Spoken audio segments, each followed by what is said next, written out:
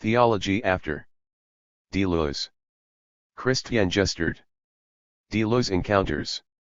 Introduction. On life. I am the way, the truth, and the life. John 14:6. A free man thinks of nothing less than of death, and his wisdom is a meditation, not on death, but on life. Spinoza, Ethics 4:67. L'Effet. A simple, one-word summary of what constitutes, in my opinion, the most important key to the connection between Deleuze and theology. Deleuze and theology, it could be said, share a passion for life, for a specific kind of life even. The importance of life as a theological and religious category can hardly be overestimated. No matter how we define who or what God or the divine is, what counts in the end is to what extent believers succeed in attuning their lives to the divine life, in fact by living a divine life. Christian theologians, for example, interpret the life of Jesus Christ as the ultimate expression of who God is.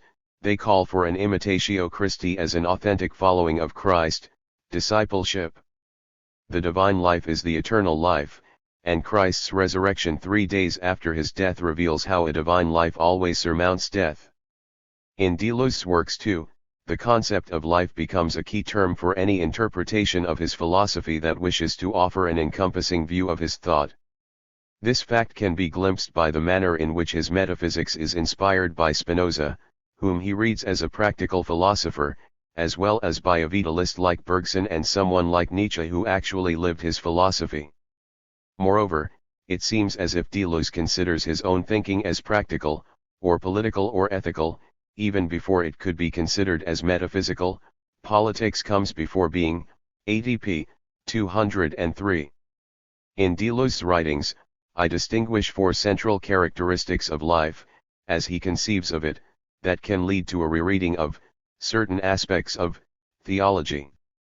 These characteristics will constitute the skeleton of this book.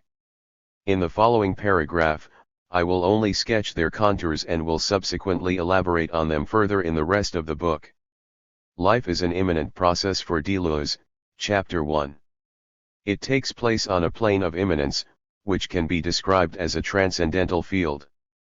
The conditions for life, in other words, are immanent to that life. There exists no hierarchy on this plane. All beings and events are equal expressions of being, for hierarchy would reintroduce the transcendence of one thing to another.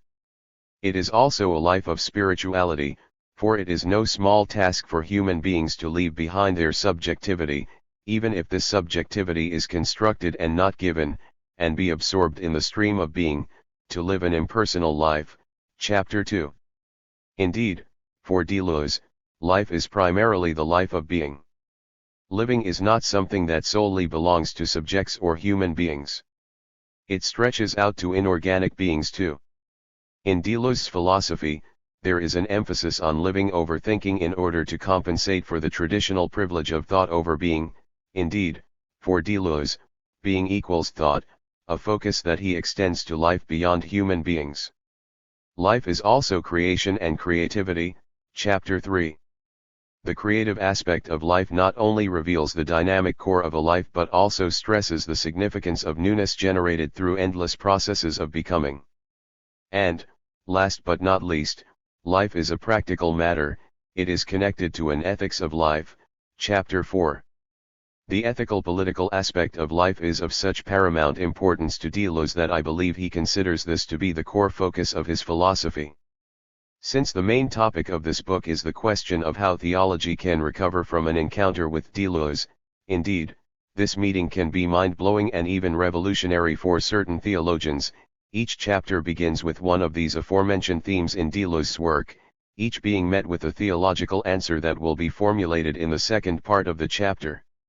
Since no real encounter between Deleuze and theology has been established in the past, these answers are a kind of theological experiment.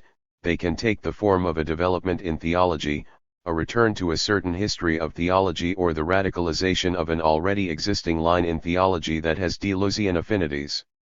For the sake of clarity, I will keep the Deleuze part separate from the theological part in each chapter, although it goes without saying that several hints and connections will be made between the two parties throughout the text. Concerning the use of the word theology, a certain ambiguity is, I believe, inevitable. First of all, although the encounter between deleuze and theology should not limit itself to it, I most often refer to Christian theology.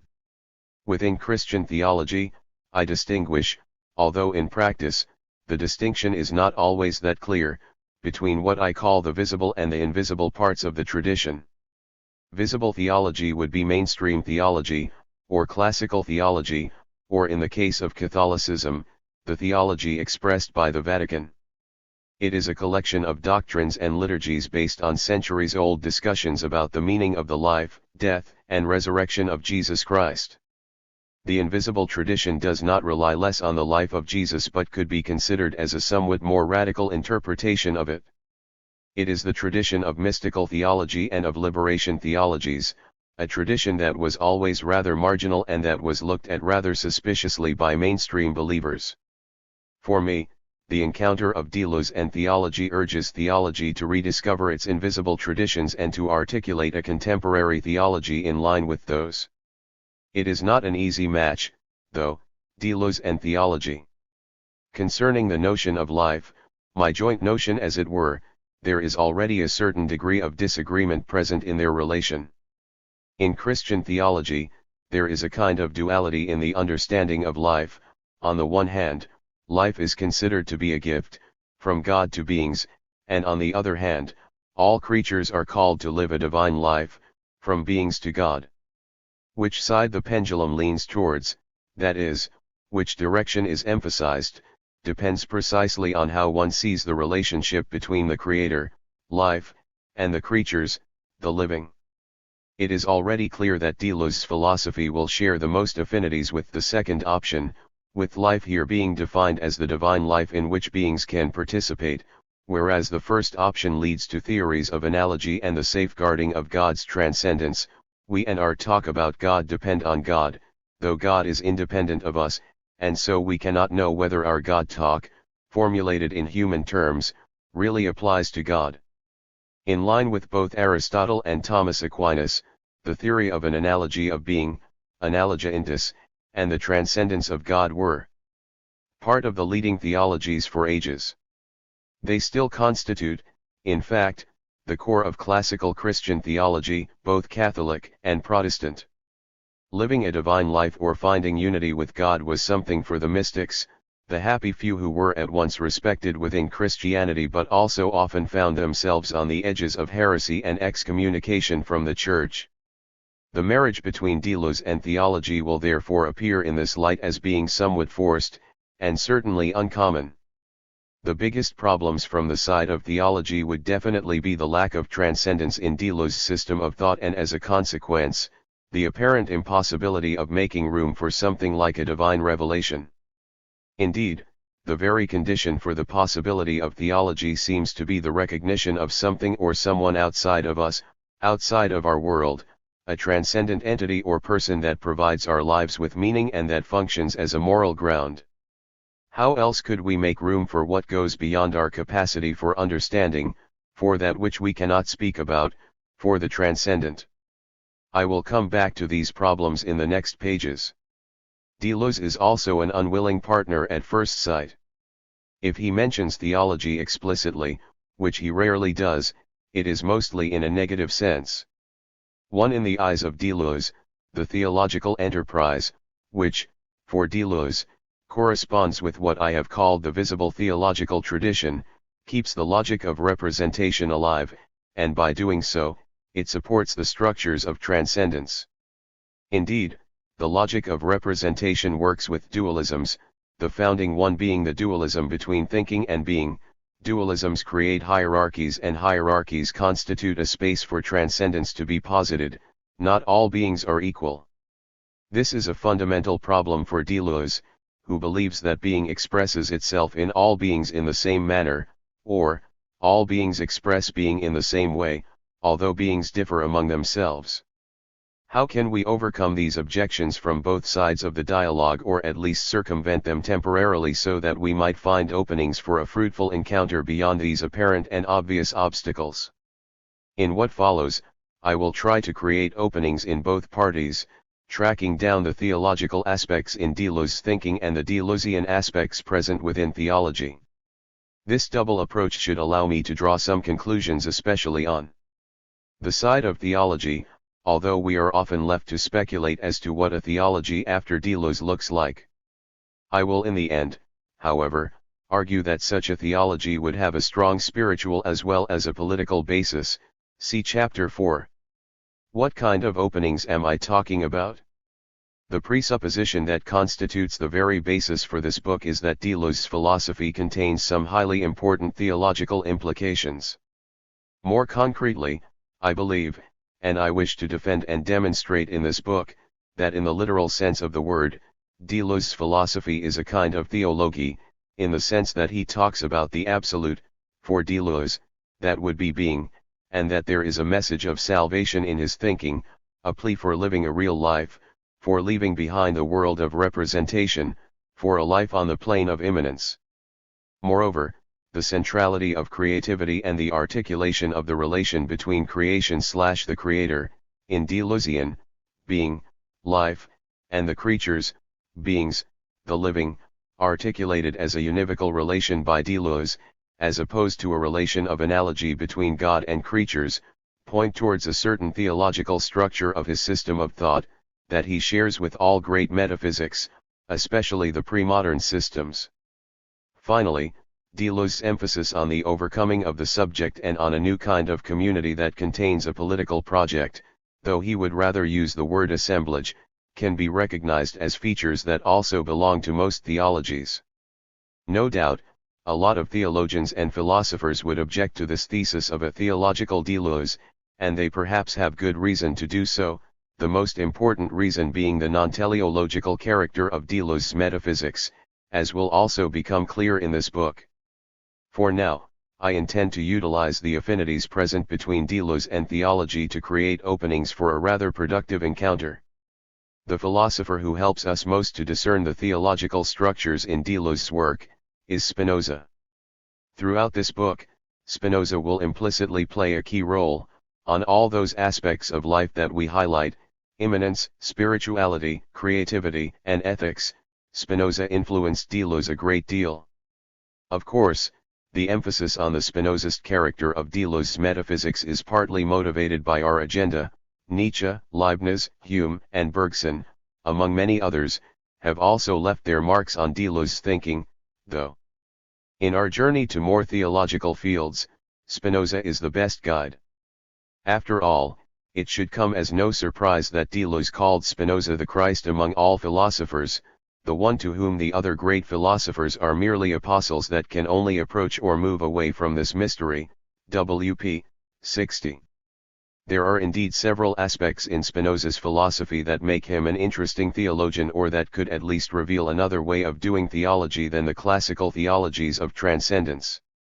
Most importantly, Spinoza shows us how one can think about the absolute, God, in an immanent way.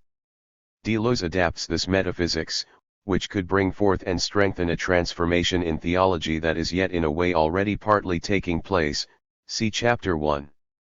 Second, the shift from morality to ethics, the former belonging to a logic of representation and transcendence, a turn that again marks a devaluation of transcendence, opens up new possibilities for more immanent theologies to counter the common critique that without a transcendent God, there can be no ethics. Third, Spinoza's model of the body, which Deleuze embraces with his concepts of the assemblage or the machine, and his parallelism of mind and body, when injected into theology, could have far-reaching consequences for the image of God as well as for the interpretation of relation between God and creation. Before dismissing Spinoza's philosophy, and Deleuze's, for that matter, as atheism or pantheism, two very common reproaches directed towards Spinoza, I want to consider these aspects at length in the following chapters, investigating their possible contributions to theology beyond premature categorizations and judgments. Every chapter of this book will therefore in a certain sense demonstrate the centrality of Spinoza's ideas within the discussion.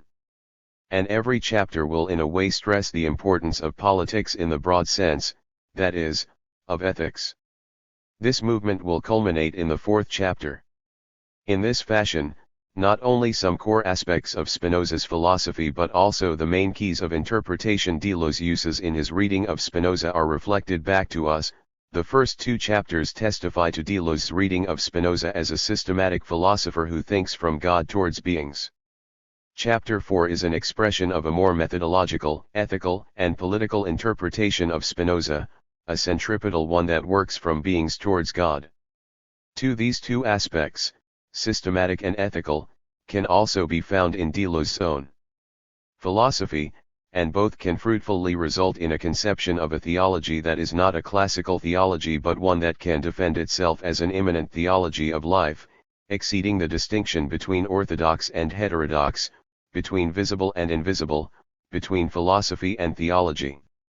Chapter 3 can therefore be considered as a hinge between the two parts, because it is precisely the creativity of being that allows us to make the transition from the ontological speculative, chapters 1 and 2, to the ethical practical, chapter 4.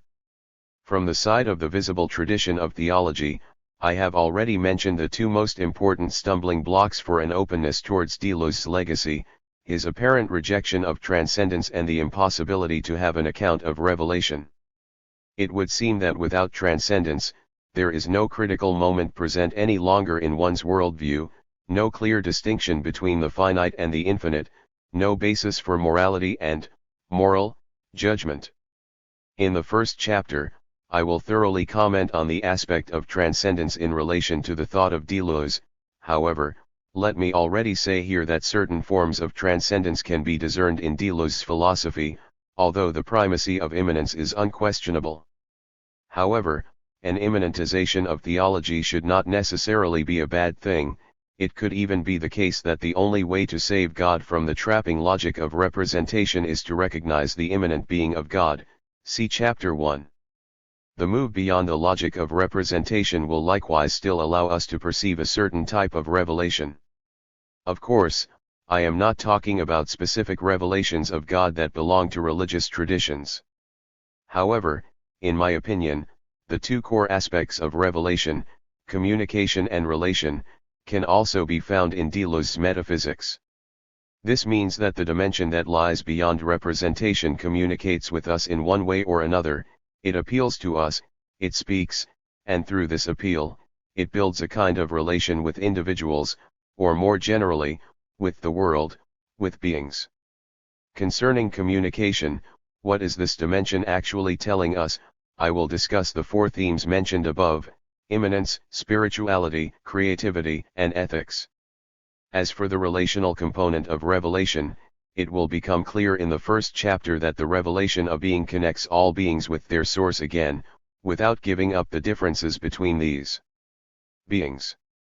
In the third chapter on creativity, then, the notion of relation will play a prominent role. Moreover, it can be said that today, there is a sort of crisis of transcendence within theology. Not only have certain developments in postmodern thought and positive science questioned the transcendent paradigm, more and more theologians have begun to see great value in the concept of immanence and use it to oppose the abuses of power, on the part of theologians or believers, that reinforce the structures of transcendence within religion. Liberation theologies, feminist theologies, post-colonial, contextual and ekatologies were, from their emergence, interested in a more immanent worldview. Deleuze could encourage those theologies, I would add, to think this immanence even more radically and thoroughly. Not all theologians will be happy with Deleuze's mixing of the finite and the infinite, with his potential for their profession/passion. An important fear, formulated by John Milbank, is that without an openness to transcendent critique, the secular, i.e. the immanent for Milbank, will tend to idolize its own critical impulse and become blind to its own presumptions and limitations. 3. In spite of these critiques, I want to demonstrate that Deleuze's thought could be a great help for the construction of a theology of the future that honors, celebrates and respects the divine life maybe more than the classical theologies of Transcendence. Indeed, through his concepts of life, immanence, creativity, and ethics, Deleuze could even help theology to liberate Godself from the category of transcendence. This theology will be an immanent one, with a strong spiritual and political program that constitutes a permanent form of immanent critique and that continuously questions and transgresses its own limitations. I interpret Deleuze's philosophy as a non-neutral enterprise, supporting the interpretation that his thinking is not deprived of certain beliefs and of a certain kind of spirituality. We are dealing with a great holistic metaphysics that has pre-modern aspirations in trying to overcome all dualisms and dichotomies, even the one between beings and God, and creating a solid yet dynamic metaphysics, although one with many postmodern allures, such as the refusal of teleology and the dismissal of hierarchies. This interpretation of Deleuze evidently presupposes a specific relation between philosophy and theology. Philosophical reason, ratio, rationality, is not just an instrument used by theology to articulate its own agenda. Philosophy is not subordinate to theology, they both contemplate and question the same reality, each using its specific language. It fits Deleuze's rather pre-modern conception of metaphysics as an enterprise that encompasses and engages with the whole of reality, with all of its multifaceted domains. Of all the different ways of expressing reality, theology probably stands the closest to philosophy, closer than mathematics or art, for example, because theology and philosophy could share the same method and both use intellectual language to say something about the complexity, the functioning, and the meaning of reality, although the concepts they use often differ.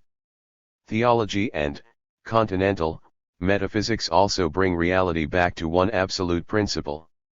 In theology, this principle is called God. In metaphysics, it can have different names. For Deleuze, it is being or life. But it is not only Deleuze who supports this articulation of the relation between philosophy and theology. The blurring of the boundaries between both disciplines is part of our zeitgeist. In this post-secularist environment, there is no absolute criterion by which to claim that something is theology or philosophy. For however, even if one does not support the intermingling of theology and philosophy and wants to keep the two disciplines separate, it is still possible from the content of this book to consider Deleuze's philosophy as a mediation that can at least help theology to see certain aspects of human nature and/or society more clearly, and maybe even help theology to reconnect with its invisible traditions. Before we embark on this theophilosophical adventure, let me finish this introduction by saying that Deleuze is a difficult author. I thus propose to read his books like one reads poetry, with a certain openness, intuitively, tentatively, over and over again. The reading should be no less sharp due to what I am calling a poetic reading, however. It is just such a reading that in fact allows diverse and multilayered resonances to surface within his work. I will make several connections with Deleuze's thought, though inevitably, a lot of other possible connections are lost. I read Deleuze in a practical way, so to speak.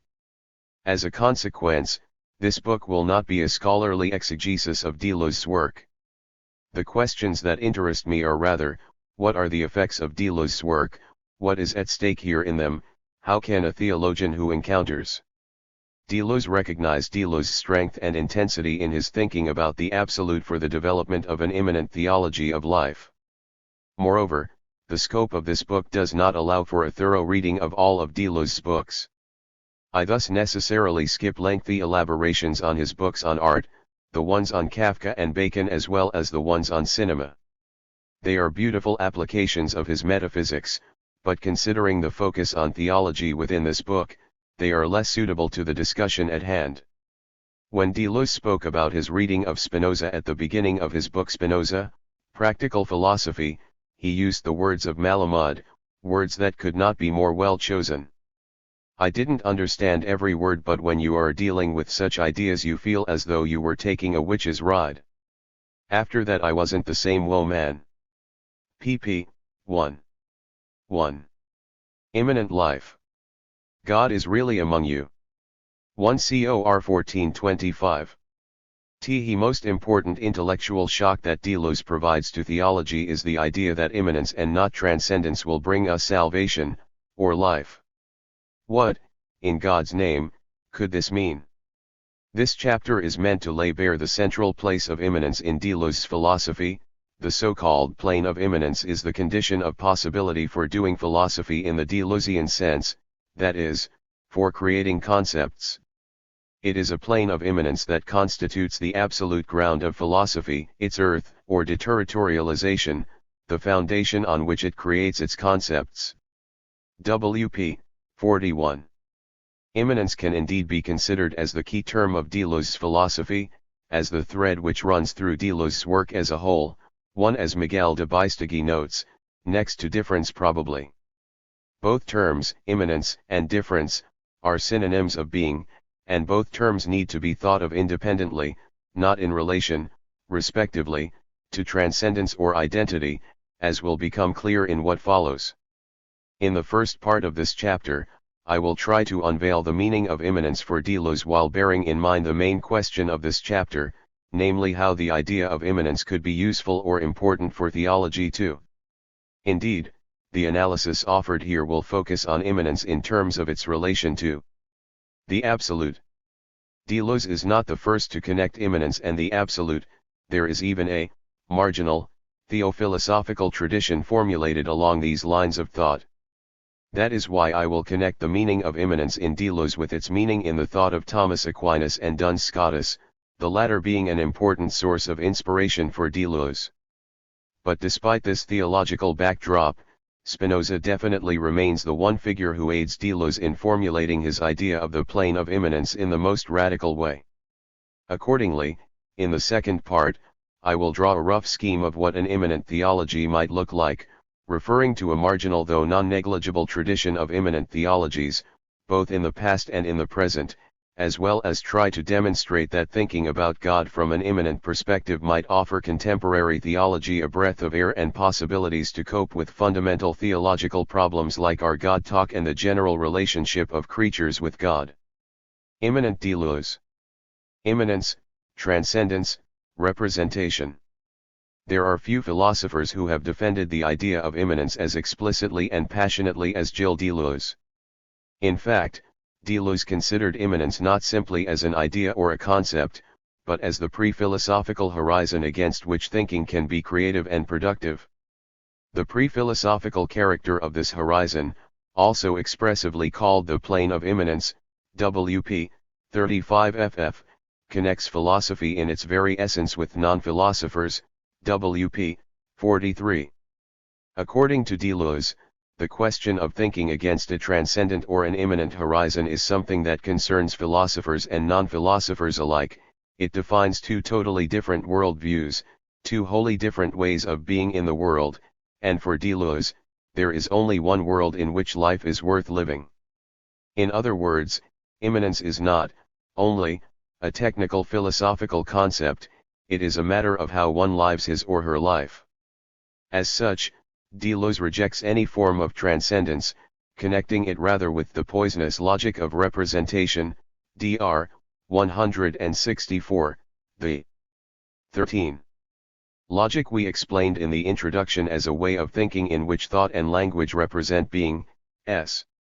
What does the logic of representation have to do with transcendence? Representational thinking is synonymous with a worldview that can be analyzed as dualistic. On the one hand, there is the human mind, rational thinking, and on the other hand, there is being or beings. Between those two, there is a gap, although, of course, the human mind also is, and in this way, is a being in itself. As a consequence, thinking can only represent being, it does not and cannot be equal to being, and it never fully coincides with the beings that are its objects. The dichotomy between thinking and being that is the core of the logic of representation immediately installs a hierarchy between the two poles. Thinking wishes to control and rule over being in order to understand it. This reality is why representational thinking can be characterized as a movement towards identification. Every being has to be labeled and categorized within existing hierarchies. On the other hand, being transcends thinking in the sense that rationality can never fully grasp the meaning of being, although the human mind also wishes to reach a position of transcendence vis-a-vis being in order to be able to dominate it. For Deleuze, there is no place for creativity and newness within the logic of representation. Indeed, representational thinking expresses itself in propositions that presume to represent a certain state of affairs, which is ultimately directed towards solutions. Everything must eventually fit in a category. Moreover, this logic of representation operates through a model of recognition. Something is recognized when it fits into an existing category, when there are certain similarities with other beings/events. In the words of Philip Goodchild, representation thus repeats and confirms concepts, as if they were the only proper way to understand experience. It prevents any opportunity of thinking and acting otherwise. To a logic of representation thus rules over man's thoughts and life. In such a worldview, the concept of transcendence consolidates the hierarchy between thinking and being.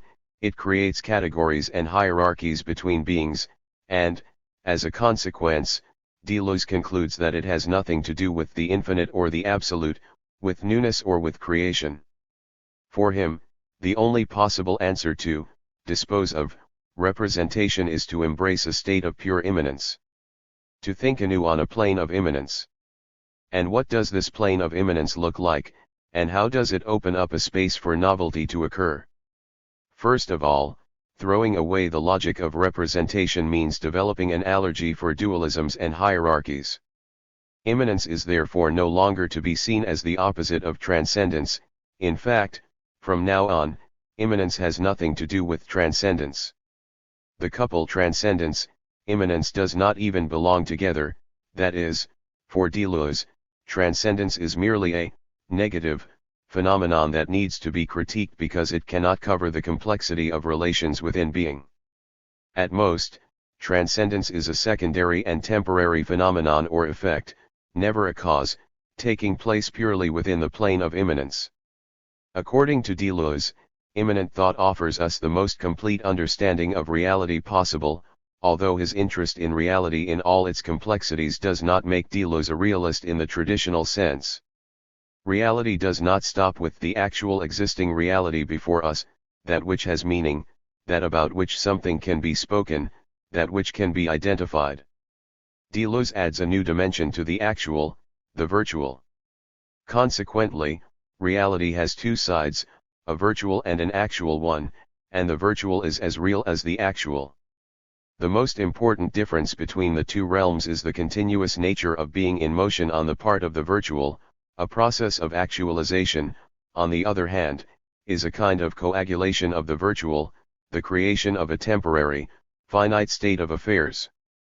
The existence of the virtual is thus the primary necessity so that the actual does not fix itself into a particular logic of representation that risks reintroducing forms of transcendence. Because the virtual is necessary for dynamizing, Deleuze would also say deterritorializing, the actual, and because it is not identifiable, quantifiable, or comparable, otherwise it would be actual, one might assume that a form of transcendence slips once again into the system. Indeed, does not the virtual transcend the actual?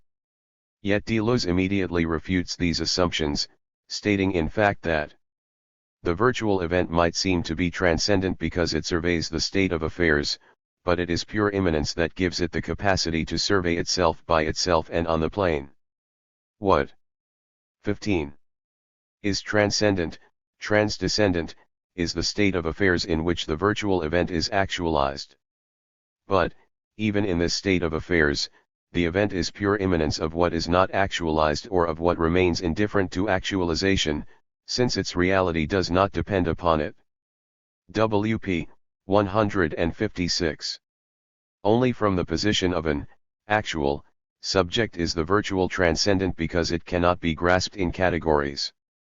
For Deleuze, however, the subject is eventually an illusion, just as any form of representation or transcendence is an illusion for him. Dr. 334, WP 49-50. Even if the subject is real, so to speak, it cannot function as a ground. The virtual, on the other hand, consists of intensities. It is a series of pure becomings that are expressed within the actual and yet are separate from it. These intensities cannot be understood as objects of knowledge, they are not identifiable, and, as a consequence, the virtual can only be grasped through creative experimentation. There is not something like an ontological difference between the virtual and the actual, there is a difference only in velocity or intensity. The virtual moves at infinite speed, whereas the actual wants to reduce the velocity to zero. The virtual, in other words, is the plane of immanence on which processes of actualization take place. One could ask, of course, why the idea of the virtual is significant to Deleuze, or how Deleuze himself knows that the virtual really even exists. This last question indeed seems a matter of belief, for Deleuze does believe that if one fails to account for the virtual, one can grasp neither the complexity of the actual completely nor of reality as a whole. As James Williams formulates it, Deleuze attempts to show that philosophies based purely on the actual or purely on identification miss and suppress virtual preconditions for their own arguments. He studies actual sensations in order to deduce these transcendental conditions, and he argues that a failure to account for such conditions gives an incomplete view of any actual thing. 3. The idea of the virtual as the basis of the plane of immanence is important in this context for two reasons. First, in positing the virtual as the transcendental condition for the actual, Deleuze wishes to stress that reality does not stop with actual appearances, as one could falsely assume in an immanent worldview. And second, the virtual is also important from an ethical-political perspective, since it 16. Is the level where becomings take place, where things come into motion and, thus, where revolution is possible, see Chapter 4. At this point, it would be fair, however, to ask, how does the idea of immanence emerge in Deleuze's philosophy and what is its place in the history of thought in general? The road towards pure immanence. The history of philosophy, Deleuze and Guattari write, has been one long attempt to install a plane of immanence into our thoughts, for an attempt that has known many failures but that could eventually succeed thanks to Spinoza. Spinoza, the infinite becoming philosopher, he showed, drew up, and thought the best plane of immanence, that is, the purest, the one that does not hand itself over to the transcendent or restore any transcendence, the one that inspires the fewest illusions, bad feelings, and erroneous perceptions. W.P. 60. The main problem is that people have tended to view immanence as a relational term, in its dative form, that is, something as immanent to something else. When this occurs, however, and as Deleuze is at great pains to make clear, one reintroduces the idea of transcendence.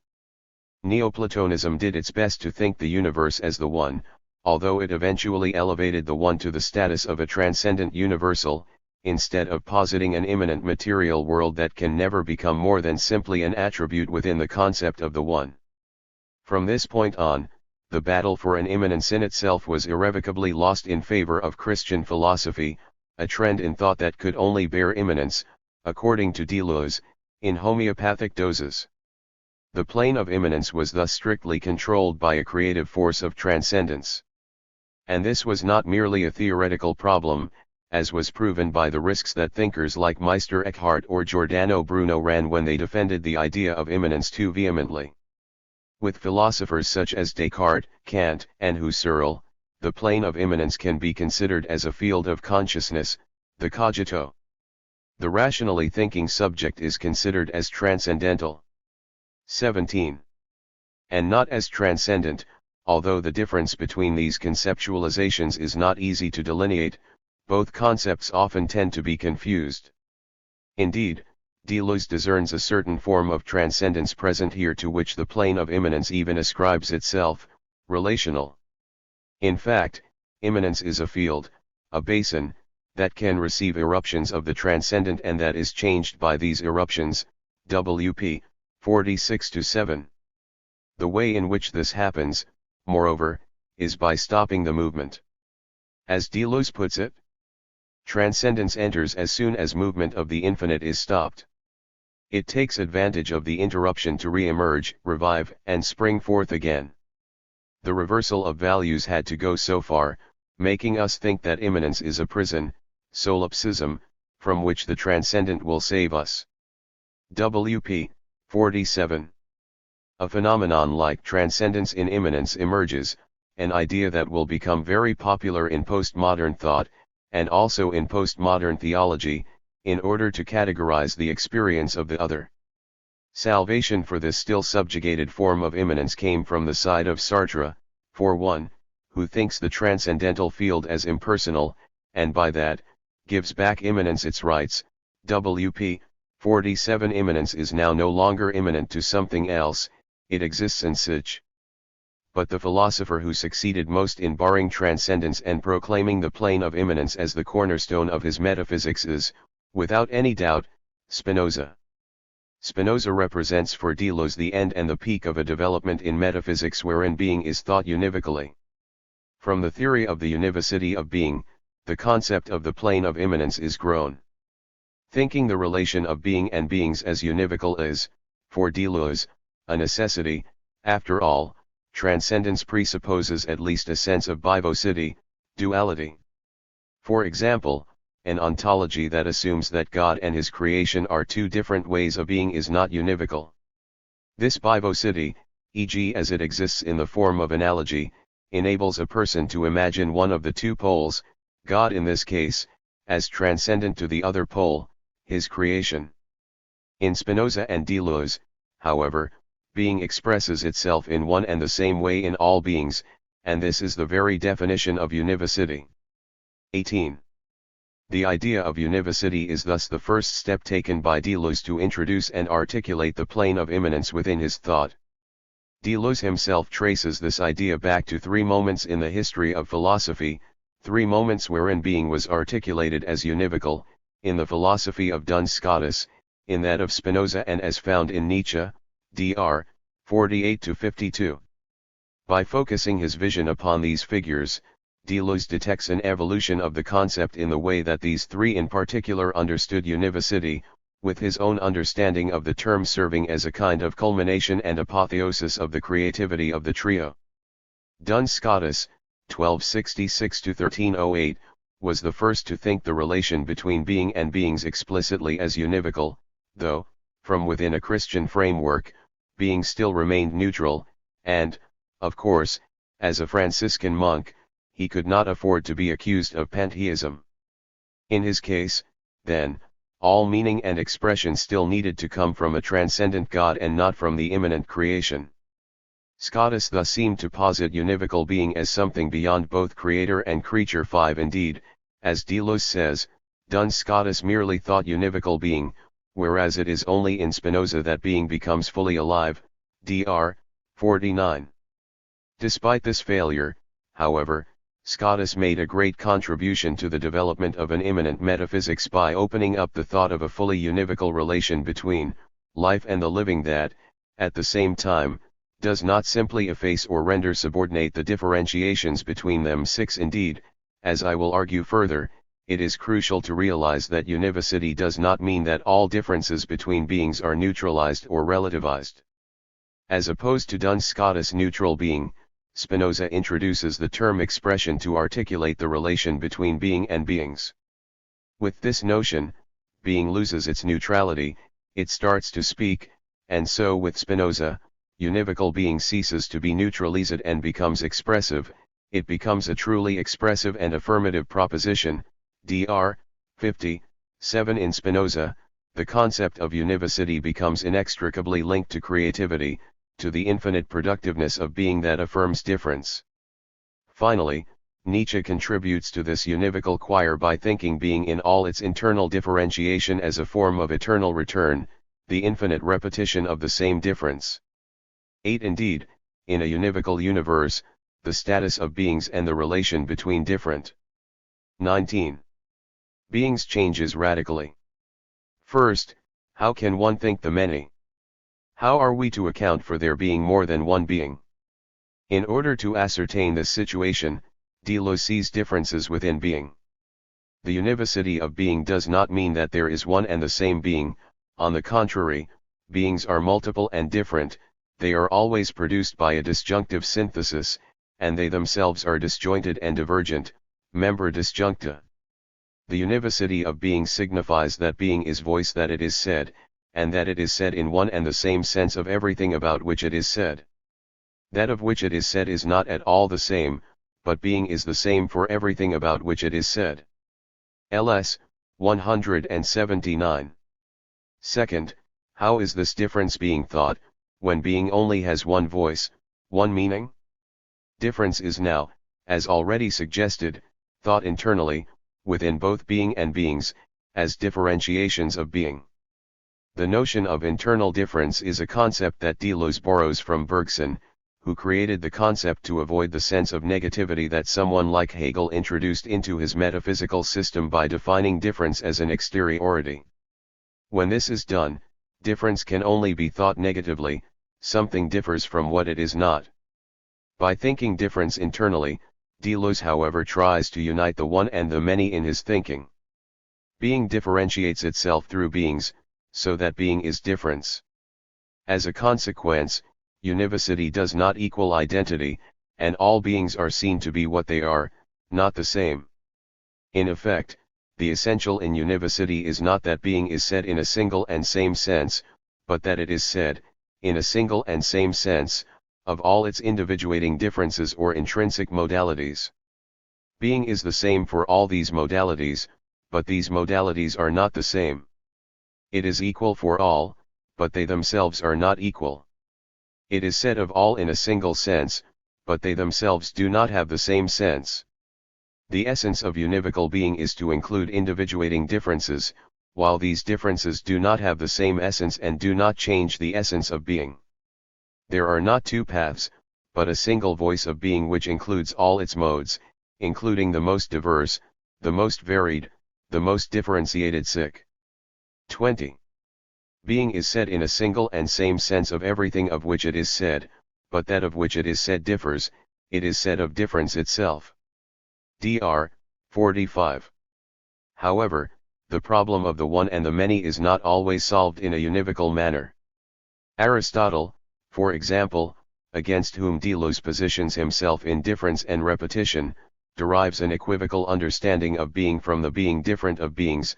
All things are, but how they are, differs, and that difference is dependent upon what they are.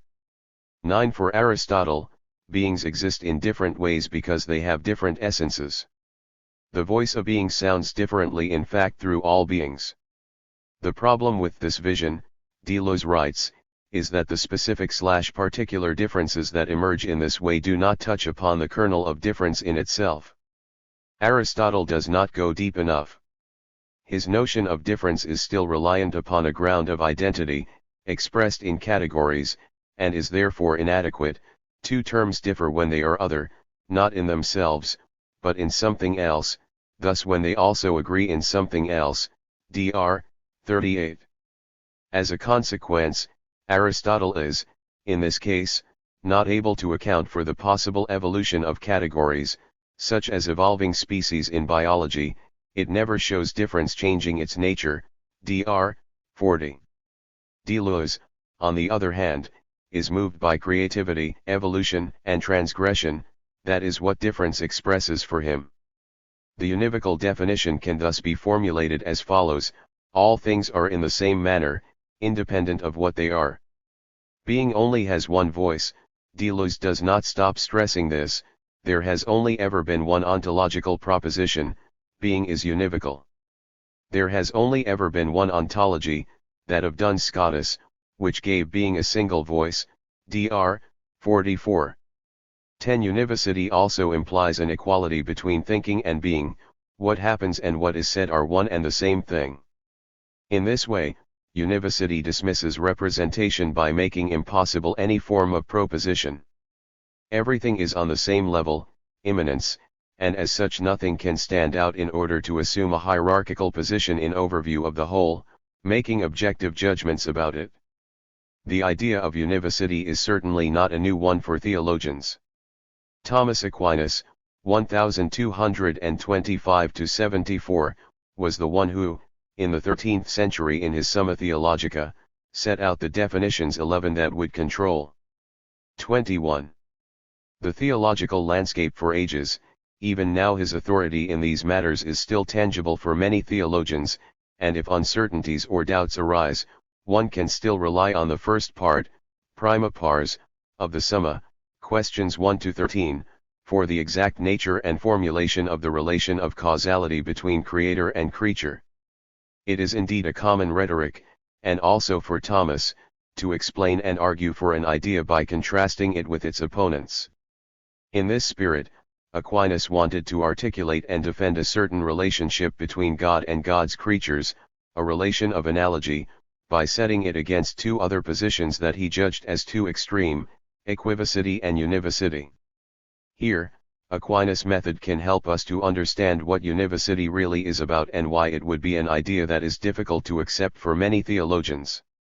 Aquinas, for his part, presented his position of analogy as the golden means between equivocity, which stressed the absolute difference between God and creation, and univocity, in which there was a great danger in equalizing God to all things created and by doing so, undo the hierarchy between creator and creatures.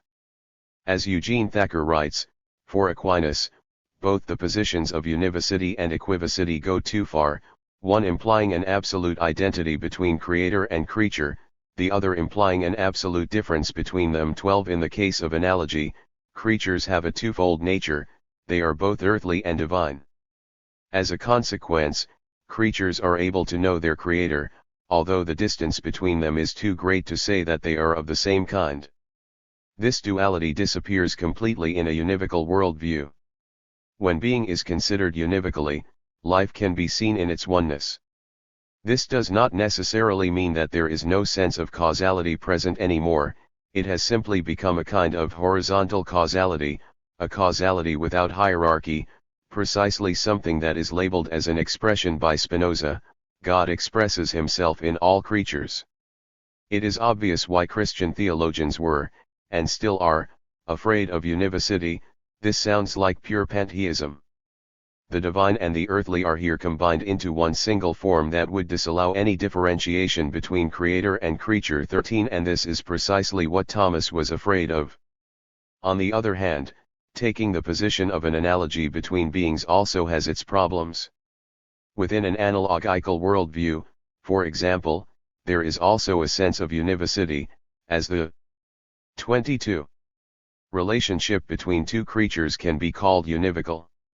We seem in many ways to be dealing here with two kinds of relations, and yet we struggle to discern how these relations truly relate to each other.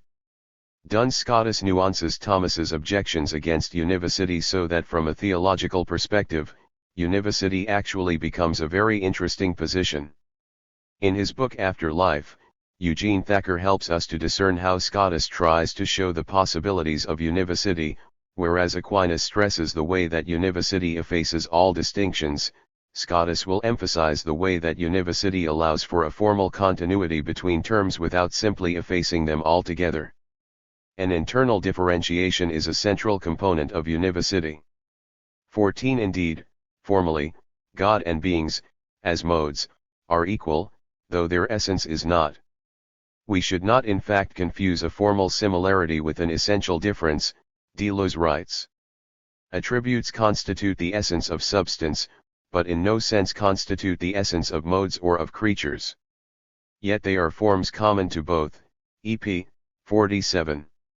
God and creatures share an identity of form, while permitting no confusion of essence, EP. 47. It becomes clear now why Deleuze was so inspired by both Duns Scotus and Spinoza. He performs a scholastic reading of Spinoza, thereby seeking to radicalize Duns Scotus' idea of univocity and explaining himself with the words, I believe it takes nothing away from Spinoza's originality to place him in a perspective that may already be found in Duns Scotus, EP. 49. Far more interesting than the question of the genealogy of the concept is the question as to what the effects of univocity are. With the theory of univocity, Deleuze seems to believe that a kind of liberation of being has taken place in the sense that it is no longer dependent on a transcendent deity. Univocity implies an immanent worldview. Indeed, univocity almost equals immanence, writes Thacker. If one posits a univocal relation between creator and creature, and if this proposition means that there is something common to them both, something that runs through them, then is this not an argument for a relation of immanence as well? What, then, is the difference between the concept of univocity and that of immanence? While Scotus does favor the term univocity, univocum, univocationis, he rarely mentions the term immanence. 15. 23. Other than Scotus, Deleuze explicitly states, immanence is thus the new figure that the theory of univocity takes on in Spinoza, ep. 166. And he clarifies. Against Descartes, Spinoza posits the equality of all forms of being, and the univocity of reality which follows from this equality. The philosophy of immanence appears from all viewpoints as the theory of unitary being, equal being, common and univocal being. It seeks the conditions of a genuine affirmation, condemning all approaches that take away from being its full positivity, that is, its formal community. EP. 167. In order to maximize the openings of these insights towards theology, for which I have already tried to isolate some of the most important conceptual linkages, immanence, representation, the virtual, univocity, it is now time to take a step further and draw some explicitly theological lines of thought in Deleuze's metaphysics of immanence. Immanence and the divine life, how Spinoza makes Deleuze a theologian. In the introduction, I already suggested that it is mainly through Spinoza that Deleuze can be connected with contemporary theology. I proposed there the notion of life as a pivotal concept around which all the links between Deleuze and theology might be centered. Indeed, it proves very fruitful to reconnect the idea of immanence with the central notion of this book, life. In this way, immanence is not an abstract concept but a practical way of life in which thinking and being are completely intertwined. Actually, there is only one term, life, that encompasses thought, but conversely this term is encompassed only by thought. Not that life is in thinking, but only the thinker has a potent life, free of guilt and hatred, and only life explains the thinker, pp. 14. Both Spinoza and Deleuze immediately relate immanence to life, and, in Spinoza's case, even divine life. In Spinoza's thought, life is not an idea, a matter of theory. It is a way of being, one and the same eternal mode in all its attributes, pp. 13. While elaborating on the 24. meaning of this connection between immanence and life, I will focus on the nature of this immanent life in order to demonstrate how both Deleuze and Spinoza show themselves as anti-anthropomorphists in that they claim that life is an impersonal affair. Moreover, I intend to highlight how living an immanent, divine life is not something that is self-evident. Spinoza, for one, discerns 3 stages of knowledge through which the mind has to pass before it is united with the divine. And, finally, I hope to show how this immanent life is essentially affirmative, it expresses being as an affirmation. The divine life is not what Spinoza set out to describe in his theological political treatise, this is rather the subject of what is said about God in his Ethics. In the treatise, the object of reflection is religion as a human artifact, an effect that serves to construct moral rules. The true originality of the treatise is in its considering religion as an effect. Even when dealing with religion, Spinoza polishes glasses that reveal the effect produced and the laws of its production, pp. 10. Deleuze reads Spinoza as a practical philosopher, as clearly indicated in the title of one of his books on Spinoza, Practical Philosophy. Instead of interpreting Spinoza as a speculative thinker, Deleuze highlights the ethical Spinoza, even though he allows for a certain amount of speculation within this ethics. This reconnection of thinking with life or being could also be an interesting approach for theology in general. It could allow Christian theologians to once again feed their theologies upon the life of Jesus, for example. But in order to reunite thinking and being, one needs to get rid of any scheme that includes transcendence within one's worldview. So what does it mean, not only to think immanence but also to live it? Immanence, a life. The title of this small but visionary text by Deleuze, it was the last text he published, reveals a crucial aspect of the relationship between immanence and life. For us, life is a category we almost immediately associate with our own subjectivity, and definitely when it is used in the context of philosophy. But, as has become clear by now, from the description of Deleuze's account of the logic of representation, the very idea of subjectivity is now being called into question. The 25. Subject is a figure produced by a transcendent worldview. The life that Deleuze is talking and writing about is, in other words, an impersonal life. Deleuze borrows a concrete description of an impersonal life from the writings of Charles Dickens in order to clarify the sense further. No one has described what a life is better than Charles Dickens, when he takes the indefinite article as an index of the transcendental.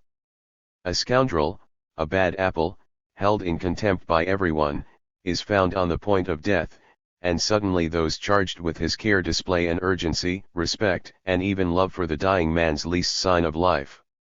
Everyone makes it his business to save him. As a result, the wicked man himself, in the depths of his coma, feels something soft and sweet penetrate his soul. But as he progresses back toward life, his benefactors turn cold, and he himself rediscovers his old vulgarity and meanness. Between his life and his death, there is a moment where a life is merely playing with death. The life of the individual has given way to an impersonal and yet singular life, which foregrounds a pure event that has been liberated from the accidents of internal and external life, that is, from the subjectivity and the objectivity of what comes to pass, a homo tantum with whom everyone sympathizes and who attains a kind of beatitude, or an equity, which is no longer an individuation, but a singularization, a life of pure immanence, neutral, beyond good and evil, since only the subject that incarnated it in the midst of things made it good or bad. The life of such individuality is eclipsed by the singular immanent life of a man who no longer has a name, though he can be mistaken for no other. A singular essence, a life. TRM, 390-1. Another example of an impersonal, yet singular life is the life of a baby, pure life without subjectivity, towards which everyone is attracted and yet which itself remains completely neutral, a bundle of possibilities. The fact that life is an impersonal affair also changes our relation with immanence. Immanence is not something that can be thought. Levi Bryant formulates this as follows: immanence is no longer immanence to my consciousness, but rather where my consciousness discovers itself as one more element within a field. 26. Of immanence. 16. Integrated consciousness, or subjectivity, absolves in the plane of immanence. That is why the plane of immanence remains a horizon of thought. It would not be purely immanent, in itself, any more if one could think it from a distance.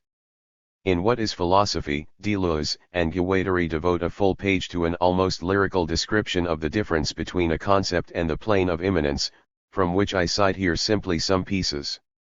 Concepts are the archipelago or skeletal frame, a spinal column rather than a skull, whereas the plane is the breath that suffuses the separate parts. Concepts are absolute surfaces or volumes, formless and fragmentary, whereas the plane is the formless, unlimited absolute, neither surface nor volume but always fractal. Concepts are events, but the plane is the horizon of events, the reservoir or reserve of purely conceptual events, not the relative horizon that functions as a limit, which changes with an observer and encloses observable states of affairs, but the absolute horizon, independent of any observer, which makes the event as concept independent of a visible state of affairs in which it is brought about. WP 36. As I will also stress in the next chapter, the plane of immanence is not merely a neutral playground of being. When Deleuze describes the plane of immanence, and contrasts it with the plane of organization, he seems to make a plea for the plane of immanence, the only plane where life as a life of being can be lived. We should distinguish between two planes, two types of planes. On the one hand, a plane that could be called one of organization. It concerns both the development of forms and the formation of subjects. It is therefore, as much as one wishes, structural and genetic. In any case, it possesses a supplementary dimension, one dimension more, a hidden dimension, since it is not given for itself, but must always be concluded, inferred, induced on the basis of what it organizes. It is therefore a plane of transcendence, a kind of design, in the mind of man or in the mind of a god, even when it is accorded a maximum of immanence by plunging it into the depths of nature, or of the unconscious. D. 68. 27. Then, Deleuze gives us a description of the plane of immanence, termed here as the plane of consistence. There is a completely different plane which does not deal with these things, the plane of consistence. This other plane knows only relations of movement and rest, of speed and slowness, between unformed, or relatively unformed, elements, molecules or particles borne away by fluxes. It knows nothing of subjects, but rather what are called hexetes. Hexetes are simply degrees of power which combine, to which correspond a power to affect and be affected, active or passive affects, intensities. D. 68. This looks like an adequate description of the immanent as the virtual, where the subject is replaced by a hexeity, an impersonal individuality through which the power of being is expressed. What we have in this description, Bryant says, which is also a description of immanence, is something akin to the fullness of being apart from all interruptions and discontinuities which the subject introduces into it by virtue of its finitude and limitations. 17. The power of being is not immanent to our minds, it does not belong to a subject because it expresses an essence that pervades the whole of reality, it is an intensity. In 8,000 Plateaus, Deleuze and Guattari associate the power of being with desire. The plane of immanence is a field of desire. With their particular notion of desire, Deleuze and Guattari want to revolt against a theory of psychoanalysis that interprets the essence of desire as a shortage. Desire means not to have something. For psychoanalytical theory, desire is generally always directed at something outside of itself, something transcendent that grants it a sense of pleasure. Deleuze and Guattari, on the other hand, want to articulate desire as a positive power in and of itself. There is, in fact, a joy that is immanent to desire as though desire were filled by itself and its contemplations, a joy that implies no lack or impossibility and is not measured by pleasure since it is what distributes intensities of pleasure and prevents them from being suffused by anxiety, shame, and guilt. ADP 172. 28. Immanence as a process, the three stages of knowledge. As an example of this plane of immanent desire, Deleuze and Guattari point to the Chinese Tao, ADP 174. This indicates that immanence is associated with a dynamic life path. This path, though, is not without its obstacles. Spinoza describes this spiritual rational journey towards unification with God in three stages of knowledge, with each stage corresponding to different kinds of religion. The first stage of knowledge is the state of nature, the imagination. It comprises a series of inadequate ideas because we are dealing with unstructured fantasy and impulsive sensitivity. Spinoza considers the laws of the state as an example for this kind of knowledge, because they are merely an imitation of reason, according to Spinoza. In Deleuzian terms, we could call this the level of representation. The second kind of knowledge is rational knowledge. It is a knowledge of general concepts. This level presupposes a gap with the first one because this level is concerned with higher, more abstract forms of knowledge that enable us to discern false from true. Knowledge of the second and third kind, and not of the first, teaches us to distinguish the true from the false. 18. The idea of God is part of this stage of knowledge. Indeed, any adequate idea expresses the essence of God and brings us to the idea of God. In Deleuze's philosophy, the transition from the first to the second kind of knowledge happens through an encounter. An encounter breaks through the pattern of representation and creates an awareness of, and a distance from, the actual, so that we become aware of our virtual being. Intuitive knowledge, the third kind of knowledge according to Spinoza, is the result of a leap that can only be made on account of the knowledge contained in the second kind, that of general concepts. It is the level of beatitude, from which love is born. At this level, My power to think and act is the power of God's self. We think like God thinks, or God thinks through us. There is practically no difference anymore between God and God's creatures. Nor is there any difference here, except that the mind will have had eternally these same perfections that we have just supposed to be added to it, with the accompaniment of the idea of God as an eternal cause. 29. Affirmation. Deleuze in fact created the concept of affirmation to work with this third stage of knowledge. Affirmation does not here mean an uncritical and passive acceptance of an existing situation, but presupposes that one has escaped from that situation. The destruction of a representational order without reserve creates a space for free and original creative forces. 20. Affirmation ultimately spells liberation. To affirm is not to take responsibility for, to take on the burden of what is, but to release, to set free what lives. To affirm is to unburden, not to load life with the weight of higher values, but to create new values which are those of life, which make life light and active. NP 185. Affirming life on the plane of immanence, as translated into theological terms, would be the greatest act of belief. It would be a confession of faith. It may be that believing in this world, in this life, becomes our most difficult task. WP 75. Indeed, Spinoza explicitly connects the three stages of knowledge. We are obviously not talking about pure rational knowledge in the Cartesian sense, with different stages of religion. Existing religions still dwell on the first level. According to Spinoza, they are systems of inadequate signs that are translated by believers into moral directives. The second kind of religion, corresponding with the second kind of knowledge, is a religion that is not based on faith but on understanding. It is no longer a religion of imagination, but one of understanding. The expression of nature replaces signs, love replaces obedience.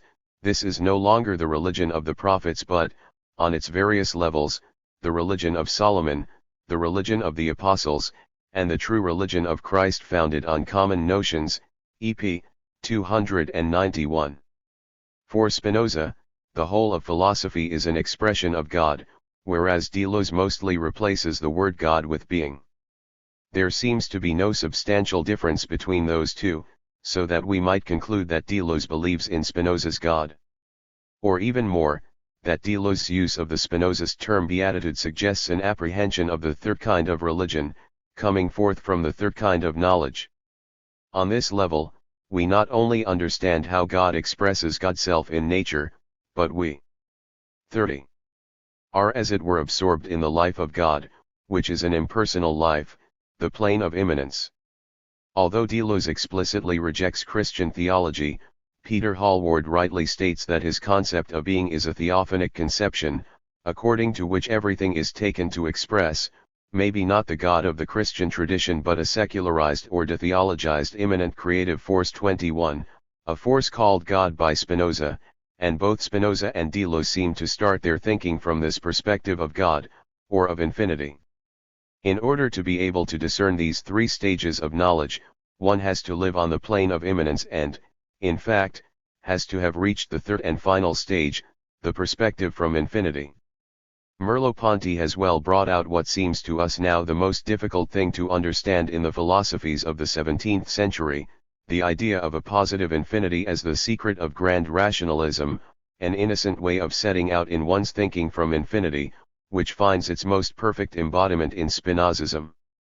22, EP 28. Indeed, in more theological terms, Deleuze, and even Spinoza's, metaphysics reflect a holistic and monistic view of creation, the one, God/being, and the many, creation/beings, are two sides of the same coin. They are related to each other through the act of expression. God expresses himself in the whole of creation in the same way. Of course, this does not mean that everything, i.e. every being, is the same. Being is equal for everything, every being expresses the same amount of being, but not everything is equal. That is why Deleuze defines being as difference, as a continuously differentiating creative force. This view on creation can be said to correspond to positive theologies, and in contrast with a, nowadays popular, negative theology, which speaks about God in terms of what God is not. Negative theology posits a belief that God is transcendent, so that we are not able to grasp God's essence. In the words of Michael Hart, negative theologies in general affirm that God is the cause of the world, but deny that the essence of the world is the essence of 31. God. In other words, although the world is a divine expression, the divine essence always surpasses or transcends the essence of its expression. The God of negative theology is expressive, but with a certain essential reserve. Positive theologies, on the contrary, affirm God as both cause and essence of the world. 23. Avoiding anthropomorphism.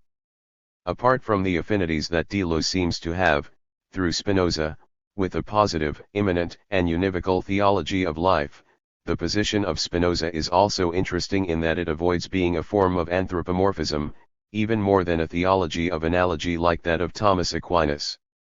From this perspective, an immanent theology could be more respectful to God as God, and not as a projection of man, than a transcendent theology that uses an analogical epistemology to speak about God. In Expressionism in Philosophy, Deleuze elaborates on the hidden anthropomorphism of an analogical theology. From an analogical position, God has characteristics that humans can also have, although he possesses them eminently. God's goodness, for example, is infinite and eminent, not deducible from human goodness, but only to be pointed towards through analogy. This process contains a subtle anthropomorphism. It is obvious that a triangle, could it speak, would say that God was eminently triangular, EP. 46. Moreover, the essence of beings dissolves because their complete quality, the eminent quality, belongs only to God. As a consequence, the essence of their substance dissolves too, because what creatures possess formally is ascribed to the substance eminently. The power of Spinozism lies in the inversion of this problem. Spinoza, on the other hand, insists on the identity of form between creatures and God, while permitting no confusion of essence. EP. 47, my emphasis. When analogy is replaced by univocity, this latent form of anthropocentrism can be avoided. In the foregoing, I have tried to point out some key features of Deleuze's concept of immanence that might be important within the context of a discussion with theology. To restate this first part briefly, Deleuze puts forward the concept of immanence as an alternative following his critique of representation. He wishes to move beyond the dualism of form and matter that 32 brings with it a transcendent judgment of mind over matter. Indeed, transcendence implies a superiority of thinking over being. Deleuze wants to unify these two poles and let being speak loudly and clearly through thought and life once more. Therefore, if being is liberated from the chains of representation and we relocate ourselves on the plane of immanence, what does being say? The answer would seem to be that being necessarily only expresses itself in all beings because being is all that there is. So instead of asking what being says, it seems better to ask what happens on the plane of immanence. The verb happens is indeed a better choice. Everything on the plane of immanence is constantly moving, and nothing is fixed.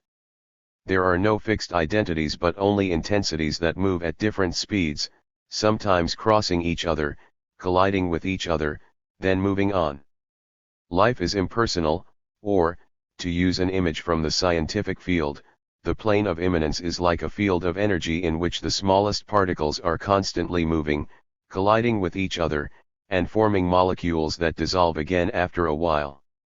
Even these smallest particles, as quantum physics has taught, are not really stable particles but pure waves of energy. The connection of an immanent being with life, and of transcendence with death, for that matter, immediately indicates that, for this philosopher, immanence and transcendence are not just formal categories, they are qualitative ways of understanding being that have marked consequences for the way in which we live our lives. In fact, both spiritual and ethical agenda are discernible in this plea for radical immanence, showing how practically oriented Deleuze's philosophy really is. The problem of immanence in theology and the future of immanent theologies. The theme immanence, when stressed too much, can indeed be considered as problematic for theology. As a lemma, it is not even present in the most famous, sound, German academic encyclopedia of systematic theology, the Theologische Reellenzyklopädie, Trey. When one looks there for the word immanence, they are immediately 33. Referred to transcendence for more explanation. Immanence, from a traditional theological perspective, cannot be thought apart from transcendence, or so the message seems to be. Transcendence always seems to come back into play when speaking about God. Even in Spinoza, a kind of epistemological transcendence can be discerned. Indeed, the only attributes of God, the one substance, that are knowable to us, are thought and extension. Tradition appears to suggest that systems of thought are seemingly always looking for a balance between immanence and transcendence, even if most of the time, one of the terms has been stressed over the other. In Christianity, for example, God's transcendence has always been a cornerstone of its metaphysics, although one cannot deny the importance of immanence as well, especially as it is expressed through the incarnation of Christ. Another possible, and popular, and modern, way is that of Charles Taylor. He identifies immanence with the secular and transcendence with the divine. According to Taylor, 24 we live in an immanent frame today, which necessarily is a closed world structure, CWS, because it is only immanent. It cannot be critical, for it cannot escape its own, immanent position. The only solution to break open these immanent, closed structures is to allow for a transcendent reality beyond the immanent. The, more postmodern, position of Jacques Derrida, although he still acknowledges the dichotomy between transcendence and immanence, is an example of what I think is slowly finding an entrance into postmodern theology, the idea of a transcendence in immanence.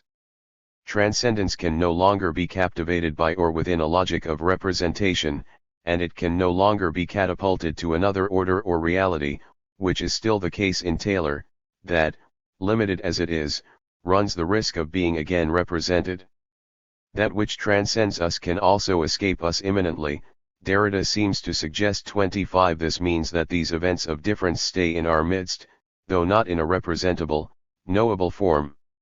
This form of transcendence can even be found in deleuze, that is, if one thinks from the, albeit illusionary, dualism between the world of representation and being itself, in which being as such is not representable and thus, from the perspective of the subject, epistemologically transcendent. 34. For Deleuze, it is of paramount importance that transcendence not be considered as a cause. On the contrary, we need to trace transcendence back to its immanent causes. We need to think the becoming immanent of transcendence, so to speak. See Chapter 2 for an elaboration on the process of becoming in Deleuze.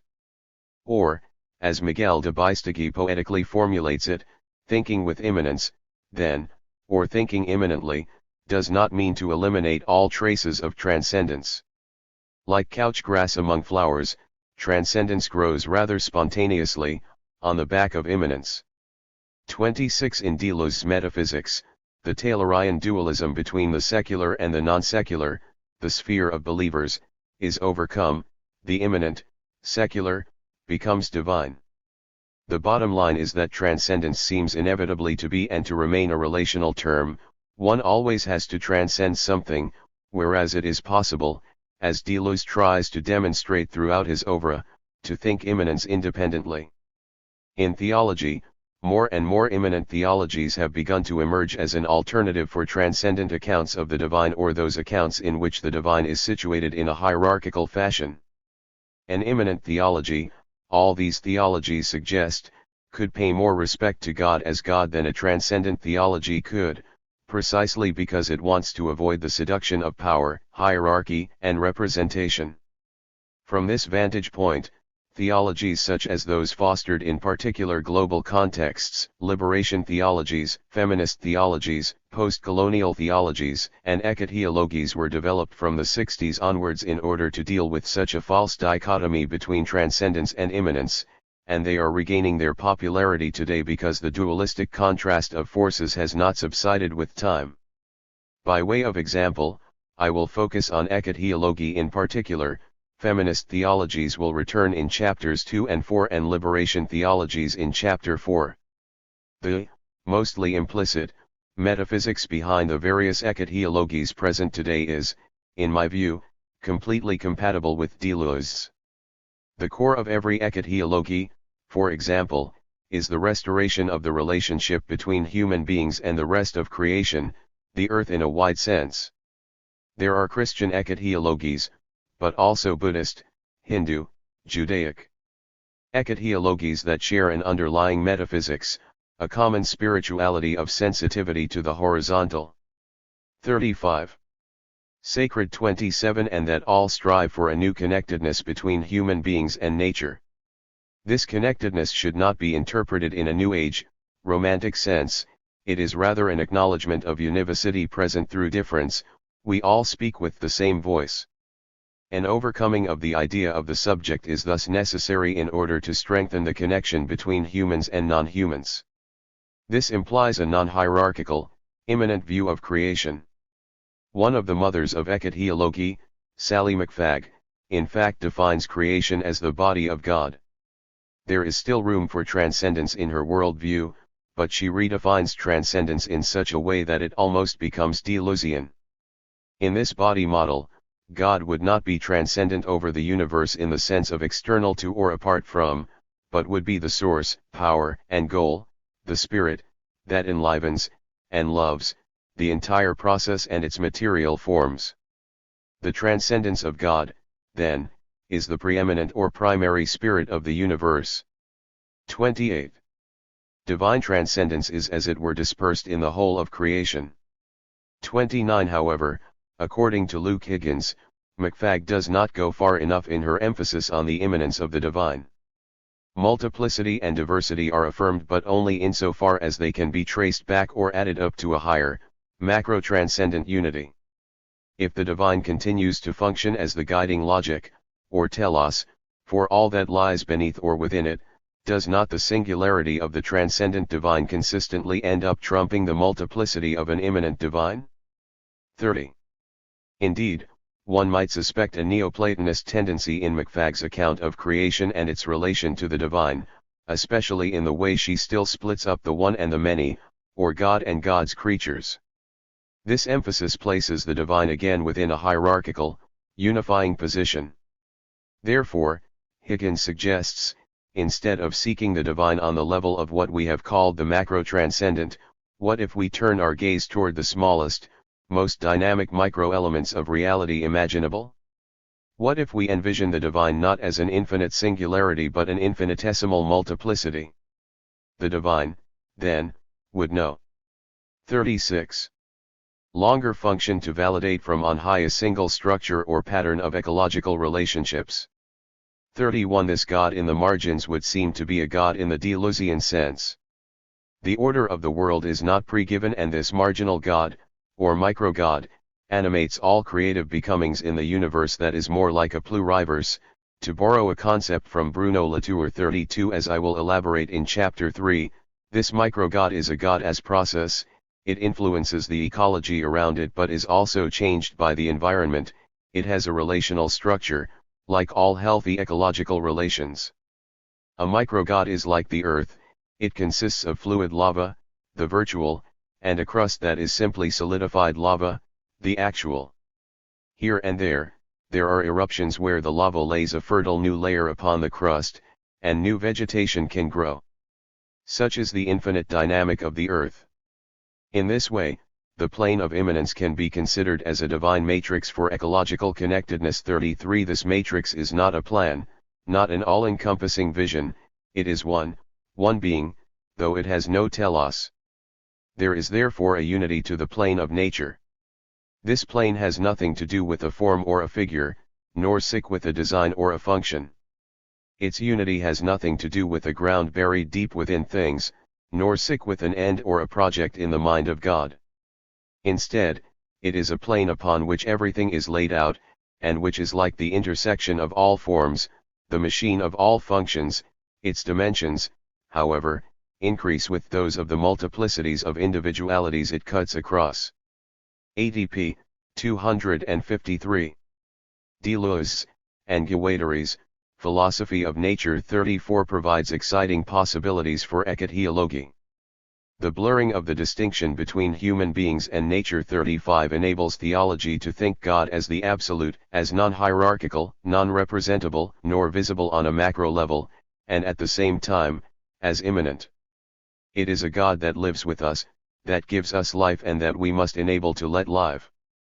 Not respecting the divine relation we have with the earth only causes death.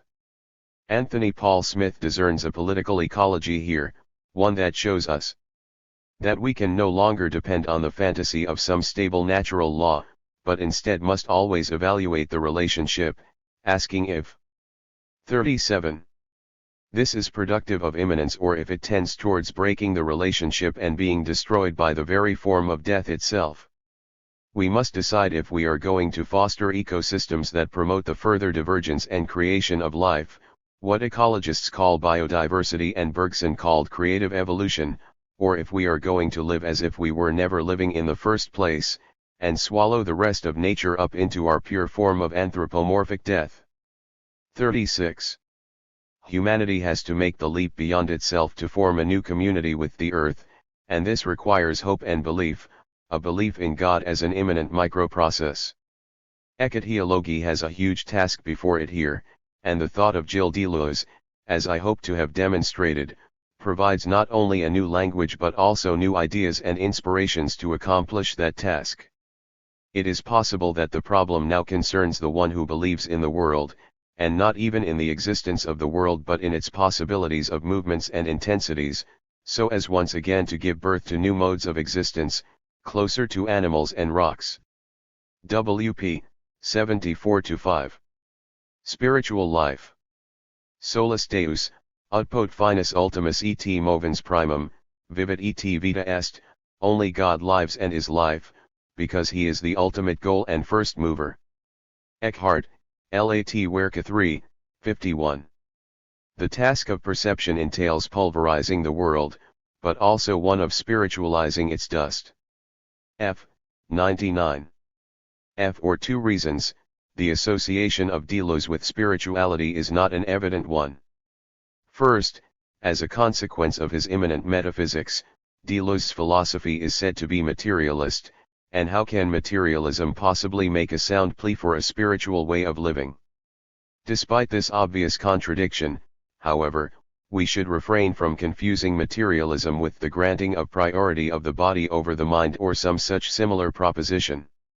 According to Michael Hart, in the history of philosophy, materialism is rather thought of as a corrective to idealism, to the priority of the mind over the body. This materialist correction, Hart claims, is not an inversion of the priority, but the proposition of an equality in principle between the corporeal and the intellectual one. Indeed, for Deleuze, thinking equals being, being is thinking and vice versa. Instead of speaking about materialism, it may be better to use the Spinozist term parallelism, about which Deleuze writes in his Practical Philosophy, what is an action in the mind is necessarily an action in the body as well, and what is a passion in the body is necessarily a passion in the mind. There is no primacy of one series over the other, pp. 18. When Spinoza 40. Takes the body as a model of his philosophy, he therefore wants to show us that the body surpasses the knowledge that we have of it, and that thought likewise surpasses the consciousness that we have of it, pp. 18. We could say that Deleuze wishes to save being from the domination of the human intellect. Thinking is detached from subjectivity, and in doing this, he perhaps creates more room for the divine, for that which escapes the control of the human intellect than a classical theological, non-materialist vision that demarcates a clear space for God, namely up there, above in heaven, of whom we have knowledge only by analogy.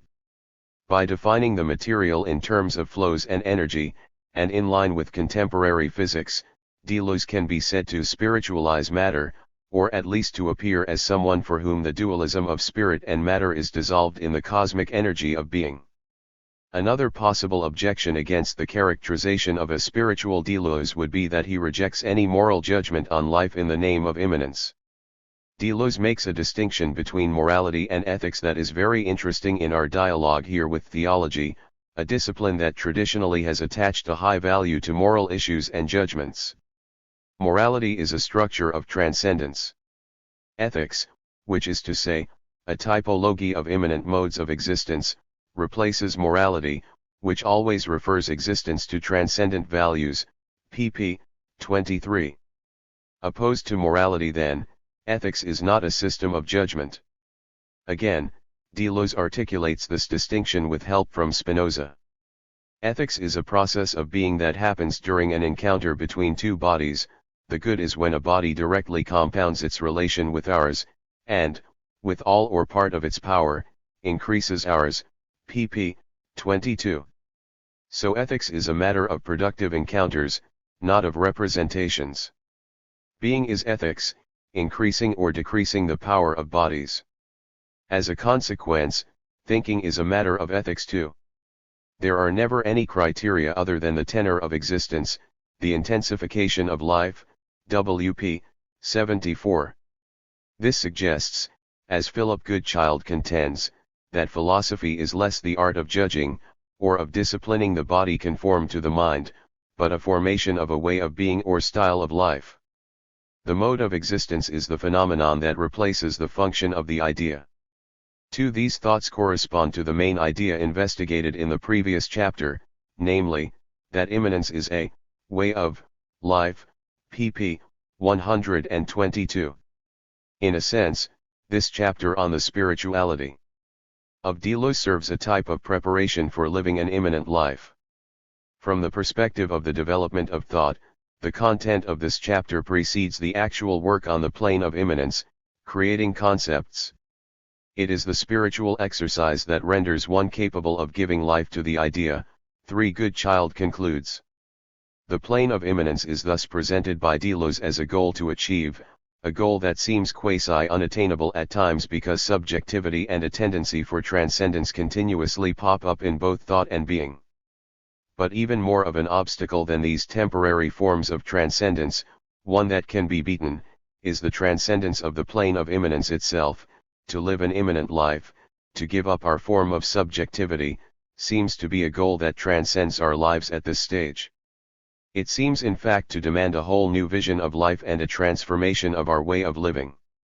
At this point, an encounter between Deleuze and theology can be staged, and more specifically an encounter with the tradition of mysticism, the spiritual journey towards unification with God, Part 2.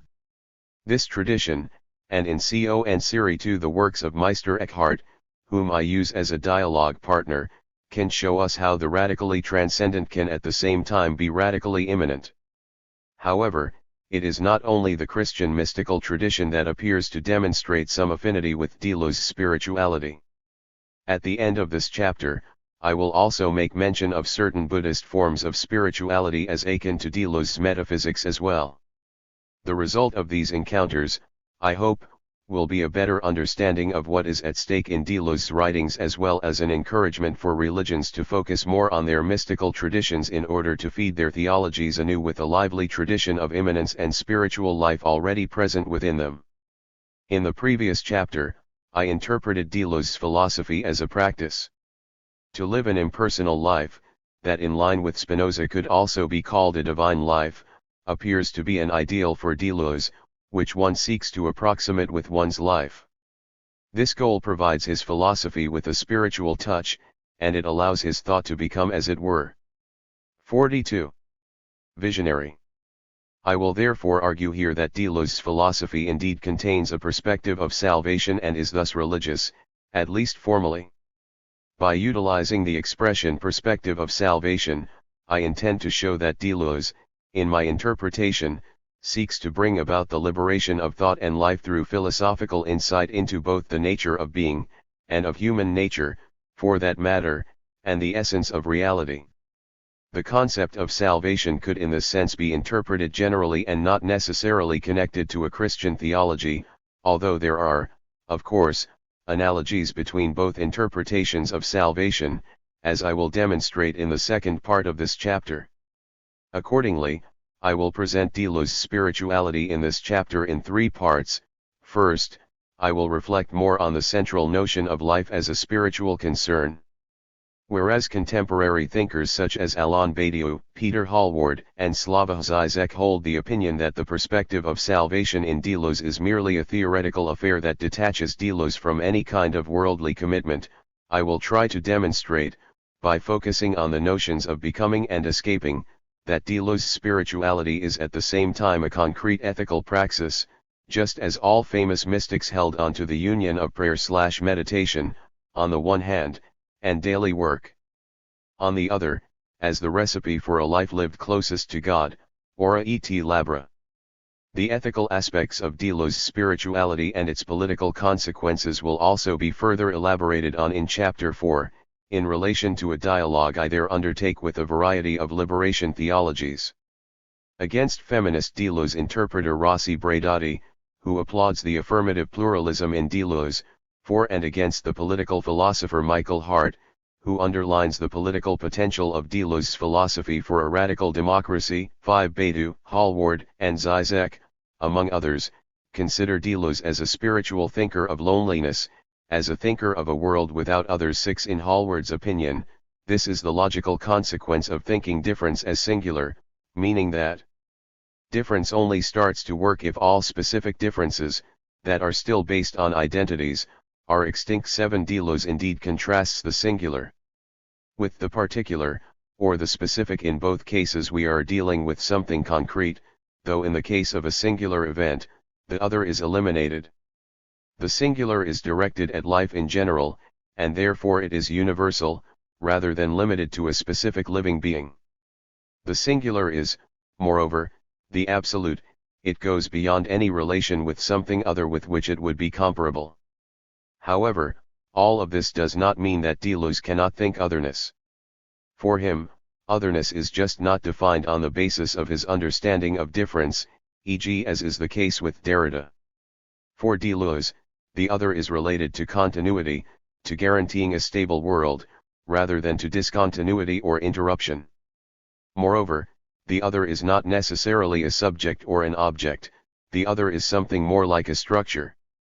The error of philosophical theories is to reduce the other sometimes to a particular object, and sometimes to another subject. But the other is neither an object in the field of my perception nor a subject who perceives me, the other is initially a structure of the perceptual field, without which the entire field could not function as it does. That this structure may be actualized by real characters, by variable subjects, me for you and you for me, does not prevent its pre-existence, as the condition of organization in general, to the terms which actualize it in each organized perceptual field, yours and mine. Thus the a priori other, as the absolute structure, establishes the relativity of others as terms actualizing the structure within each field. But what is this structure? It is the structure of the possible. LS 307. The other immediately brings a context or a background with him/her. Deleuze defines the term other on the basis of its effects, as he does with all concepts. The question is not what something means but how it works. This approach, one that seems reductive towards the other, as a subject, is necessarily rooted in Deleuze's disdain of representation. For him, the universe is a dynamic play of intensities, not a compilation of separate identities that have their individual meaning. Separate entities that become connected and that function together in a specific way are approached by Deleuze as machines. And in the case of a machine, one does not ask what does this machine mean, but rather, how does this machine work? 44. Concerning the effect of others, Deleuze writes in his Logic of Sense, the first effect of others is that around each object that I perceive or each idea that I think there is the organization of a marginal world, a mantle or background, where other objects and other ideas may come forth. LS 305. The presence of others leads my attention away from that one object, one that is immediately linked by these others with other objects. The other brings with it a context or even more, the others are the context, a context that Deleuze describes through the words of Michel Tournier as a powerful element of distraction. LS 305. Not only do the others constantly interrupt our activities and our stream of thoughts, they also enlighten a world of concerns that is situated at the margins of our consciousness but is capable of becoming the center of our attention any time. 8. The other is a symbol of the surrounding world and guarantees the predictability of it. Yet what happens when the category of the other subsequently disappears? The elements are freed from their context, from the organism in which they were held captive. A new image comes into the world, in which the elements are released and renewed. It is as if the whole earth tries to escape from the influence of others, Deleuze writes. Indeed, the other is the grand leveler, and consequently the destructuration of the other is not a disorganization of the world, but an upright organization. It is the detachment of a pure element which at last is liberated. LS 312-13. The activity of organizing the world by the other is experienced as wrong. 9. And the liberation from this world, and from the other, becomes a goal. Peter Hallward, among others, concludes from all this that Deleuze is a philosopher who wants to leave the world behind as well as the others who live in that world. Deleuze writes a redemptive philosophy. In conjunction with its mainly artistic allies, it is designed to save its readers from a situation contaminated by consciousness, analogy, repression, lack, and the other autrui. 10. Liberation for Deleuze means liberation from, ablative, the world as symbolic order or as a whole of representations. In Deleuze's attack on everything worldly, worldly knowledge and worldly differences, he demonstrates, according to Hallward, similarities with the spirituality of the Apostle Paul and, of course, with Spinoza. One has to die to this world in order to be reborn in the 45. Spirit, a spirit that is unlimited by worldly mediations like subject and object, language and representation. The self becomes God as it were, it shares in the divine life, a life without otherness, without selfhood, with only intensities on a plane of immanence. We experience pure forces, dynamic lines in space which act without intermediary upon the spirit, and link it directly with nature and history. Dr. 12. This is also the core of Spinoza's philosophy. We are situated here on the third level of knowledge, the level on which God knows himself. See Chapter 1. Hallward's main thesis is that Deleuze remains dependent on the world of representation in order to develop his own divine standpoint. He simply appears to wipe representation away by making the actual subordinate to the virtual. In this way, Hallward interprets Deleuze as an ascetic thinker who continuously makes the movement from beings to being, who gradually withdraws himself from the world of beings. 11. Despite this critique, perhaps I can suggest that Hallward grants too much weight to the virtual. Indeed, Deleuze himself continuously emphasized that the plane of immanence contains both actualization as the relationship of the virtual with other terms, and even the actual as a term with which the virtual is exchanged.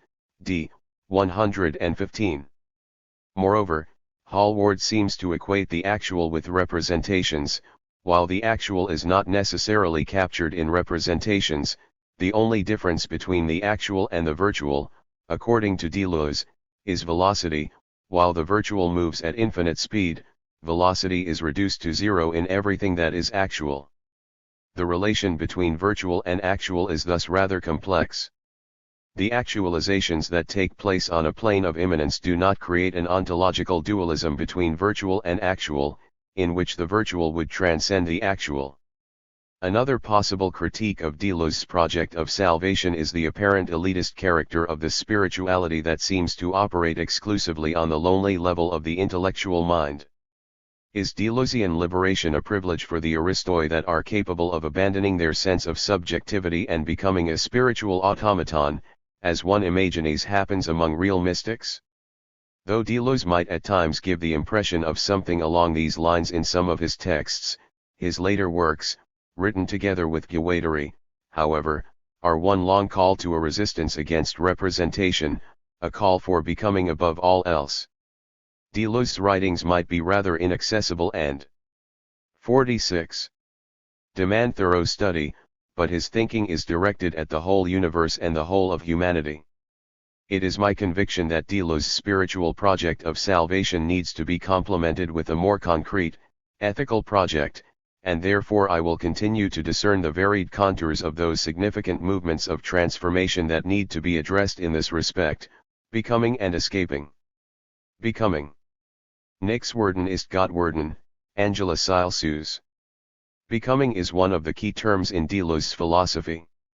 Although he only develops it thoroughly in the works he writes with Guattari, especially in A Thousand Plateaus, the notion of being as becoming is already present in difference and repetition and logic of sense. Deleuze mentions the concept of becoming for the first time in his monograph on Nietzsche and Philosophy, 1962, and already here, the core of its meaning is clearly expressed. For there is no being beyond becoming, nothing beyond multiplicity, neither multiplicity nor becoming are appearances or illusions. But neither are there multiple or eternal realities which would be, in turn, like essences beyond appearance. Multiplicity is the inseparable manifestation, essential transformation, and constant symptom of unity. Multiplicity is the affirmation of unity, becoming is the affirmation of being. NP 24. In other words, becoming is the ultimate reality that is not transcendent, there is nothing beyond appearance. Becoming is intrinsically connected to difference, multitude, and therefore, with the adagio of difference and repetition, being is difference, in the back of our minds, we understand that becoming is the ultimate affirmation of being. Everything at stake in Deleuze's philosophy becomes visible through this conceptualization of becoming. Deleuze staunchly opposes the founding of reality on a stable, static ground as is generally the traditional stance taken in Western philosophy, finding foundation in being, in God, in the reason of the subject. The ground of Deleuze's universe is a non-ground, it does not exist as such, and 47. It is constantly moving because it becomes. It should come as no surprise then, that this non-ground is closely related to difference. Furthermore, becoming is a completely immanent process, taking place on the plane of immanence, that is constituted by all processes of becoming. So far, I have spoken about becoming in general, a concept that as such is primarily present in the early works of Deleuze and is mostly developed therein through the thinking of Bergson and Nietzsche. It is in these earlier works as well that Deleuze writes about concrete becomings, the becoming of something. In Difference and Repetition, for example, he describes the processes of becoming identical and becoming mad, dr. 50-1, 178, 296. However, the most important becomings are presented in A Thousand Plateaus. In the following, I will try to demonstrate how all specific becomings affirm the essence of becoming in general and as described above. There is something peculiar about these becomings, an aspect that is revealed as important through the tracing of a perspective of salvation within Deleuze's thought. Upon first sight, it is not obvious at all that one should intend to look for a message of salvation within Deleuze's philosophy. Part of the originality of Deleuze's program indeed consists in being not teleological. Deleuze wants to think a universe that is constantly in a state of becoming that knows neither goals nor ends, as to indicate such would only bring back a form of transcendence. Salvation will thus never be found in what one would become, as the process of becoming has nothing to do with imitating or adopting a certain identity, which is an activity on the molar or macro level. 12. The redemption rather lies in the molecular, micro level, process of becoming, that is infinite. A line of becoming has neither beginning nor end, departure nor arrival, origin nor destination, a line of becoming has only a middle. The middle is not an average, it is fast motion, it is the absolute speed of movement.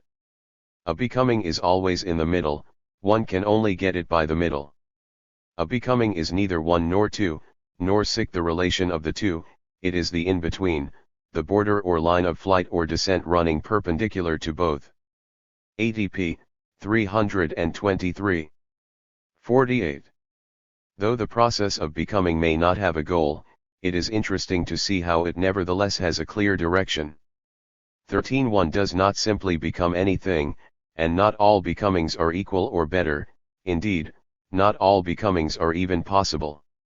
The most important becomings are those gathered under the headings of becoming woman, becoming minoritarian, becoming revolutionary, becoming animal or becoming imperceptible. Yet, the words that accompany these becomings are at the same time a kind of restriction to that becoming. Why are there so many becomings of man, but no becoming man? First, because man is majoritarian par excellence, whereas becomings are minoritarian. All becoming is a becoming minoritarian. Only a minority is capable of serving as the active medium of becoming. ADP 320-1. Becoming, as the unfolding of difference or the multitude, is clearly directed at the minority, at resistance against the state, against representation, against the male subject. For Deleuze and Guattari, only a minority, or the minoritarian, can engender a becoming. Next to its creative side, a becoming thus also has a deconstructive side. The constructive aspect, the affirming of minorities as differences existing outside the world of representations, does not exist without the destruction of the order of representation or the state. In this sense, the concept of becoming is closely linked to that of escaping, with the latter being a concept that rather expresses the critical, destructive character of being. See further. Throughout their collaborative writings, Deleuze and Guattari continued to refine the direction of becomings as central to their work.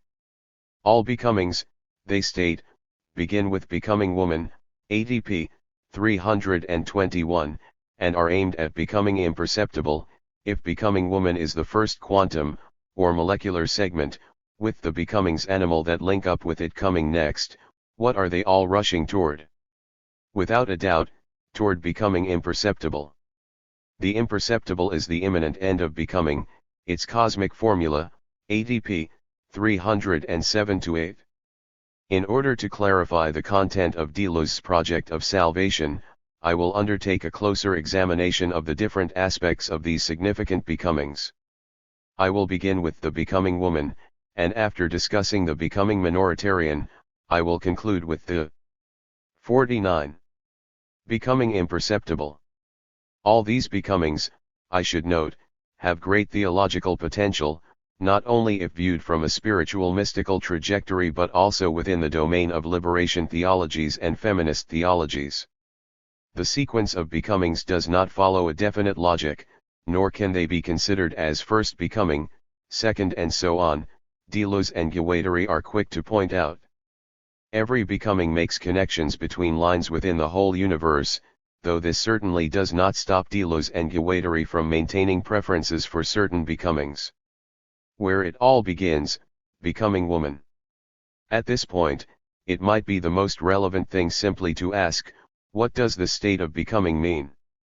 Or rather, what does this becoming effectuate, as inquiring after the meaning of something merely repeats the logic of representation.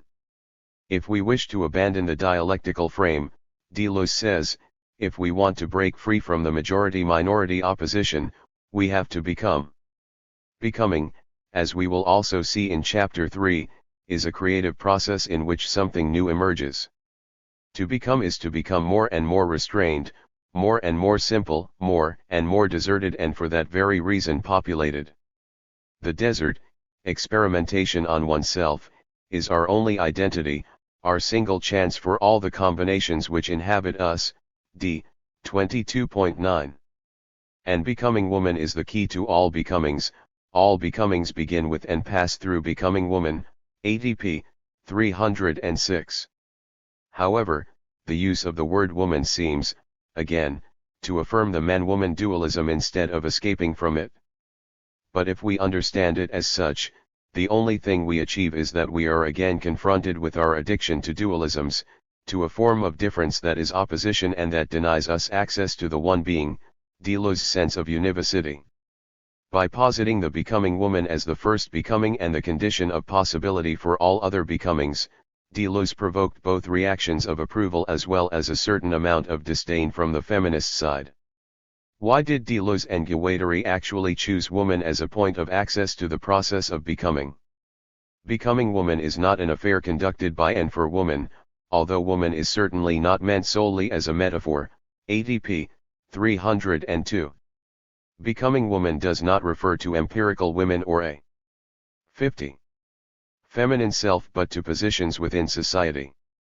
14 positions of power, for example, but above all else, positions of being minority.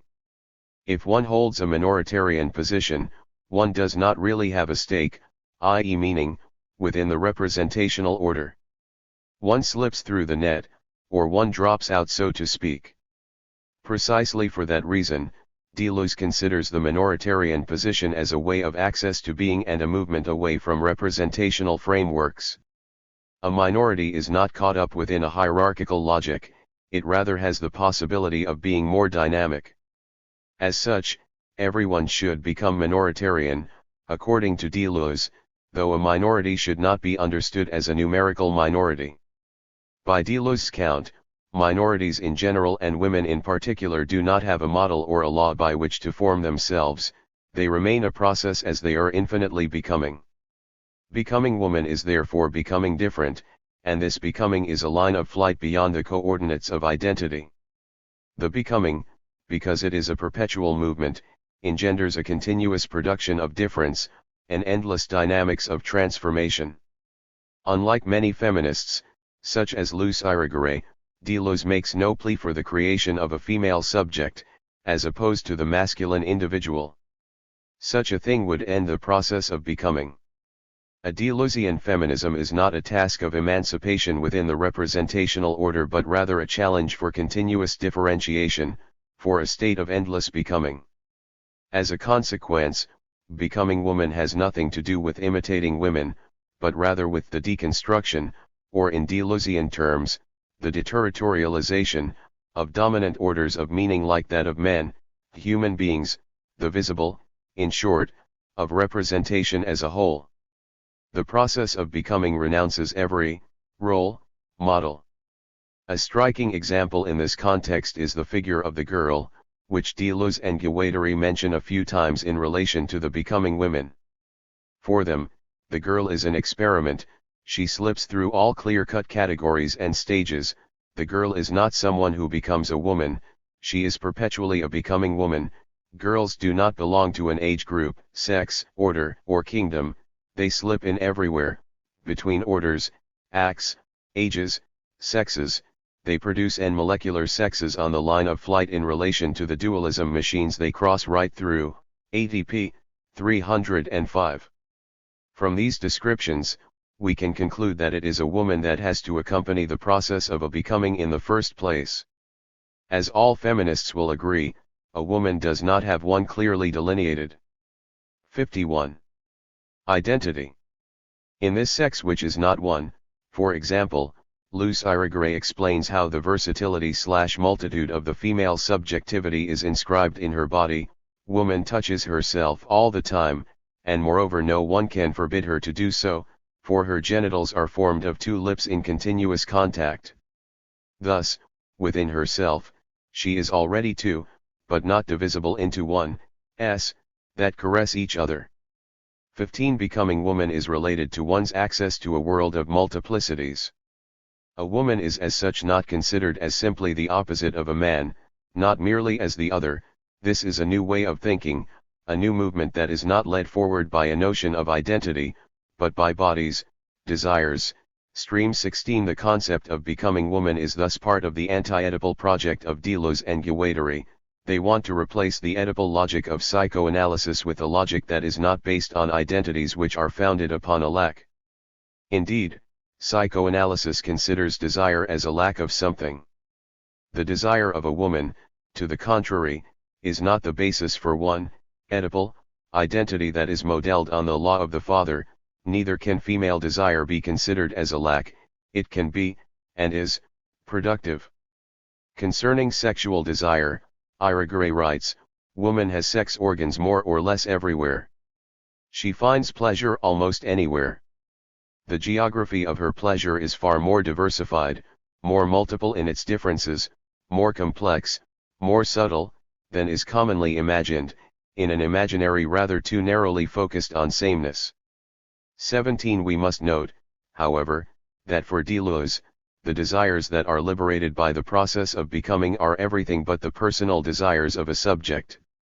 The transformation of a becoming does not actualize my oppressed desires but liberates the impersonal power of being, life in general, something that expresses itself in that particular process of becoming. The reasons why Deleuze and Guattari chose the figure of the woman to initiate the process of becoming provoked a fair share of critique from feminists.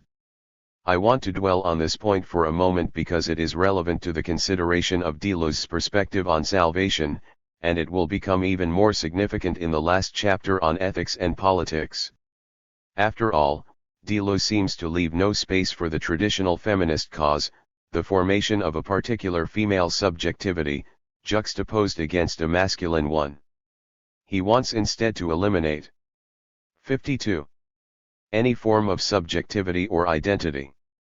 The question for many feminists in response to this position then is, if a minimum of subjectivity is not necessary in order to have and maintain some form of political power, to initiate a transformation on a political level, how are we to fight those forms of male dominance in our lives? With the same weapons of representation, namely with an alternative subject? How else can we offer resistance? From a Deleuzean perspective, Rossi Braidotti contends, the whole historical battle of women for equality is given up. 18. For Patricia McCormick too, becoming woman is a concept that marginalizes women even more. According to her, becoming woman is a concept utilized in the service of a male project toward THIRD-WORLDISM. Women remain, in this project, the first marker of difference and of marginality. 19. Still, Deleuze and Guattari do not deny the importance of a macro-political feminist project. It is, of course, indispensable for women to conduct a molar politics, with a view to winning back their own organism, their own history, their own subjectivity. We as women makes its appearance as a subject of enunciation, ATP, 304. On a molar or macro-political level, we need a female subject. The molar register concerns organisms, subjects, and their interactions, the domain of the social, macro-politics. For Deleuze and Guattari, as I will demonstrate in what follows, it is the molecular, or micropolitics, that has revolutionary power. This is the level of the asubjective being, of chemical and physical interactions and intensities. Becomings take place at the molecular level. The feminist critique of the concept of becoming woman is thus avoided, if seen from this angle, by placing the concept on another level. Becoming woman is not about asserting one's subjectivity, and even more, it is not about sex or gender.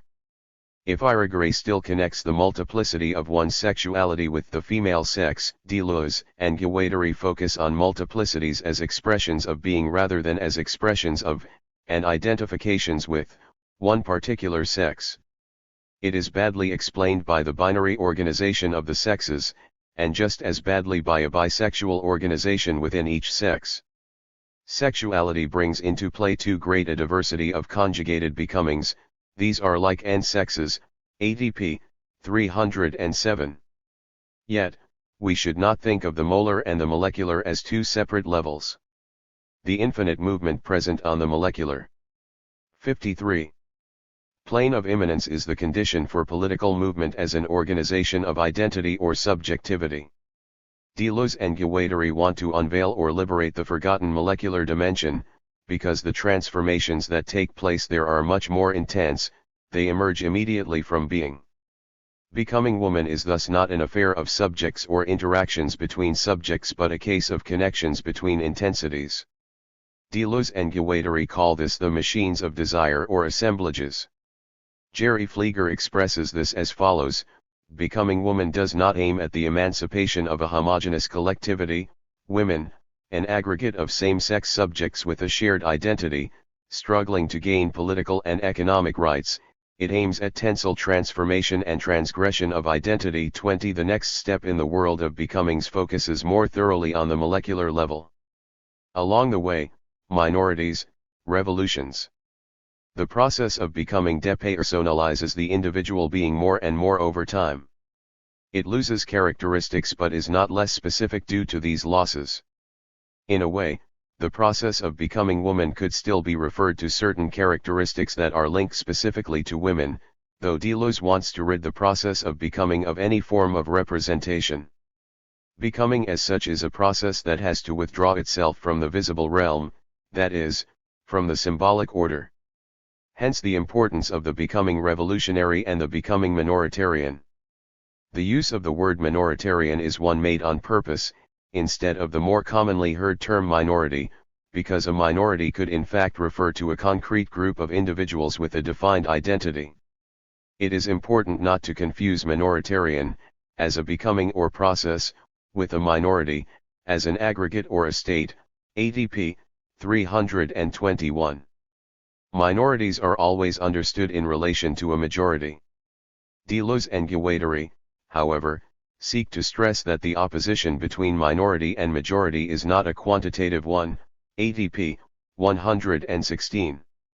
The majority is not the group with the largest number of members, the majority rather has a constant position of power and dominance over the minority. A minority as such lacks this positioning, even if it consists of more people. A. 54. Determination different from that of the constant will therefore be considered minoritarian, by nature and regardless of number, in other words, a subsystem or an outsystem, ADP 117. Only in the minoritarian position, then, can becomings take place. There is no becoming majoritarian, majority is never becoming. All becoming is minoritarian, ADP 117. The difference between majority and minority is thus qualitative. Only minorities have creative potential, ADP 117, only minorities are capable of bringing the majority out of balance, of deterritorializing it, pulling a homogeneous system, like a majority, off its constructed path, and making it move again, making it become minoritarian. In this way, becoming minoritarian is closely connected to becoming revolutionary. This becoming, and its relation to the development of micropolitics, will be discussed in detail in Chapter 4. In the context of this chapter, I will proceed by way of a discernment of a sense of spirituality present in Deleuze's thinking. Just such a spirituality can be found in that the process of becoming is an infinite process, as an evolution towards an ever purer becoming, which Deleuze and Guattari describe as the becoming imperceptible. Indeed, becoming is a return towards pure difference in itself, difference without identity. The purest of all becomings, becoming imperceptible. But what does becoming imperceptible signify, coming at the end of all the molecular becomings that begin with becoming woman? Becoming imperceptible means many things. ADP 308. If becoming imperceptible can be associated with a spiritual project, it should in any case be a project with Eastern characteristics. Every time Deleuze and Guattari refer to China or to the East in general in their book 8,000 Plateaus, it is in the context of the process of becoming imperceptible. Exactly what is the relation between an Eastern logic, if this can be captured in one term, and becoming imperceptible? First of all, an Eastern logic is an immanent one, opposed to the eternal Western inclination for transcendence, something which they dismiss as a typical European disease. 21. The East thinks in rhizomatic structures, comparable to the structure of 55. Grass, for example, as grass always, eventually wins the fight against the larger tree-like structures around it, it grows over and between everything and serves as a figure of a way out of fixed structures. 22. The concept of the rhizome will be discussed more thoroughly in Chapter 3. Also in relation to the dismantling of the face, the instance that unites all aspects of a particular identity and keeps them together, the Chinese are specifically mentioned. According to Deleuze and Guattari, the Chinese are the only ones who dare to go that far. Cross the wall, the Chinese perhaps, but at what price? At the price of a becoming animal, a becoming flower or rock, and beyond that a strange becoming imperceptible, ADP 207. Disposing oneself of one's face is part of the destruction of the logic of the signifier or the logic of representation. Everything has to become multiple, as there is no longer one single face that keeps an identity together and that represents the individual. The face is thus interpreted as a form of reterritorialization. ADP 129. Dismantling the face is the same as breaking through the wall of the signifier and getting out of the black hole of subjectivity. ADP 208. Becoming imperceptible is not only a matter of entering the plane of immanence, in the direction of the microelements that escape from representational categories, it also entails a becoming imperceptible of the self. When the face is effaced, when the faciality traits disappear, we can be sure that we have entered another regime, other zones infinitely muter and more imperceptible, where subterranean becomings animal occur, becomings molecular, nocturnal deterritorializations overspilling the limits of the signifying system. ADP 128. The description of a domain of the imperceptible may sound a little abstract and vague. For Deleuze and Guattari, it is however very much a reality. Let us look at a concrete example: the use of drugs. According to Deleuze and Guattari, drugs enable a person to perceive things that are, under normal circumstances, invisible. Under the influence of drugs, we leave behind the boundaries of representation, lose our subjectivity and are absorbed as it were by the stream of becomings. Only the elements of a becoming are present, they are distinguished solely by movement and rest, slowness and speed. ADP 280. Movements are indeed imperceptible. Of course, Deleuze and Guattari do not wish to make an ordinary plea for hallucinatory. 56. Experiences through the use of drugs. They mention in fact that drugs can initiate a deterritorialization, but they can also and at the same time hinder us tremendously on other levels, by making us dependent, addiction, for example, to the dose or to the dealer. ADP 313-14. The example of drugs, though, also clarifies another aspect of the becoming imperceptible. Drug addicts often admit that, although they initially started using particular substances in order to be or to feel special, they become more like everyone else through their addiction. They lose all of their unique characteristics, their properties as it were. Apart from the addiction, this ability to become anybody is a kind of becoming imperceptible because it is a form of the dissolving of identity. When Deleuze and Guattari therefore formulate this approach, it almost sounds like a spiritual assignment of sorts. If it is so difficult to be like everybody else, it is because it is an affair of becoming. Not everybody becomes everybody and everything. Tout le monde, transaction, makes a becoming of everybody/everything. This requires much asceticism, much sobriety. ADP 308. It is similar to traditional Chinese art, they add, for it is not about imitation or structure, it is instead a cosmic process in which one act, painting a fish, becomes the movement of the fish. 23. If the process of becoming reaches its point of culmination in the becoming imperceptible, we have to conclude that, although the concept of becoming sounds as if it is affirmative, the effect of a becoming eventually entails a destruction or disappearance of the subject and its characteristics. At the same time, however, this destruction of a representational logic and its accompanying subject also spells out the affirmation of another universe, though it is no longer an I that affirms this universe. For this reason, the concept of becoming and that of escaping are closely related. Escaping. Apart from the concept of becoming, the concept of escaping also seems to support a dialectic between the symbolic order of representation and a universe beyond it. I connect this dialectic, which is, for Deleuze, an illusionary one because representation is an illusion. 57. With a particular perspective on salvation, in the sense that Deleuze makes a convincing decision for a world outside of representation, that is, he makes a choice that depends on the realization of a completely different ontology or worldview. Deleuze himself absolutely detested any form of dialectics and tried to avoid them at any price.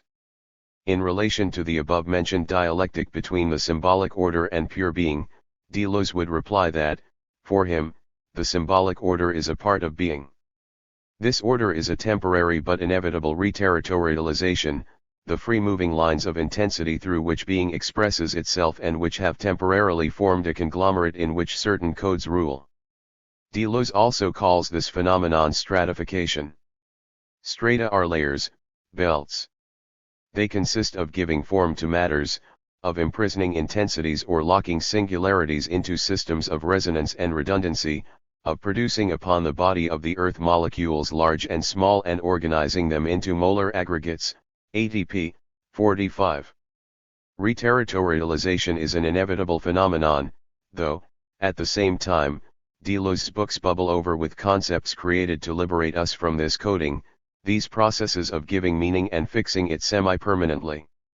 Stratification in general is the entire system of the judgment of God, but the earth, or the body without organs, constantly eludes that judgment, flees and becomes destratified, decoded, deterritorialized, ATP, 45. Not only is deterritorialization the basis or the condition for every reterritorialization, Deleuze and Guattari compare strata to the judgment of God. To say as much is to construct a reality in which a form of transcendence has entered and infected our being again, preventing being from expressing itself freely, from in fact living freely. Not only does becoming go in the direction of the imperceptible, away from dominant discourses and positions, escaping too implies a movement in a well-defined direction. For Deleuze, deterritorialization is a movement caused by lines of flight that express the multiplicity of being, ATP, 36.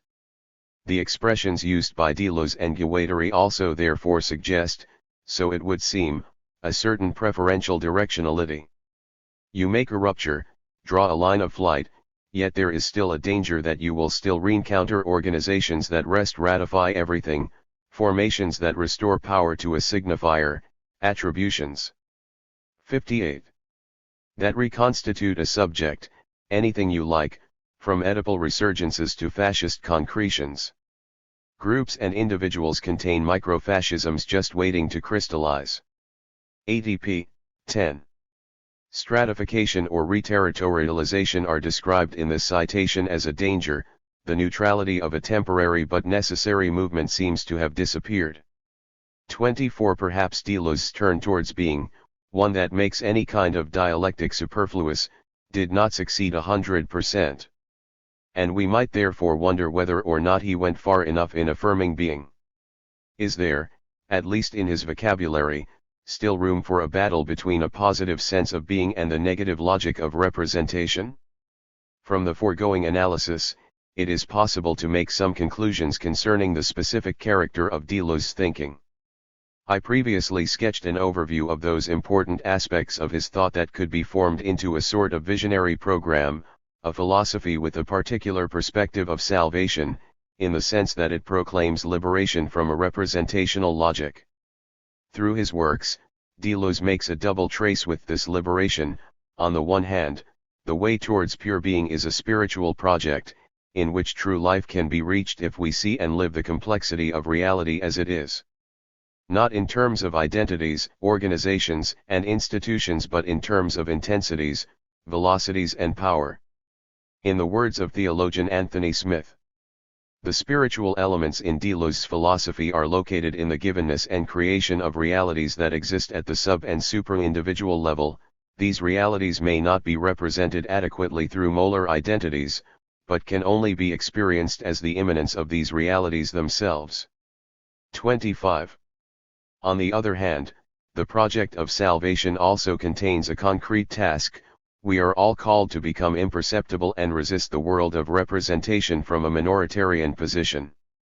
Deleuze's salvation is also consequently to be seen as a form of political salvation, albeit on the micro level, as I will explain in Chapter 4.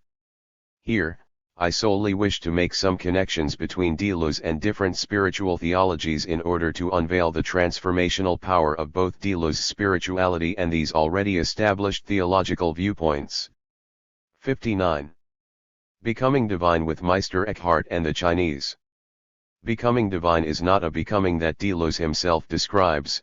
The concept comes from the French feminist philosopher and psychoanalyst Luce Irigaray and was picked up by one of the most famous feminist theologians of the past century, Grace Jansen, 1948–2006. The idea of becoming divine as a task for men and women is not widely accepted among all feminists. The opponents either believe that religion in general has already caused enough damage for women, or they contend that too many men have done far too much damage, acting as though they were godlings for feminists to have much appetite for the role. 26. With the concept of becoming divine, Irigaray imitates the way in which the image of God has always worked in history, as the mirror of the symbolic order. God as the Divine Father possesses the highest qualities, omnipotence, omniscience, goodness, and serves as an ideal for men, something after which they try to shape their subjectivities. How do women relate to this male ideal? According to Lacan, Grace Jansen writes, to the extent that women take up subject positions, entering into the symbolic, the discourse of Western civilization, to that extent women also become masculinized. Either we learn to play men's roles by men's rules, or else we take up the feminine roles of motherhood and service structured for us by men. 27. It is thus Irigaray's, and Jansen's, aim to enable women to develop their own subjectivity, according to their own God who functions as a horizon, an ideal of wholeness to which we aspire. 28. At first sight, Deleuze would certainly not support this project of mimicry in which women merely imitate the methods of men to become subjects next to them. We need to take a closer look, however, at what Irigaray and Jansen mean through their use of the expression divine, what the goal of this becoming divine precisely is. On the one hand, Irigaray writes that divinity is what we need to become free, autonomous, sovereign. 29. In these terms, becoming divine appears as a struggle for power, a macro-political feminist battle in which God serves as both the motivator and the goal. And I think it is, and necessarily so, in some respects. 60. There is another aspect, however, upon which it is interesting to focus. God is not an omnipotent superbeing for her, but a name to describe the possibilities of awareness, and transcendence. 30. Transcendence here understood as a type of horizontal transcendence, indicating an overcoming of static subjectivities. Feminist thinker Elizabeth Grosh describes the divine in Irigaray as a field of creativity. For Irigaray, the divine is not simply the reward for earthly virtue, all wishes come true, it is rather the field of creativity, fertility, production, an always uncertain and preempted field. It is the field or domain of what is new, what has not existed before, a mode of transcendence, a projection of the past into a future that gives the present new meaning and direction. The divine is a movement of love. 31. Becoming divine as the process of living a free life on a constantly moving field of creativity, what could this mean in a theological context? To find a connection point for further dialogue, I want to move towards the heart of every theological and religious tradition, namely, the mystical encounter. The mystical heart of a tradition is the place where unification with the divine is experienced, the heart that nourishes a religious tradition, but that is, at the same time, quite marginal within that tradition, especially in the sense that what is at stake in the mystical experience cannot be represented. Mysticism, in short, is about avoiding the logic of representation. Moreover, tradition has often looked suspiciously at its own mystics, and mainly because the idea of one's unification with God has appeared to threaten his transcendence and sometimes even seemed to resemble certain heretical positions, such as pantheism. In other words, these mystical trends in thought might serve as ideal conversation partners with Deleuze. The concrete partner in this chapter will be Meister Eckhart, ca. 1260–1327, someone, of course, not chosen coincidentally, although there are important ways of divergence. Eckhart's thoughts, implicitly, show important affinities with Deleuze's philosophy. By bringing these two great minds together, I want to try to understand better the spiritual aspirations of Deleuze's project, in confronting 61. them with reports of spiritual experiences, and, on the other hand, to show the relevance of Eckhart today, especially in the context I have here created, the context of a search for a theology that resonates with some of Deleuze's spirit, that which would be an immanent theology of life. Finally, I will make a short excursion to Buddhist spirituality in order to indicate important affinities with Deleuze and this tradition as well. There is a lot of material concerning the link Deleuze Buddhism to be investigated, and I can only point towards some interesting similarities in both worldviews that would also perhaps be of interest to many in the Western world, knowing that Buddhism and the way of life it proclaims still have a significant rate of popularity amongst postmodern, Western faith seekers. Although no Buddhist theology really exists, there being no God in Buddhism, many Christians today in the West turn to the Buddhist legacy in order to revive their own spirituality. Eckhart and the Voice from Eternity. He spoke from eternity, Johannes Thaler said of Eckhart, soothing the latter's many readers who had difficulties understanding what he was writing about. Because of his strong belief in, and high demands of, the possibilities of the intellect to reach, or better, to receive God, Eckhart is not always lucid to his readers. Whoever doesn't understand this speech, shouldn't care about it. For as long as man does not equal truth, he will not understand these words. 32 Eckhart writes.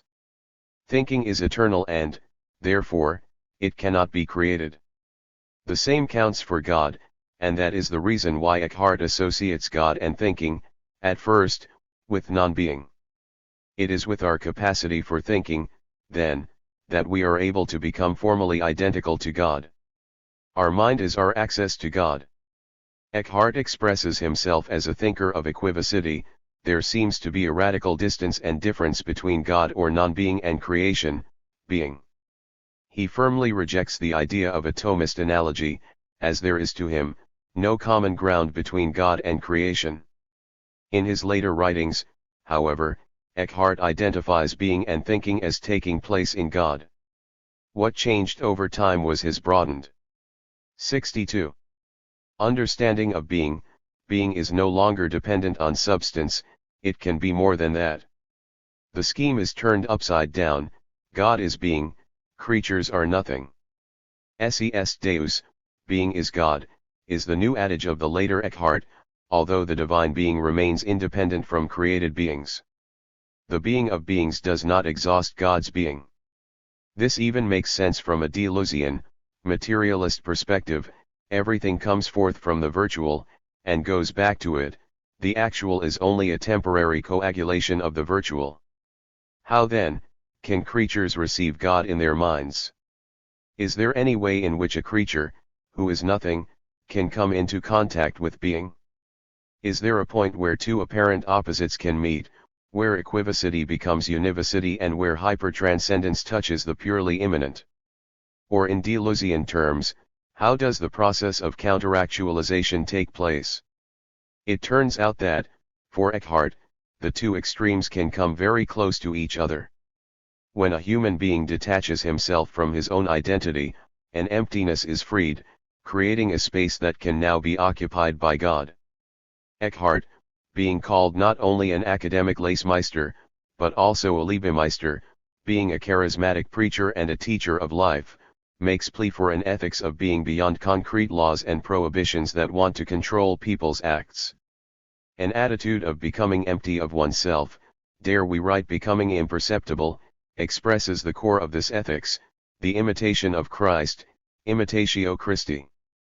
In completely effacing oneself at the service of one's neighbor, one not only becomes like Christ, one becomes Christ. Rather, we disappear, and Christ takes our place. Becoming imperceptible thus, from this point of view, equals becoming Christ. How is this becoming portrayed? Unlike other mystics, Eckhart does not describe the way towards unification with God in clear and marked stages. It is a journey, but the journey consists exactly of leaving behind any form of coordination or representation, so that everything starts to move and everything is perceived as something new. This way leads us to the ground, where we are empty and ready to receive God, up to the point that Eckhart states that God's ground is my ground. Here God's ground is my ground and my ground is God's ground. Here I live from my own, as God lives from his own. 33 On the ground, equivocity meets univocity. And 63. This ground is not something abstract, to the contrary, it is the very concrete bottom on which we walk, the earth to which we fail to pay attention because we presuppose it. It is evident, fundamental, omnipresent, it is one and many at the same time. 34 And do we find a trace here of what Deleuze calls the plane of immanence? Indeed, Eckhart interpreter Bernard McGinn confirms that on the deepest level, that of fused identity, there is only one univocal ground. 35 In order to reach it, we have to leave behind all forms of representation, all images, and our personal sense of subjectivity. The identity of the human being with God that is reached on the ground, should not be understood as a static identity. In McGinn's words again, Grant, therefore, should be understood not as a state or condition, but as the activity of grounding, the event or action of being in a fused relation. 36 Eckhart himself advises, according to Sermon 39, ed. Quint Enter into your own ground and work there, the works that you perform there are all living. 37 As such, Eckhart's hyper-transcendent God can actually be found in the purest form of immanence, namely in a human being who is completely detached from all images and finds himself or herself on the ground. Indeed, one of the most important concepts within Eckhart's writing is that of Abgeschiedenheit, or detachment. The emptiness or the nothingness of which Eckhart speaks, is not God's being nothing but creatural nothingness. The creature makes room for the fullness of God. From this perspective, Eckhart is, in the words of McGinn, rather the man from whom God hid nothing. 38 Than an apophatic theologian and rather a hidden pantheist than a negative theologian. Eckhart's and Deleuze's metaphysics share, we might say, the same spirit. It is ruled by the same dynamic of becoming nothing, Eckhart, or becoming imperceptible, Deleuze, and by the urge to let go of the image of thought, of the illusion of identity. Eckhart's sermons speak for themselves. Go right out of yourself for God's sake, and God will go right out of himself for your sake.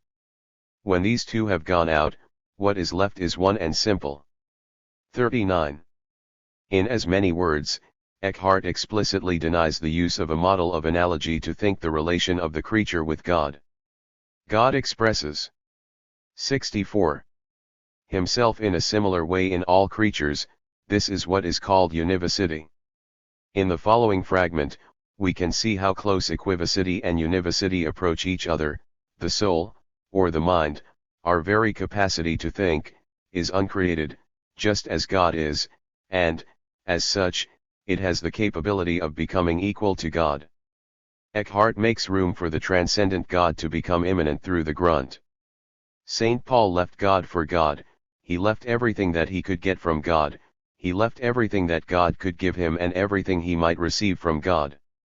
In leaving these he left God for God, and then God was left with him, as God is essentially in himself, not by way of a reception or a gaining of himself, but rather in an essentiality which is where God is.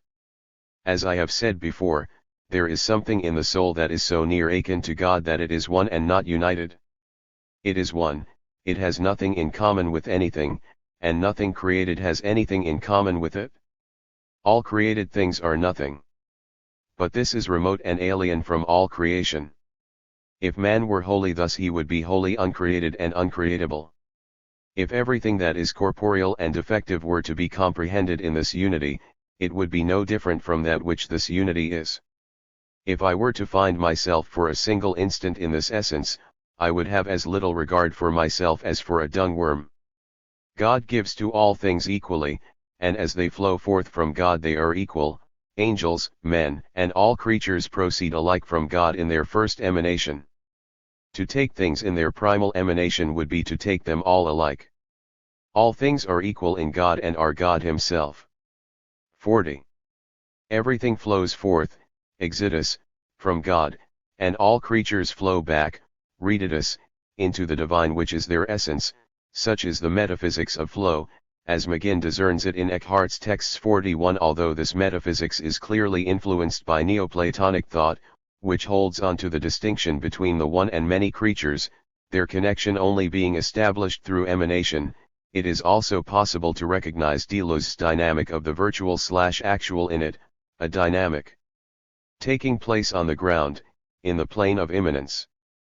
Only when individuals let go of their identities, readitus, can God be himself in them, exitus. 65. That this is a highly demanding, spiritual way of living, is also clear for Eckhart. One must live beyond mere purposiveness and must leave the world of representation and identity behind. The man who is established thus in God's love must be dead to self and all created things, paying as little regard to himself as to one who is 1,000 miles away. That man abides in likeness and abides in unity in full equality, and no unlikeness enters into him. This man must have abandoned self and all this world. 42. To live an ethical life means, in the first place, finding God in the deepest parts of your soul. This search for God is hard work.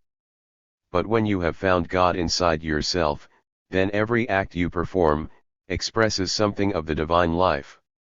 If God is to make anything in you or with you, you must first be reduced to nothing. Therefore enter into your own ground and work there, the works that you perform there are all living.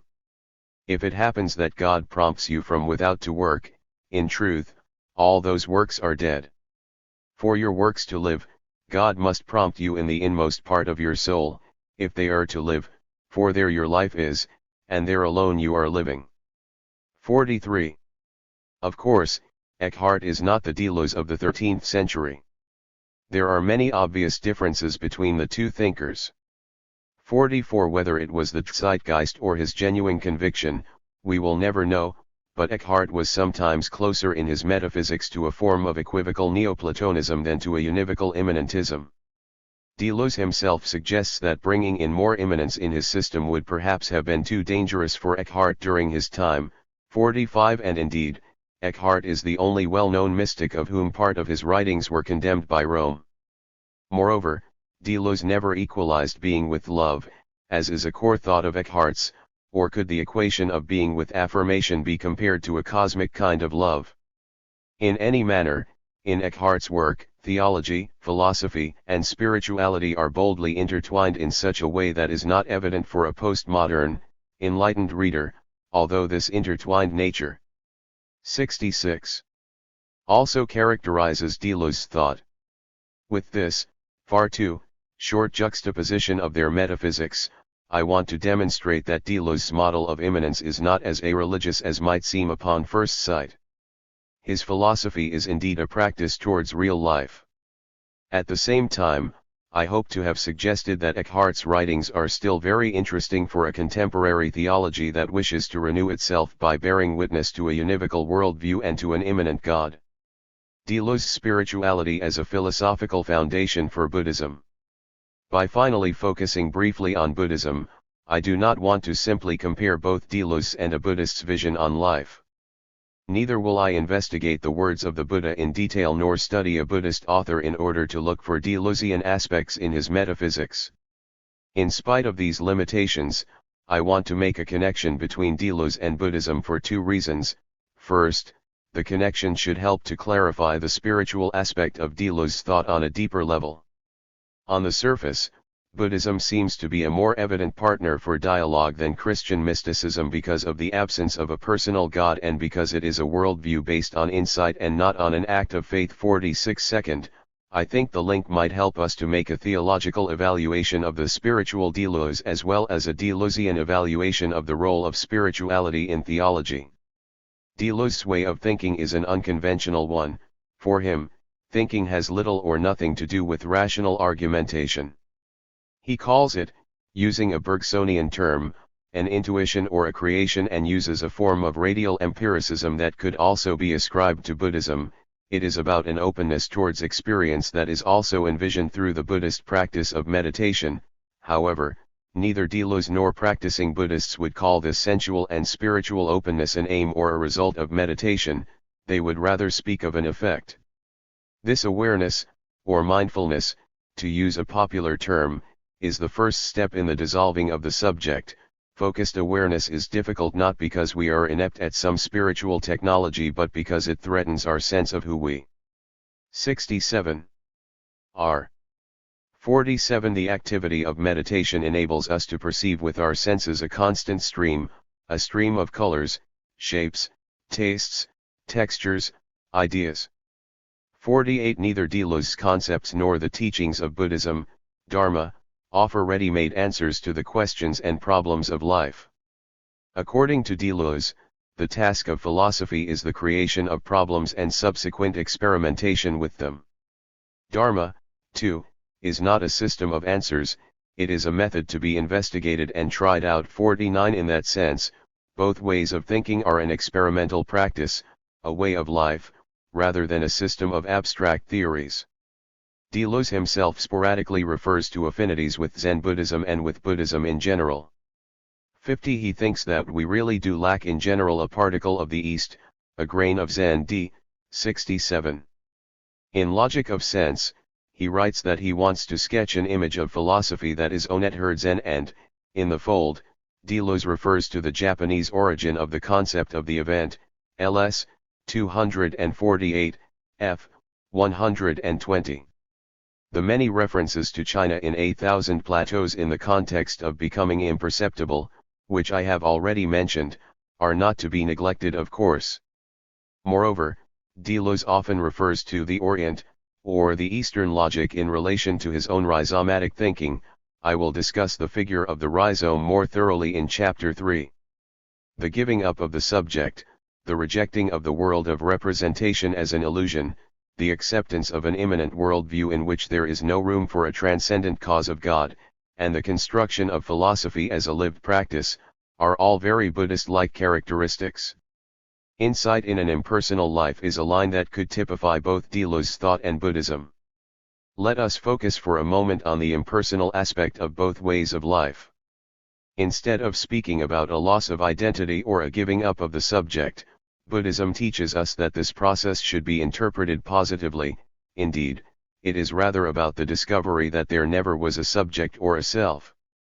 It is about a discovery of the way in which reality works, an awareness, the Buddhist nirvana, the Deleuzian liberation, that the subject is an illusion.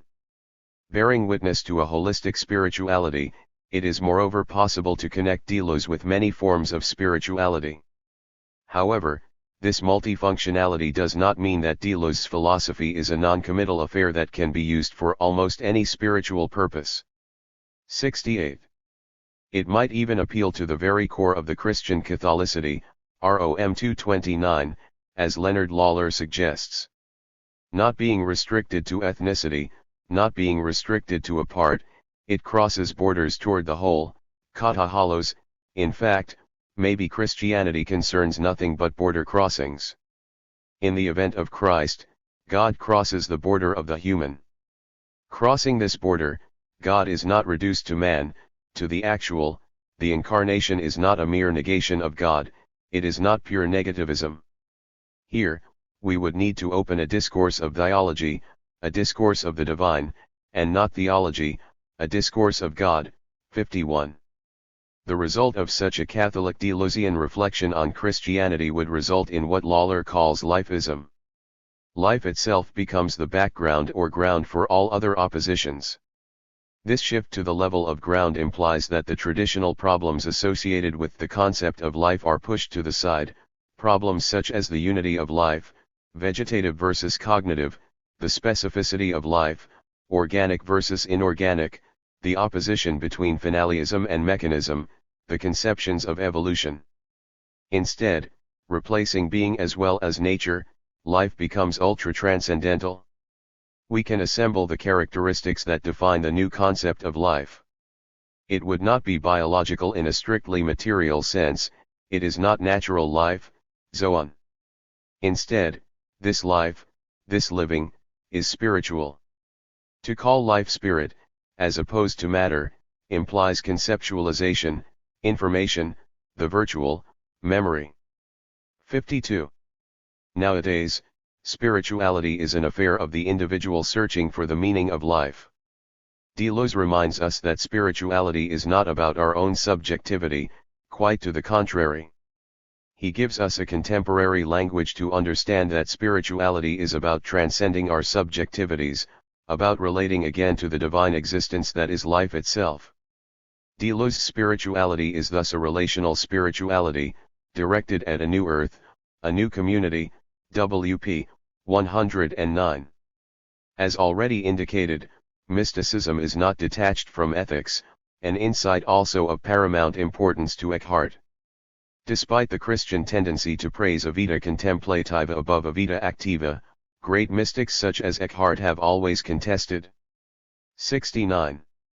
This distinction. In his sermon on Martha and Mary, the sisters from Bethany, Eckhart protests against the accepted interpretation that Martha, with her practical concerns, leads a lesser life than her sister Mary, who has developed a finer spiritual life. For Eckhart, to the contrary, it is Mary who is only at the start of her development, while Martha is actually much further. The biblical verse that ascribes to Mary the best share, Luke 10:41, 2, is turned completely upside down by Eckhart. That is why Christ spoke to her and meant, "Don't worry, Martha, also, she has chosen the best share." This meaning Mary's inactivity will disappear with her. She will become as glorious as you. 53. In Deleuze, being as such replaces the subject as subject, or rather, being enables us to become who we really are, intensities of being that express the dynamics of being. Deleuze makes the transition from the individual to the one being. Deleuze cites Bergson's La pensée est émouvante. Instead of diluting his thought in the general, the philosopher should concentrate it in the individual. The object of metaphysics is to recapture in individual existences, and to follow to the source from which it emanates, the particular ray that, conferring upon each of them its own nuance, reattaches it thereby to the universal light. D. 25. With this task, the philosopher is very close to the mystic, and so, Deleuze refers to a domain beyond representation that, from the representational perspective, remains a mystery. At the limit, it is the mystic who plays with the whole of creation, who invents an expression of it whose adequacy increases with its dynamism. B. 112. 70. 3. Creative life. By its existence alone, the lily of the field sings the glory of the heavens, the goddesses and gods. Dr. 96. There is no other truth than the creation of the new. C2 146-7. As mentioned in the introduction, this chapter serves as a kind of hinge between the first two chapters and the last one. By producing a meditation on the meaning, or rather on the function of creativity in Deleuze, as well as on the question of how such a thing could affect a theological notion of creation and creativity, we will be able to make the transition from metaphysics to ethics. The distinction between those two is, however, from a Deleuzian perspective, rather artificial. For Deleuze, as for Spinoza, metaphysics equals ethics. It is precisely the notion of creativity that explicitly connects metaphysics to ethics, in the broadest sense, as a way of life, because it indicates the fact that philosophy is not a static enterprise, it moves continuously, constitutes problems, or questions, and creates concepts around them. An essence is therefore not something to be reflected upon a posteriori, it is to be constituted in an act of creation. Spinoza would say moreover that essences are constituted by the attributes that express them. Metaphysics is thus intrinsically linked to production, creation, an invention of the new, and thereby to concrete life. 72. The traditional, theological definitions of creativity and creation are radically rethought by Deleuze. The search is not for an eternal or universal, but for the conditions under which something new is created, creativeness, TRM, 309.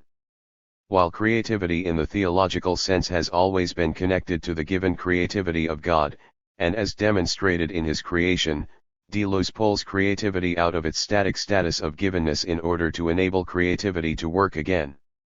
Creation, in that sense, would not be the expression of God without its also constituting, creating, God at the same time.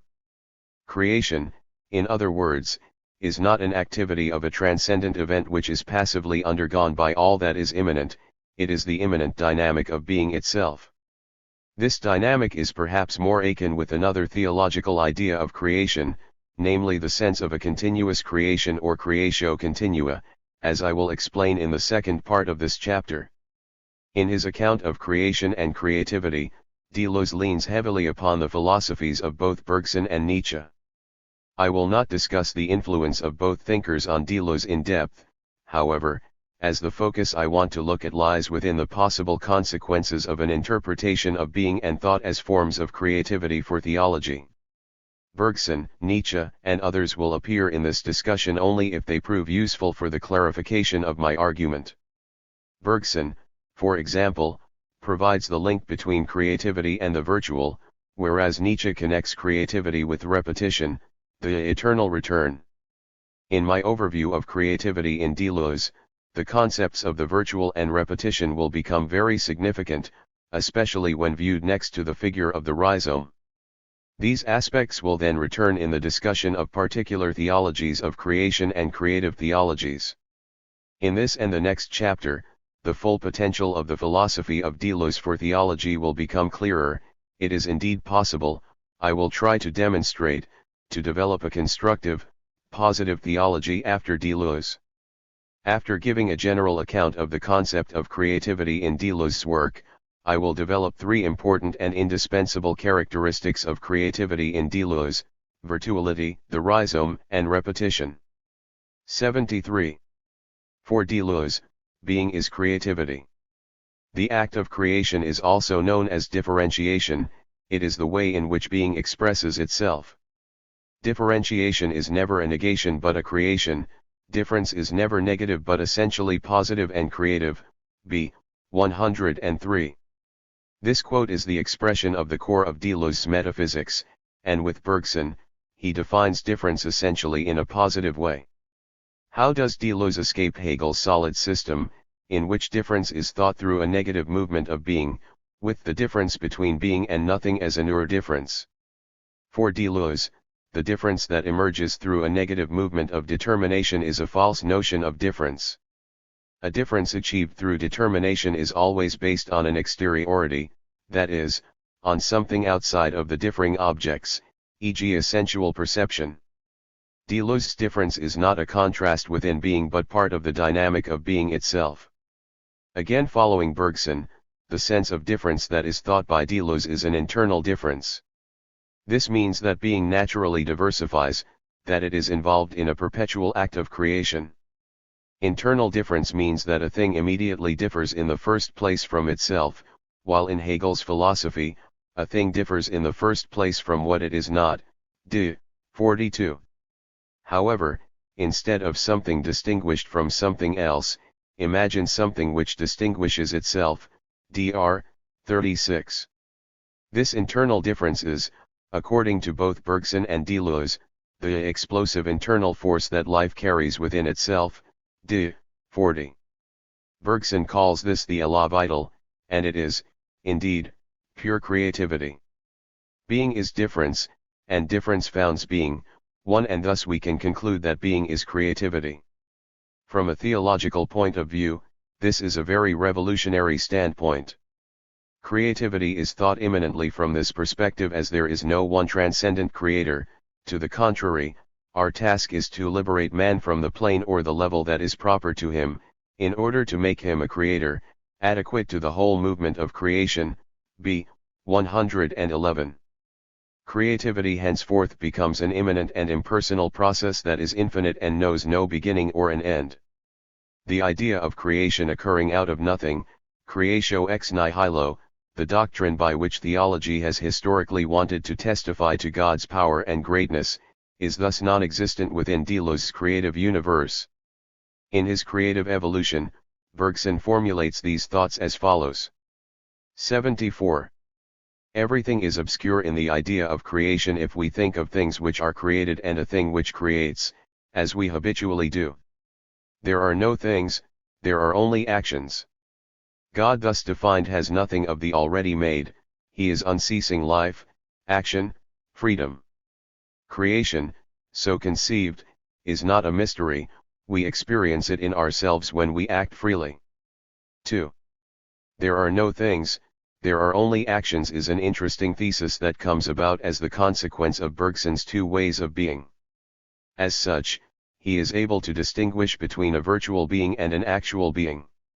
The dynamic process of creation, then, takes place at the level of the virtual. The claim that there are no things is also to be situated on this level. Indeed, creation as a whole necessarily involves a kind of formal dualism. On the one hand, there is the process of creation, its dynamic act, and on the other, what is created, the coagulated creativity, the creature. Deleuze, too, borrowing from Bergson in this regard, likewise distinguishes between the virtual and the actual as two ways of being. It is clear from the outset that, although the actual is not a lesser state of being for Deleuze, creativity is a process that is initiated at the level of the virtual. There is, moreover, or there should be, Deleuze is not always so clear about this, a tendency of the actual to become virtual again, to counteractualize, or throw off its spatial and temporal limits and regain an infinite velocity. However, actuality itself is the result of creativity, of the positive processes of incurred in the production of multiplicities. One only has to replace the actual terms in the movement that produces them, to bring them back to the virtuality actualized in them, in order to see that differentiation is never a negation but a creation, and that difference is never negative but essentially positive and creative. B. 103.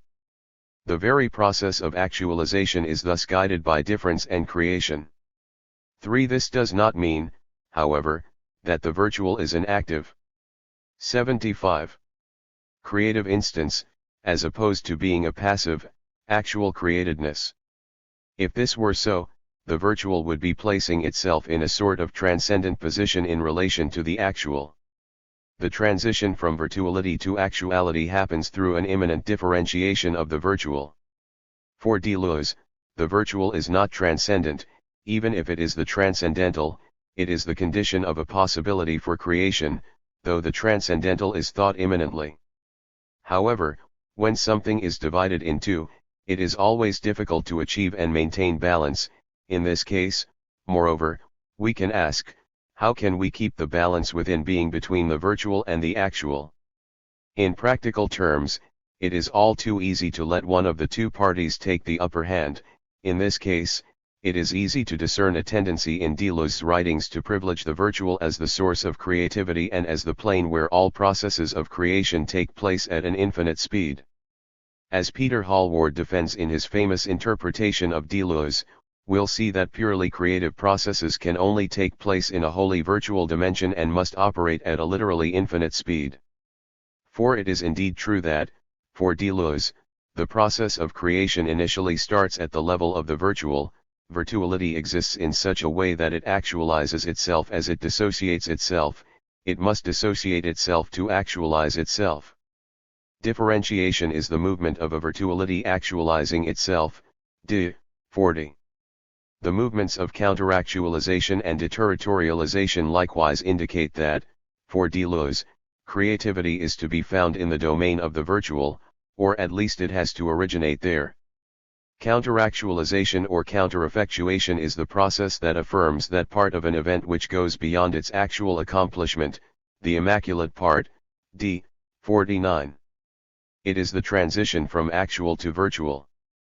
The event is actualized or effectuated whenever it is inserted, willy-nilly, into a state of affairs, but it is countereffectuated whenever it is abstracted from states of affairs so as to isolate its concept, WP 159.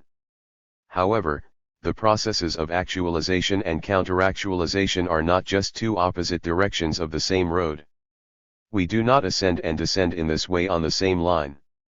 Actualization and countereffectuation are not two segments of the same line but rather different lines, WP 160. The use of the words ascending and descending here, with the virtual being located in the highest regions, again, seem to suggest the privilege of the 76. Virtual.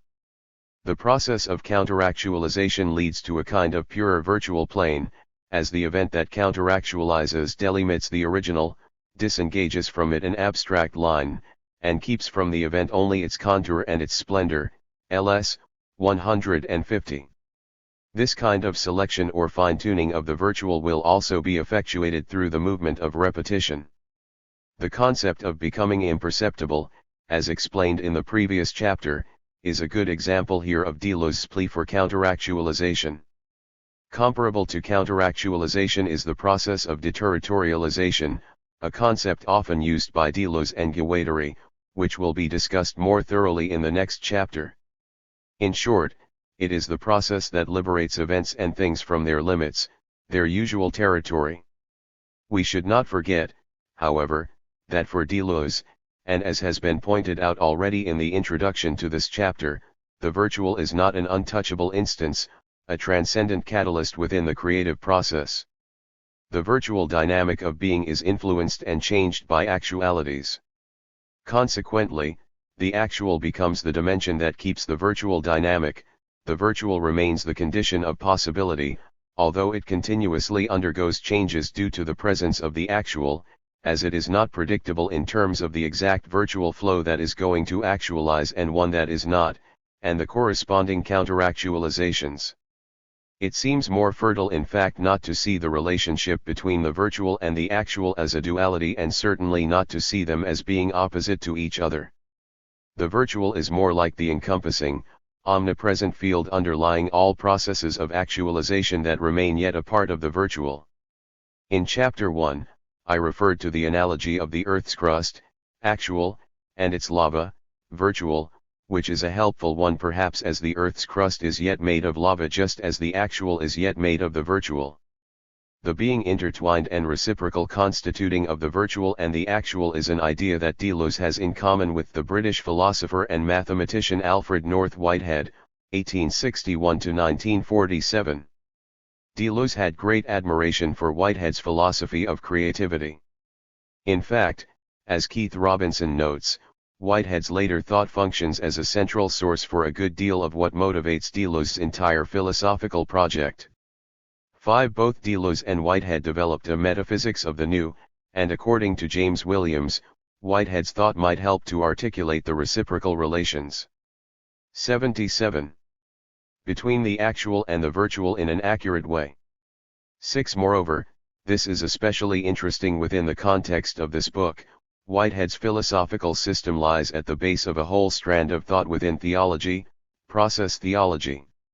The introduction of Whitehead at this point will facilitate the connection of Deleuze's thoughts on creativity with those theologies of creation I seek to develop further in connection with Deleuze's work in the second part. There I will argue that Deleuze could contribute directly to a renewal of process theology, which, for its part, sometimes tends to stick within more traditional discourses as it has often tried to adapt its system to Christianity. 7. In that sense, Deleuze could effectuate a moment of liberation within process theology and consequently take this theology step further in a creative sense. Concerning the concept of God, Whitehead might in fact be closer to Deleuze than Spinoza. In Spinoza, there is no room for empirical contingency, and thus, according to Whitehead's interpretation, it is impossible for Spinoza to think real novelty. 8. Whitehead interprets Spinoza's God as an actuality, because it is the substance, who exists beyond the existence of his attributes and modes. But to be able to create novelty, God needs to be thought of as virtual. 9. In an article on Deleuze and Whitehead, James Williams compares Deleuze's account of the virtual and the actual with Whitehead's primordial and consequent nature of God. God's consequent nature comes from actual creations, each one creating a new valuation and a new series of relation between eternal objects, but each novel creation comes from a creative pull in God's primordial nature. 10. In Whitehead's philosophical system, the actual, God's consequent nature or the many, influences and even changes the virtual, God's primordial nature or the one, and while the primordial nature of God is a form of pure potentiality for Whitehead, his consequent nature is both physical and actual. The actual therefore ensures that the virtual does not become a static transcendence. Indeed, there are continuous fluxes and becomings between the two ways of being. 11. It is as true to say that God creates the world, as that the world creates God. 12. Whitehead concludes. Williams names this a creative circle. This creative circle moving from abstract eternal realm through a creative transformation in the actual and back to a now transformed. 78. Virtual realm is akin to Deleuze's circle of destiny and his rejection of fatalism, ls. 149, where ideas or sense move through surface or intensity to an actual realm, where a counteractualization reworks the form and power of the virtual, sending it back to return again as new creativity. ls. 151, 13. Avoiding the connection of the virtual with transcendence and the actual with immanence, Deleuze describes immanence, borrowing from Nicholas of Cusa and Giordano Bruno, as a coexistence of two movements, complication and explication, where God complicates each thing while each thing explicates God. TRM 266.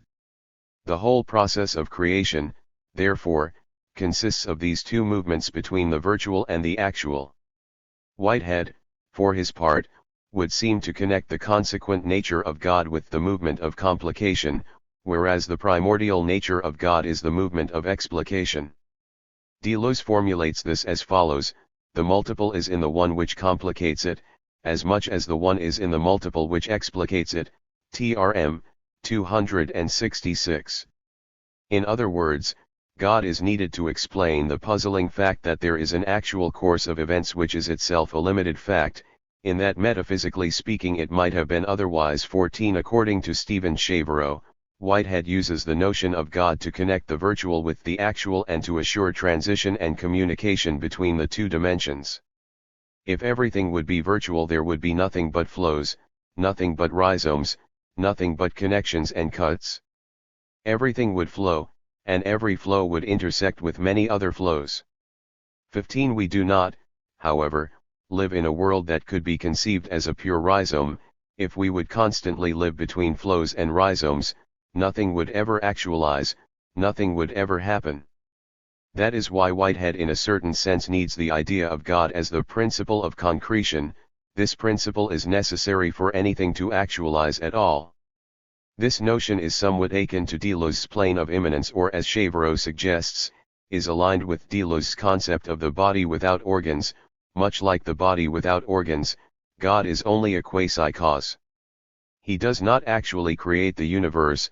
For Whitehead, creation happens in the concrescent decisions of all actual occasions, just as, for Deleuze and Guattari, creation is the productive activity. 79. Of all the desiring machines. 16. By labeling God as a quasi-cause, Shavero safeguards the role of immanence in the process of creation. The plane of immanence, in this respect, serves as an empty plane on which creative processes can take place.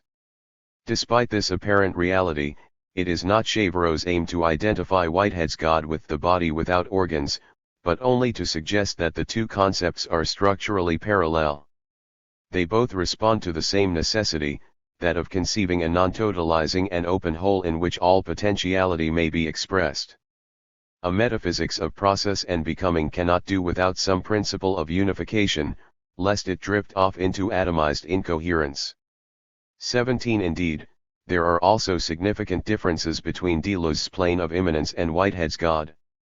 In Logic of Sense, Deleuze had already made clear that the sense of events on a plane of immanence or achaismus necessarily excludes the coherence of a divine transcendence. 18. Whereas Whitehead's God is such that it brings coherence into creation through limitation. Whitehead needs divine transcendence for events to be relevant. Transcendent decision includes God's decision. He is the actual entity in virtue of which the entire multiplicity of eternal objects obtains its graded relevance to each stage of concrescence. 19. For both philosophers, everything is interdependent and interconnected. Whitehead's coherence, Deleuze's consistency, although they apparently differ in their response to the question of how everything is connected. Within the disjunction, Deleuze states how the elements are connected independent of each other, in a so-called disjunctive synthesis, whereas they are connected by the transcendent decision of God. according to Whitehead. The latter admits that the demand for relevance begs for such a decision to take place. As he puts it, restriction is the price of value. There cannot be value without antecedent standards of value.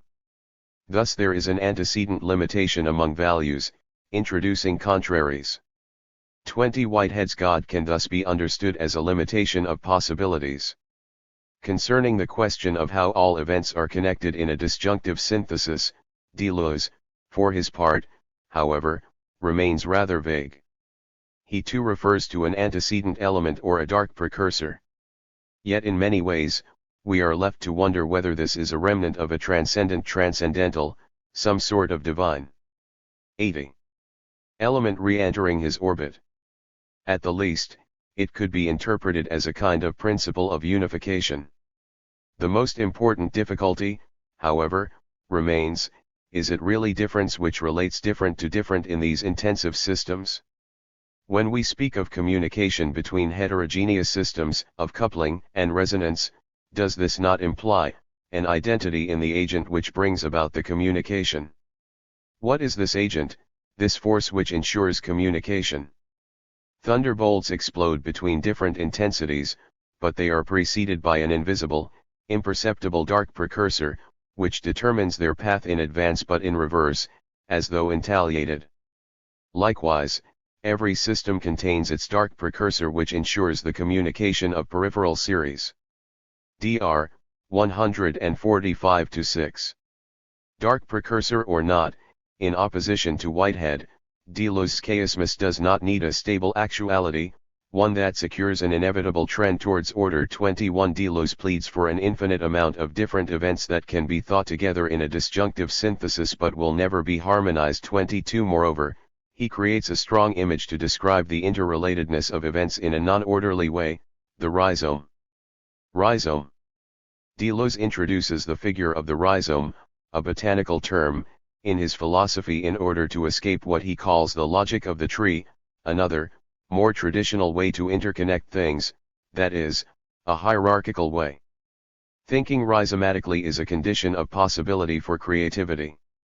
Similar to all processes of creativity, it originates on the virtual level, and in using the rhizome as an image, the absolute immanence of the virtual is stressed. While tree thinking, representational thought, still operates from a logic of cause and effect and connects points that have a particular relation with each other, in space, time, or as cause, effect duo, a rhizome does not consist of points but rather of lines. There are no points or positions. 81. In a rhizome, such as those found in a structure, tree, or root, there are only lines. ADP 9. In the case of a tree, everything emerges from one single point, a seed in the ground. A rhizome, on the contrary, neither begins nor ends in a specific place. From this angle, it is not possible to speak of any semblance of oneness. A rhizome is therefore a kind of infinite horizontal network of lines that cross each other, in which a line is a way of thinking, an event that develops itself or a being that is moving. When Deleuze describes the rhizome as a connection between semiotic chains, with the term semiotic here designating the domain of signs in a broad sense, and not only linguistically understood, it becomes clear that he wants to break free from representational language by connecting semiotics to the domain of the sensual. A rhizome ceaselessly establishes connections between semiotic chains, organizations of power, and circumstances relative to the arts, sciences, and social struggles. A semiotic chain is like a tuber agglomerating very diverse acts, not only linguistic, but also perceptive, mimetic, gestural, and cognitive. ADP 8. A good example given in order to concretize our image of the rhizome is our use of short-term memory. In 8,000 Plateaus, Deleuze and Guattari praise the existence of short-term memory because it does not know a past, in which it could get stuck, as in the process of psychoanalysis. The forgetting of, relations from, the past is, for them, necessary in order to be able to create something new. Short-term memory does not utilize the methods of genealogy, it does not look at things as coming forth from something else, it sees things as such and apart from each other. Short-term memory is in no way subject to a law of contiguity or immediacy to its object. The splendor of the short-term idea, one writes using short-term memory, and thus short-term ideas, even if one reads or rereads using long-term memory or long-term concepts. Short-term memory includes forgetting as a process. ATP, 17. In order to be creative, one has to reconnect trees and roots to a rhizome, plug the tracings back into the map, connect the roots or 82. Trees back up with the rhizome, ATP, 15. Only then will everything be reconnected in an immanent way, only then can everything express the force of being equally. Creativity as repetition. It is not only the rhizome that helps us imagine the creativity of the virtual in a non-representative way, for the idea of repetition does this as well. Repetition in fact connects being and creativity with time. Deleuze is particularly inspired by Bergson here, who calls the pure, unconscious past the virtual. It is a past that is not representable and that will always remain unconscious. Nevertheless, for Deleuze, in a way that is not true for Bergson, this pure past is accessible through direct experience. For example, he interprets Marcel Proust's famous Madeleine experience from the classic In Search of Lost Time as a direct experience of this pure past. A leap made within this specific space of memory is a leap into ontology, into being. Whereas the virtual is connected to the pure past, representation belongs to the category of the present. The past is pure ontology, pure recollection has only ontological significance, b. 56. It is clear from this that the virtual is real without being actual. The virtual is an idea, even though it has no mental character, for it is not representable, it is a power that is immanently working within this life. 23. Then how can the virtual be valued, if it cannot be thought consciously? Here, the idea of repetition provides us with some help. Events that are strong enough will always return, they will indeed repeat themselves. In this way, the virtual is preserved. What is preserved, what is repeated, is not an actual being or an event, it is only a part of this event. The repetition is a repetition of difference, of a power that is irreplaceable. In the famous Goldberg variations of J.S. Bach, for example, lies an intrinsic power for repetition. The theme is never repeated exactly, for Bach tries to capture the power of the theme in each variation. What is stressed is the aspect of productivity instead of conservation. Because of this, although the virtual is linked to the past, repetition is essentially aimed towards the future, it detaches from its origin, and if it is powerful enough, it will make endless beginnings, that is, it. 83. Returns forever. Here, we recognize perhaps something of Nietzsche's eternal return. What returns is not the truth or the essence of the event, it is that which is powerful enough. Thinking is living insofar as it is productive, creative, and renewing. 24. The possibilities for a new conception of theological tradition as repetition, if viewed from this perspective, are certainly exciting, for if tradition becomes repetition, not in a conservative, but in a productive sense, theology could be reconnected to life with a renewed significance. I will develop this thought in part 2 of this chapter. Obviously, for Deleuze, repetition does not indicate that the same thing returns again and again. In the introduction to Difference and Repetition, Deleuze describes two ways of thinking repetition: real repetition, understood as Deleuze feels it has to be, and generality or the order of resemblance and equivalence, which is something totally different.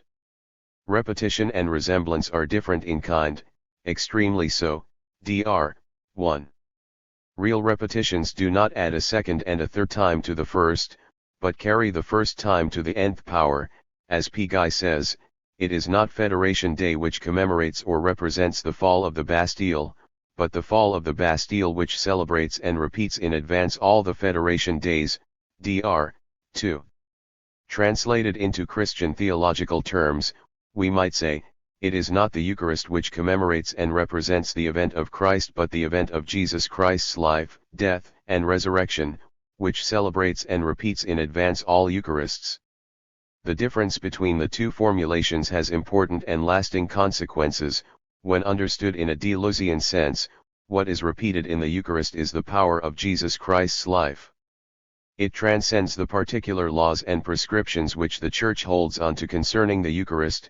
In Catholicism, for example, the Eucharist should be celebrated only by an ordained, male priest, and the words that are pronounced during the process of the sacrament should always literally be the same. Contrary to these formulations, Deleuze would appear to bring the Eucharist back to what it really is, a miracle. If repetition is possible, it is due to miracle rather than to law. It is against the law, against the similar form and the equivalent content of law. If repetition can be found, even in nature, it is in 84. The name of a power which affirms itself against the law, which works underneath laws, perhaps superior to laws. If repetition exists, it expresses at once a singularity opposed to the general, a universality opposed to the particular, a distinctive opposed to the ordinary, an instantaneity opposed to variation and an eternity opposed to permanence. In every respect, repetition is a transgression. It puts law into question, it denounces its nominal or general character in favor of a more profound and more artistic reality. Dr. 3. My emphasis. The power of an event that returns cannot be grasped within representational thinking. The language in which one speaks about this power must necessarily be lyrical, not scientific, Deleuze remarks, because in lyrical language, every term is irreplaceable and can only be repeated. Dr. 2. Applied to poetry, though this also counts for sacramental language, or the language of a prayer for that matter, it is not by chance that a poem must be learned by heart. The head is the organ of exchange, but the heart is the amorous organ of repetition. Dr. 2. From a classical Christian perspective, one might now perhaps object and respond that, in the Eucharist, and in the whole of the Christian tradition, what is repeated is not merely an impersonal power but the power of one particular man, of Jesus Christ. Again, we must recall that for Deleuze, repetition has nothing to do with the generality of a vague power.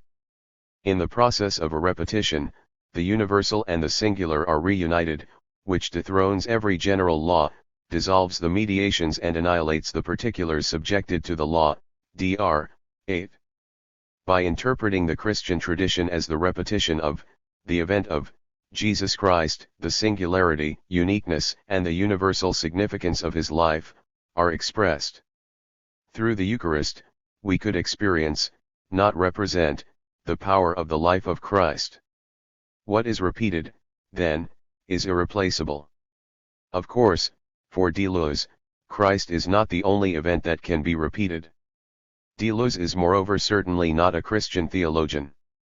Any event that is forceful enough, is worthy of being repeated. The subject of the repetition is difference, a non-representable, positive force.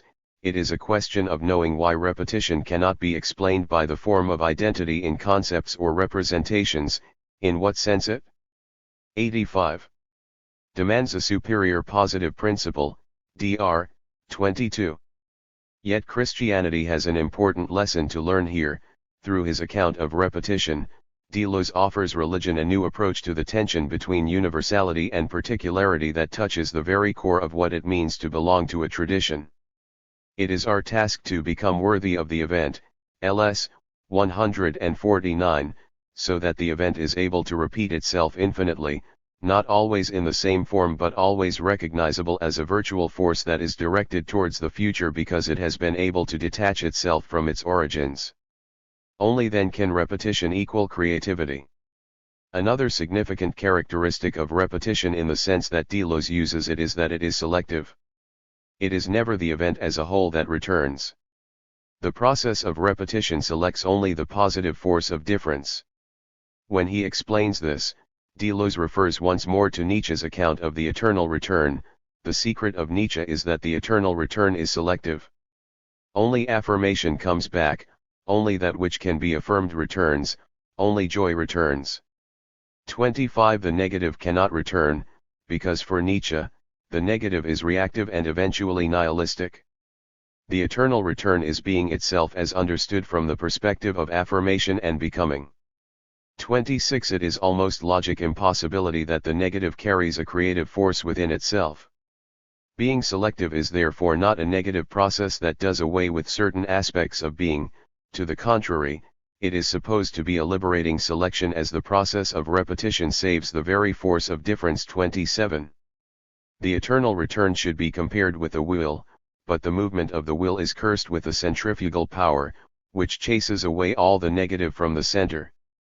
Because being affirms itself through becoming, it rejects everything that contradicts the affirmation, all forms of nihilism and reaction, bad conscience, resentment.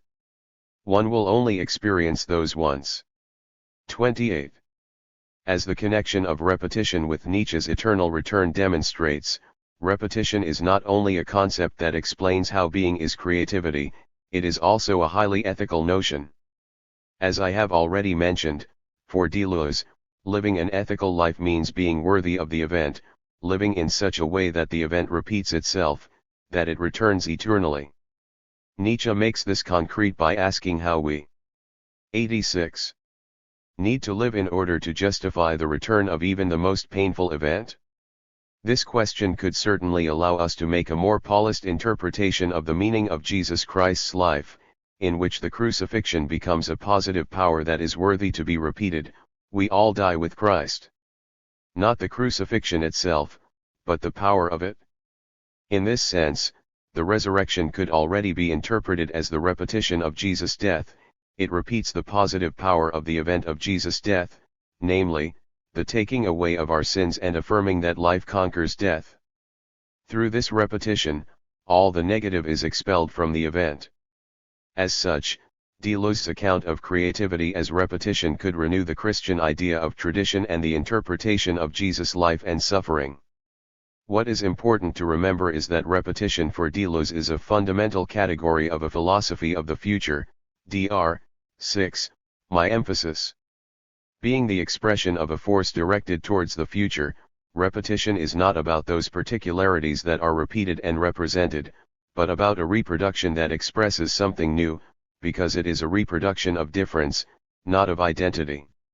It is like the reproduction of a movie that tries to capture the force of the first version but can allow itself to deviate from the original version. Repetition is the affirmation of the new, and in that sense, it is always a beginning again. Despite this fact, however, the beginning is not the origin. As we will see in what follows, these insights have great repercussions for a theology of creation. Theologies of creation, creative theologies.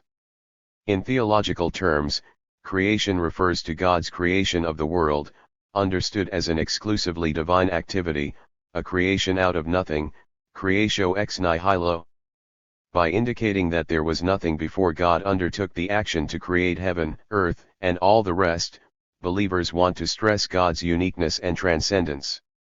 Creatio ex nihilo can be interpreted as a symbol of our absolute dependence on God. Only God can make the transition from non-being to being. Moreover, creation happened as a result of God's initiative, it was God's free. 87. Will, the result of God's abundant love. This stands of course in sharp contrast with Deleuze's account of creation out of necessity. One creates because it is the necessary step towards solving a problem, to liberate the force of difference. There has to be a necessity, in philosophy and elsewhere, otherwise there is nothing. A creator is not a preacher working for the fun of it. A creator only does what he or she absolutely needs to do. TRM 318. Moreover, in Christian theology, creation is ethically qualified as intrinsically good. It is an answer to the question, why is there anything at all rather than nothing? The answer is because God's love was so great that God, in all generosity, created the world and gave us life. The doctrine of creation expresses the belief that God is the ultimate source, ground, and goal of all things visible and invisible. 29 Human beings occupy a special place within God's creation, they are the shepherds of the rest of creation. There is indeed a clear hierarchy within creation. Taking Darwin's theory of evolution into account, it is believed that God has created the world in such a way that there is an evolution towards intelligent life, that is, that human beings are the top of the pyramid. This is called the anthropic principle, of which God is said to be the transcendental ground.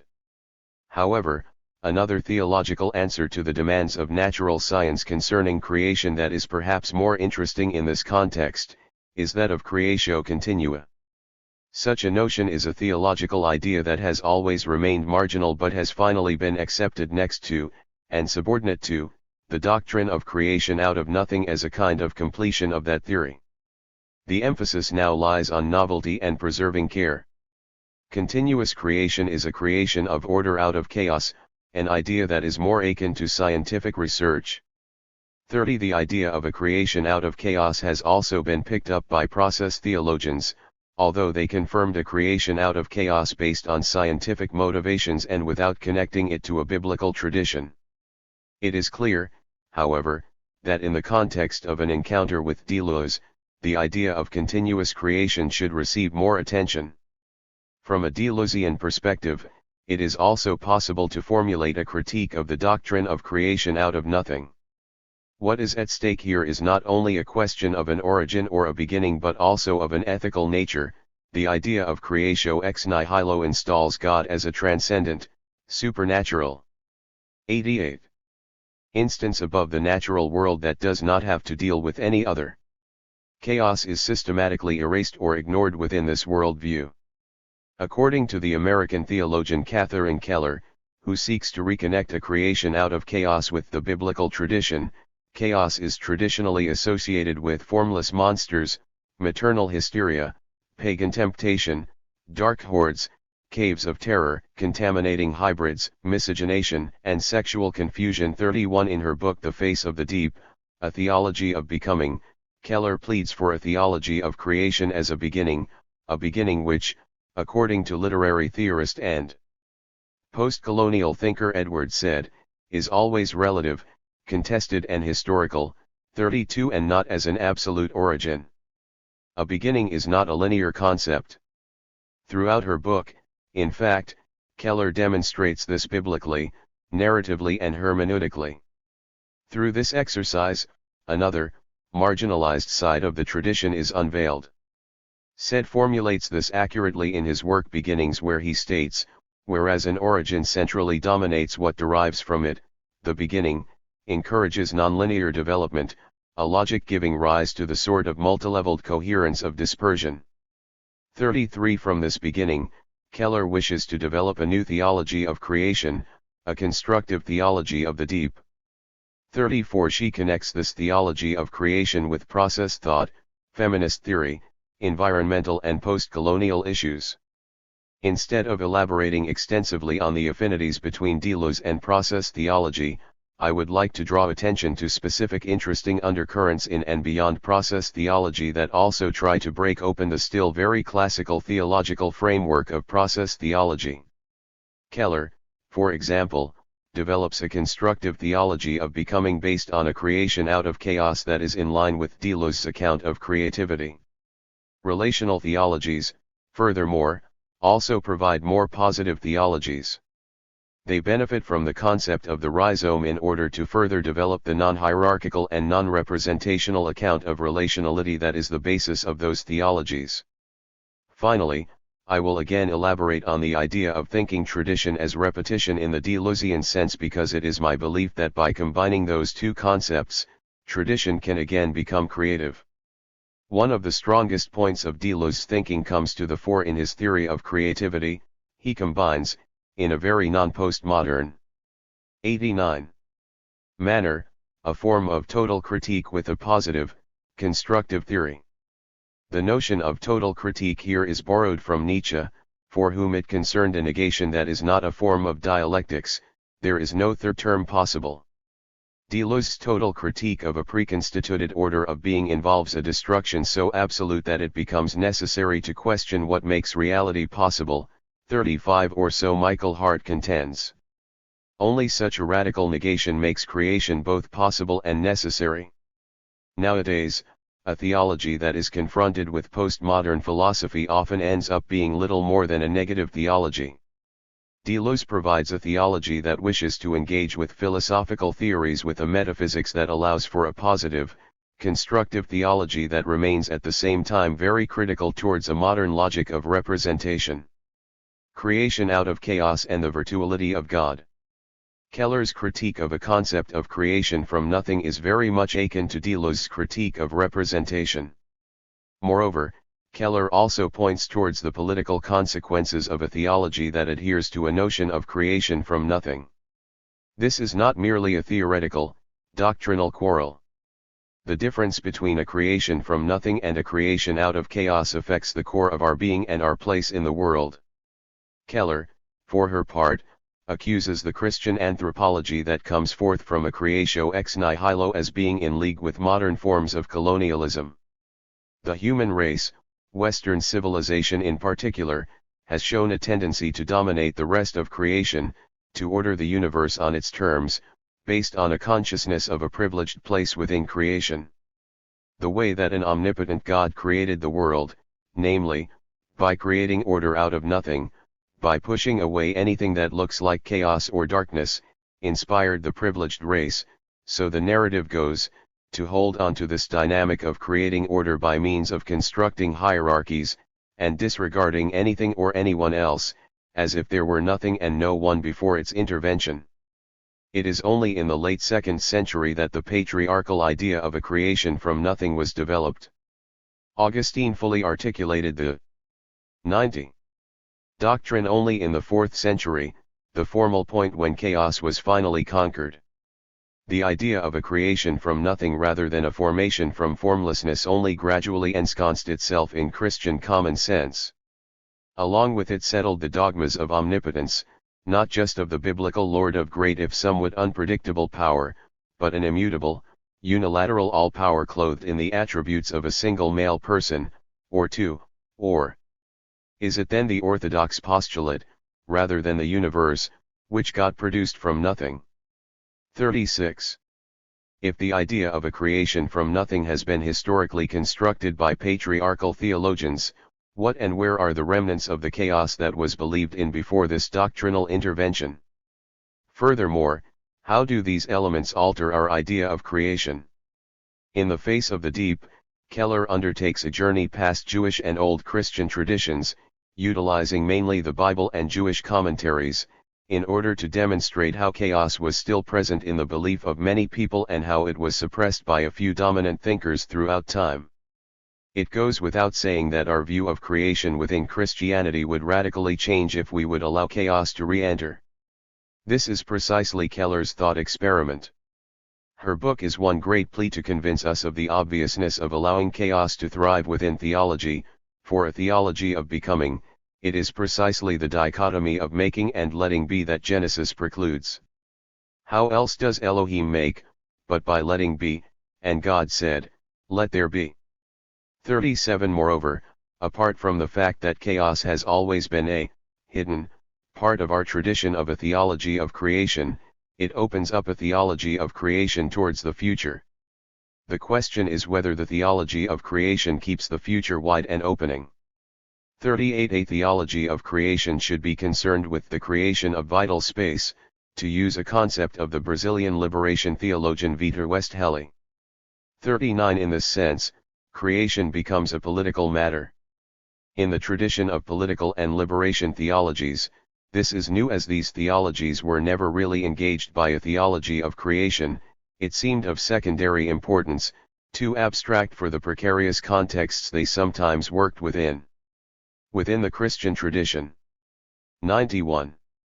They felt more connected with biblical accounts of the Exodus and the cross. Creation discourse seems to be so detached from the dramatic demands of immediate life that to dwell on it would mean to be oblivious to more demanding and life-threatening questions. 40. Moreover, creation was automatically associated with order, and the expulsion of chaos. Order was not liberation theology's most favored concept, mainly because it was considered to be most often an ideological disguise for domination, repression, and persecution.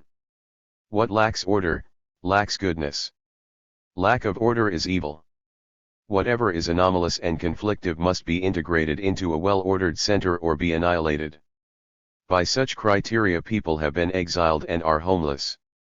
41. This association in itself, however, grants creation theology a political core.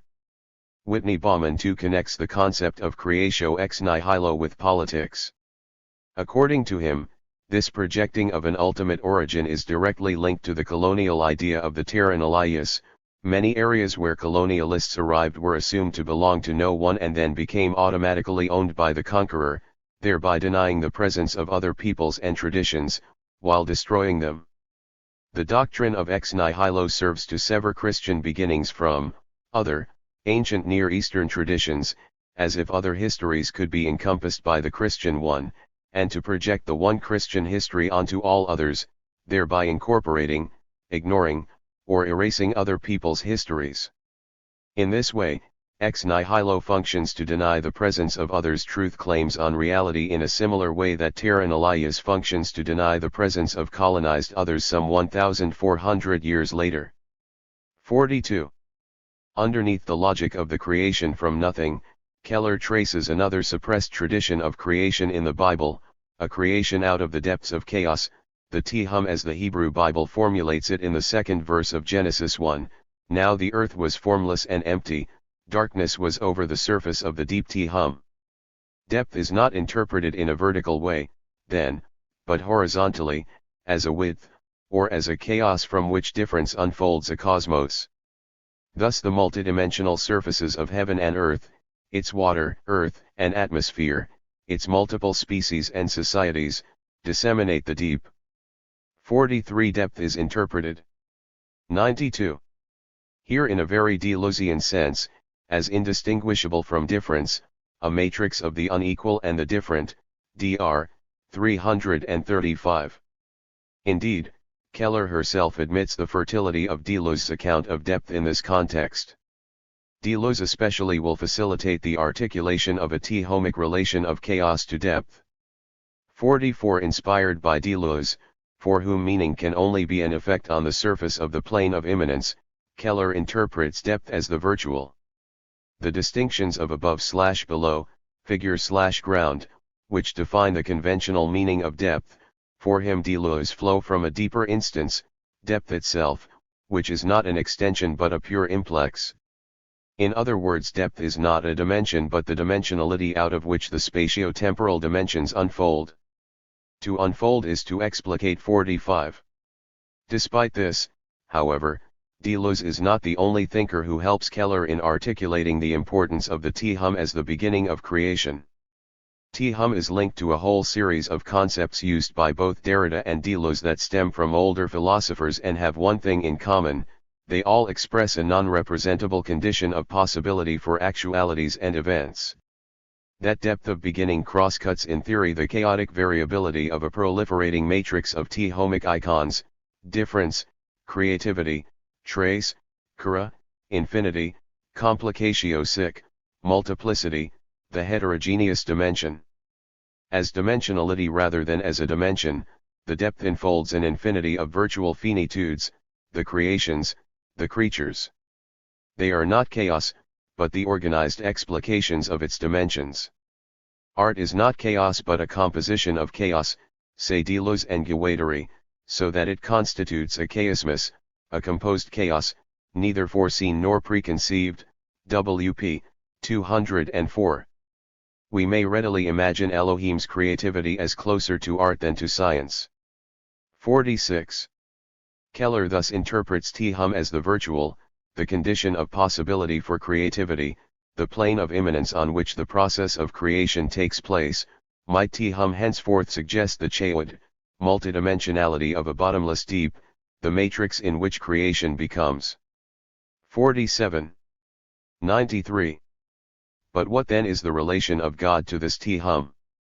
From the perspective of process theology, we should identify THIRD as the virtual, with the primordial nature of God. It is the ultimate ground and source of our experience, that is, for Whitehead, a metaphysically, and rationally, necessary ground utilized in order to think creativity and to account for the complexity of reality. The primordial nature of God, however, does not provide us with a complete image of God, it has to be complemented with the consequent nature of God. Again, Keller finds traces of this primordial nature of God in the Bible. In Hebrew, the most ancient word for God used is in fact the plural word Elohim, gods. Traditionally, the plural form of the word was explained by referring to the power and plenitude of God, although Keller proposes to take the residual multiplicity with theological seriousness, 48, just as some Jewish rabbis did when they made reference to angels. Keller refers to another scholar, Lynn Bechtel, to describe how the multiple is divinized. In further exegetical attestation of this elemental Elohimic multiple, Lynn Bechtel translates Elohim as differential unity, appropriate to a group orientation where individuality comes only embedded in collectivity and nature. Creation takes place within a fluid interdimensionality. 49. Having uncovered the hidden tradition of creation out of chaos and having connected the chaos with the virtual nature of being/God, an important question arises: how can we think creativity as the emergence of the new when it is not created from nothing? Two concepts of deleuze will help us to answer this question: the figure of the fold on the virtual level, and the event that is actual. Insofar as virtual and actual can be considered separately, all actualities are part of the fold, and, in their actuality, they share a virtual core. 50. A third concept related to this question, repetition, will be treated more explicitly later in this chapter.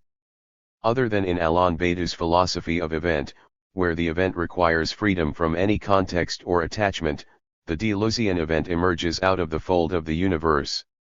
Indeed, the virtual is imagined as a fold, it presents an origami universe. Both Catherine Keller and Keith Robinson translate the fold as Whitehead's concept of prehension, the sensible condition for experience. The fold, precisely translated as prehension, suggests connectivity, drapes waves, intertwinings. 51. The event then bursts out of the 94. fold, intensifies novelty in explosion. 52. To the extent that the event contracts time and interrupts the linear conception of time, does it not mimic a long tradition of explosive Christian eschatology? 53. The event of Christ, for example, was always believed to break through the circles of the surrounding heathen conceptions of time.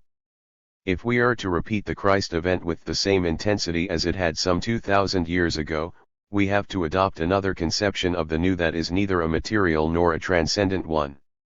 The God of the creation of nothing created everything from nothing, in the material sense, and thereby consolidated a sovereign sense of transcendence over the material. Deleuze, however, has taught us to think not in terms of objects but in terms of relations and the dynamics of intensity. What is new in an event are precisely the connections that are made. Creation is thus not a matter of emanation, where the act of creation comes forth from one instance, it is an immanent process of contractions in time. The fold, or the prehension, or the chaos, is the real condition for a creative event to take place. Prehension as condition for the event of the new is a non-cognitive feeling that guides how the occasion shapes itself from the data of the past and the potentialities of the future. Prehension is an intermediary, a purely immanent potential power, a relation of difference with itself, of pure affection before any division into form and matter. Prehension, for Deleuze, is a passage or folding between states, a movement of pure experience or perception that increases or decreases its potential through interaction and communication with those states. 54. The result of seeing events as contractions of time, creating new connections within the folds of the universe, is an immanent, pantheist chaosmos in which everything is an expression of divine creativity. What we call wheat is a contraction of the earth and humidity, and this contraction is both a contemplation and the auto-satisfaction of that contemplation. By its existence alone, the lily of the field sings the glory of the heavens, the goddesses and gods, in other words, the elements that it contemplates in contracting. Dr. 96. 95.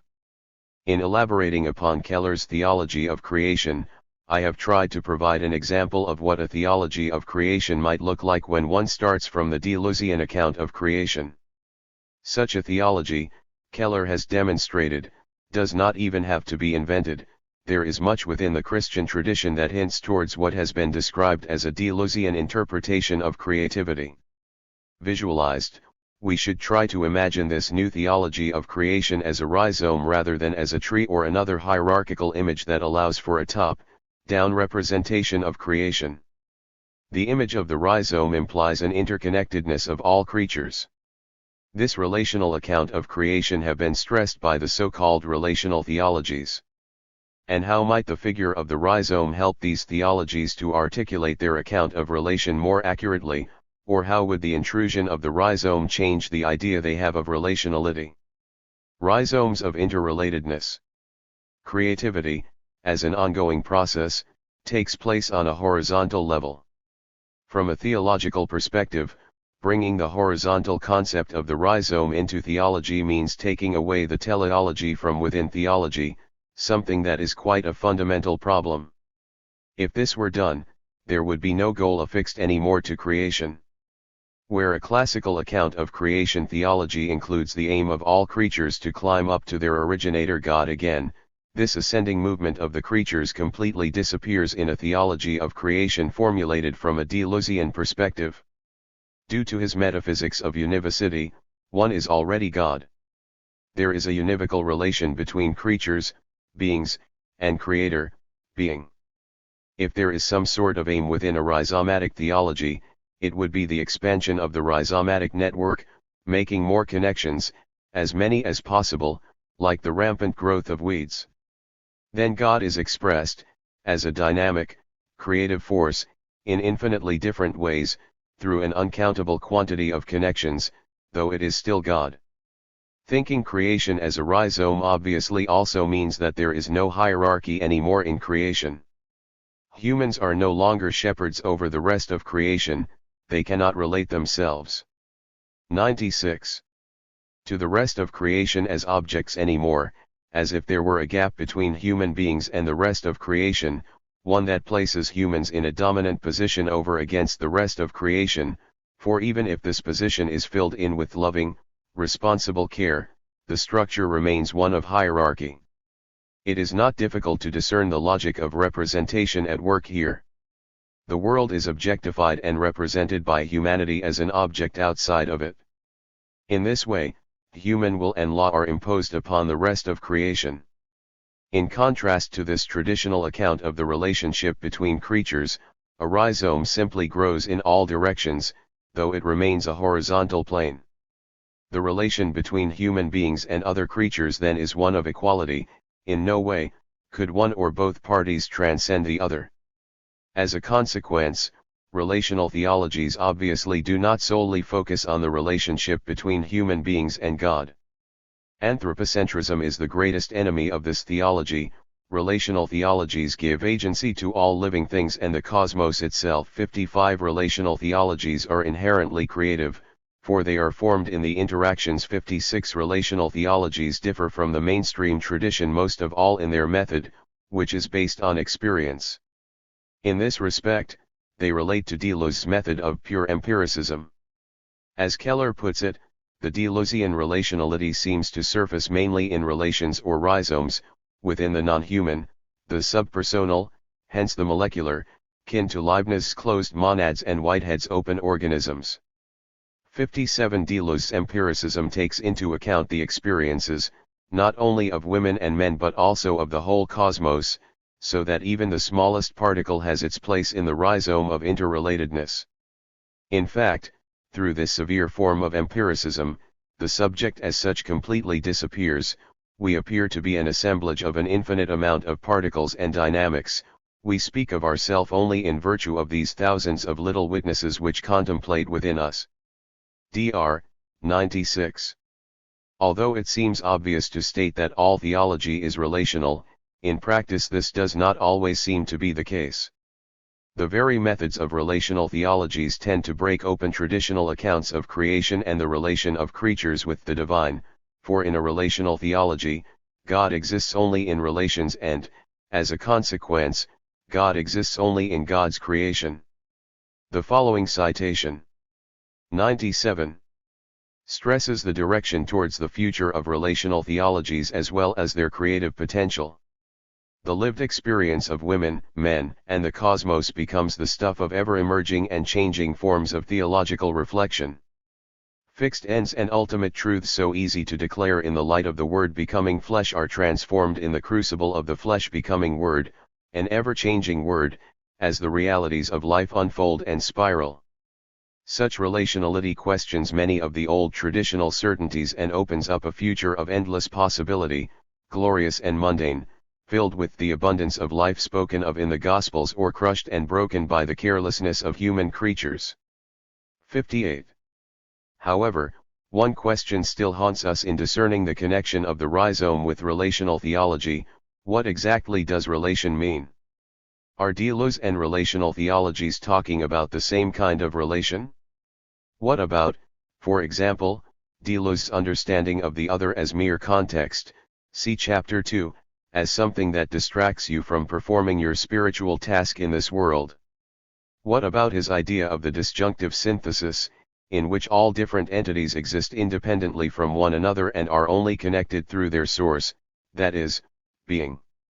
I suggest reading this disjunctive synthesis positively, as a relatedness of beings within being that at the same time respects their differences, the difference in power, velocity, and intensity.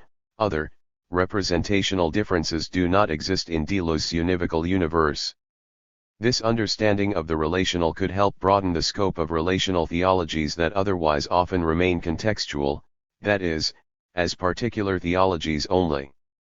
Deleuze teaches us to connect beyond contexts, though at a molecular level. As such, it is not the visible differences and similarities between people and things that matter but the invisible lines of convergence, crossroads, becomings and events, and divergence in intensity, velocity, and power that express our relation with the divine. Processes of becoming, for example, are rhizomes formed at the molecular level. Becoming animal, for Deleuze and Guattari, does not mean that we start to resemble a certain animal but that we access or enter an animal at a molecular 98 level. It is about tuning into the intensity of the animal, and there a rhizome is formed between humans and animals. 59. Relational theology already points towards the importance of the molecular community, a theme I will discuss in the next chapter. Spirituality is therefore not private and certainly not a personal affair. It is a matter of making new connections, of getting rid of the personal. It is about transcending human skin and human identity. 60. The figure of the rhizome supports the idea of a creation out of chaos, and relational theologies too share in this perspective on creation. Relationality is always an immanent affair and an ethical one. It is opposed to a dialectical, Hegel, or an analogical relation, Aquinas. 61. Tradition as repetition. Another way of thinking the process of creativity as the production of something new formed out of chaos is through the concept of repetition. As seen above, I have already pointed out how the repetition of an event of the pure past, that is not representable, is not the recapturing of an old event in history but is directed towards the future. In the process of repetition, the event has detached itself from its origins and makes a new beginning. Repetition becomes the expression of something new, and thereby it becomes inherently creative, because it is the repetition of difference, not of identity. An event that is repeated in no way resembles the original event to which it refers. The reference only concerns the power of the original event, the intensity that is the creative power through which the event is repeated. If I define the Christian tradition as the repetition of the Christ event, how does that affect our understanding of tradition? First of all, tradition becomes connected with creativity and the new. This seems to be a contradiction given the fact that the Christ event might not be repeatable or bring forth something new because it is an event that is already fully accomplished. In Christ, God has revealed God's self definitely, once and for all. What can be revealed through repetition afterwards is nothing but a pale blueprint of that single event. But what if we let Deleuze challenge the theological conception of the 99 definitive revelation of God in Christ? then what is revealed through Christ is not so much the fact of who God is but the power God has, the intensity of God's life. In this respect, every event that takes place within the Christian tradition and that is meant to repeat the Christ event is able to create what is forever new. Second, understanding tradition as repetition in the Deleuzian sense radically changes our idea of what tradition is. Throughout history, there has always been a tension concerning the core of the tradition. Does tradition have a permanent core that is wrapped up differently in every time and place, or is the wrapping, the cultural and historical package that we hand over to the next generation, the only thing there really is, and is it therefore impossible to speak about an absolute, universal, and transcendent core? Formulating an answer to this problem in a Deleuzian sense, I would say that there cannot be a representable core of tradition, and it is definitely not to be repeated. However, tradition might be more than just a hollow box, a collection of externalities that are being adapted to the signs of the time every now and then. The core of the Christian tradition would be the power of the Christ event. This core is not representable, neither is it something fixed, it is an invisible dynamic that is immanent to all external appearances of tradition. The belief that God has revealed God's self in an ultimate way in Christ can be translated into Deleuzian terms as the belief that God's power at the moment of the Christ event was at its summit.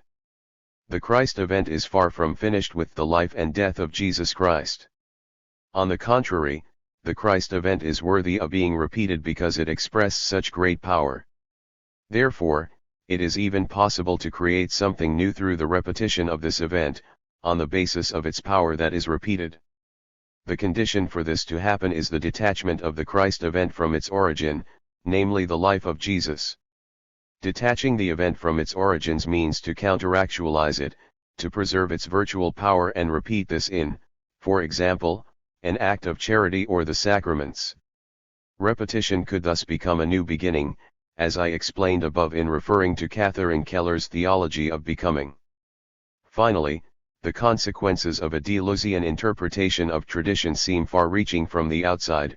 There is not one doctrine, not one ritual or other content of the tradition that is absolute or universal. The 100. Only thing universal about tradition is its invisible motor, the power by which it is repeated and reinvented. But the actual forms through which this power can express itself are in principle infinite, and, in practice, will depend upon the community within which these forms are actualized. The tradition can no longer hold on to its essences, as is the case with one of the reproaches Deleuze makes towards theology 62. Continuity is no longer a requirement of a given tradition. Tradition as the representation of a past event is thus replaced by tradition as creation, as reproduction. The subject of tradition is no longer reference to a historical person but to an invisible power this person expressed in their life. Tradition no longer has a visible identity. Instead, it expresses the differentiating power of God, like Origen's logos, a topology that maps out the soul's transformative becoming divine. 63. A theology of creation thus becomes a creative theology. God is no longer the creator, God is infinite creativity. Each act of creation is a new beginning, not an absolute origin, and Christian theology becomes a repetition of the power of the Christ event, directed not at the past but towards the future. As a consequence, and bearing in mind the rhizomatic character of creativity, theology and Christian tradition will express itself in relation to the questions of the future. It is impossible to detach tradition from the rest of society, as if it would be a transcendent or abstract creative bubble. Tradition is faithful to an event in the past, but this is a pure past that is not accessible through memories or representations. Deleuze's understanding of repetition therefore enables us to articulate tradition as a process of liberation in order to see how the Christian tradition offers us room for new expressions of the encounter with God's power. Moreover, the figure of the rhizome implies that tradition is a matter of communities. It can never be created by one individual being, it is always created in an encounter that enlarges the rhizome and that creates new forms within it. 4. Ethical life. Ethics is not the corollary of the vision of God, it is that very vision, Levinas, difficult freedom, 17. His final chapter represents the culmination of my argument for the relevance of deleuze to theology, especially in the areas of ethics and politics. What is particularly interesting for theology in general is the tight connection Deleuze maintains between ethics and metaphysics, a connection that results in an activist spirituality akin to theology's drive. It is about a worldview that is connected to a vision that provokes spiritual and ethical action in those who believe in it. In addition to this focus on Deleuze's uniquely relevant approach to ethics and politics, the work of Spinoza plays an implicit but important role in this chapter. After all, his ethics refer directly to actions. For Spinoza, the task, the imperative, of an ethical human being is to maximize his or her potential to act, EP. 259 ff. Spinoza's shift from morality to ethics is crucial for Deleuze as well as for the encounter with theology, which I try to stage here. By engaging the two philosophers in this way, I hope to mitigate the apparent lack of morality and teleology in Deleuze, which could repel theologians from engaging with his thought. Indeed, Deleuze strongly opposes any form of morality or moral laws, describing them in Spinoza's terms as an enterprise of domination of the passions by consciousness, pp. 18. Such moral laws are all the more problematic for Deleuze because, as he explains, the nature of consciousness is to take itself. 102. As first cause and to invoke a God where it can no longer imagine itself as the first cause, pp. 20. Such a logic of transcendence can no longer have any place in an immanentist worldview. Spinoza offers the model of the body as an antidote to this logic, showing that the body surpasses the knowledge that we have of it, and that thought likewise surpasses the consciousness that we have of it, pp. 18. Thus, it becomes necessary to replace moral laws that are rooted in consciousness with ethics which, instead, originate in the unconscious, in what will later be called desire. Ethics, which is to say, a typology of immanent modes of existence, replaces morality, which always refers existence to transcendent values. Morality is the judgment of God, the system of judgment. But ethics overthrows the system of judgment. The opposition of values, good-evil, is supplanted by the qualitative difference of modes of existence, good-bad, pp. 23. Spinoza thus enables Deleuze to give his metaphysics of univocity and immanence a practical turn. And that is exactly what Deleuze was looking for, since for him, the problem of transcendence is not at all an abstract but a highly political matter. In this sense, Deleuze can be appropriately called a Marxist. His goal was not simply to understand reality, but to change it. I will present Deleuze's philosophy in this chapter as a political project, one that is predicated on the necessity of activism or praxis.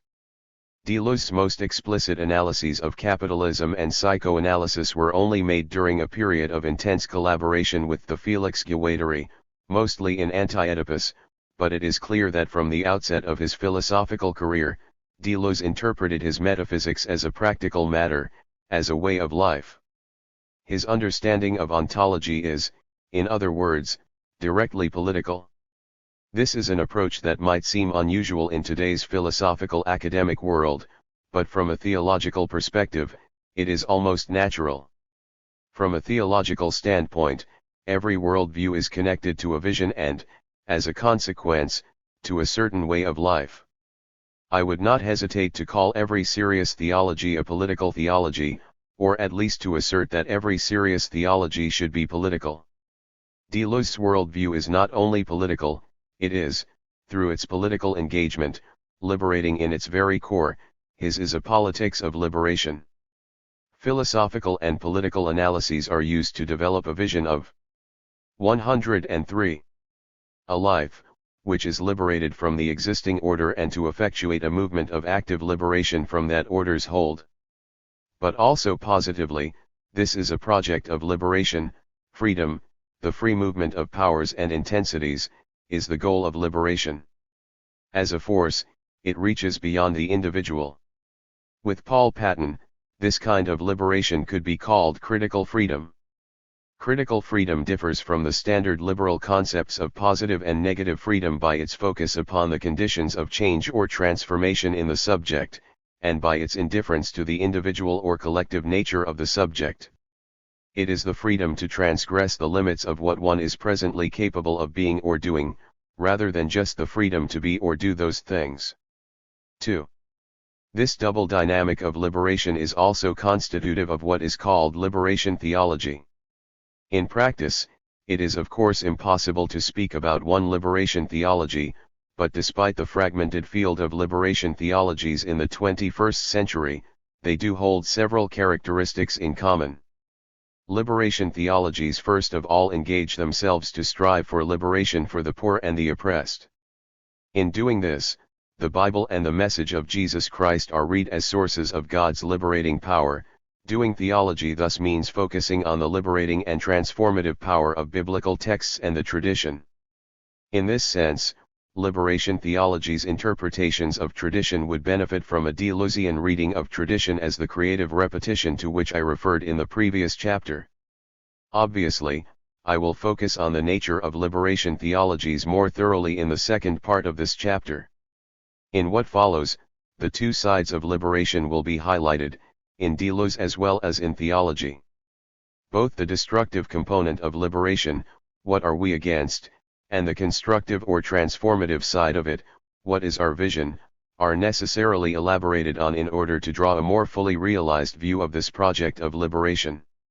It will be a rather radical and even surprising kind of liberation, not aimed at individuals but at collectivities, not aimed at developing a new ideology that can revolt against the old one but at formulating strategies and tactics to escape from all sorts of ideologies, for this is the only 104 way in which we can really escape from the capitalist ideology or axiomatic, as Deleuze and Guattari call it.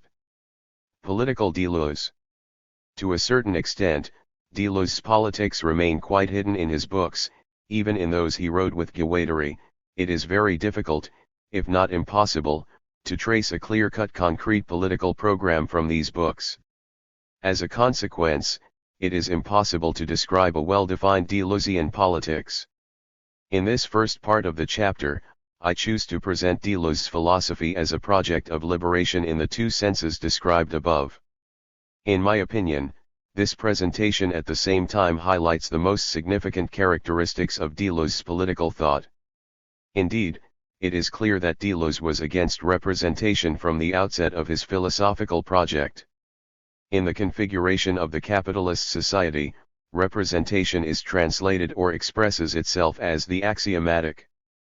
In Anti-Oedipus, Deleuze and Guattari invent schizoanalysis as an alternative to the capitalism endorsing psychoanalysis to liberate desire from the individual, human beings, representation and the axioms of the capitalist society more broadly.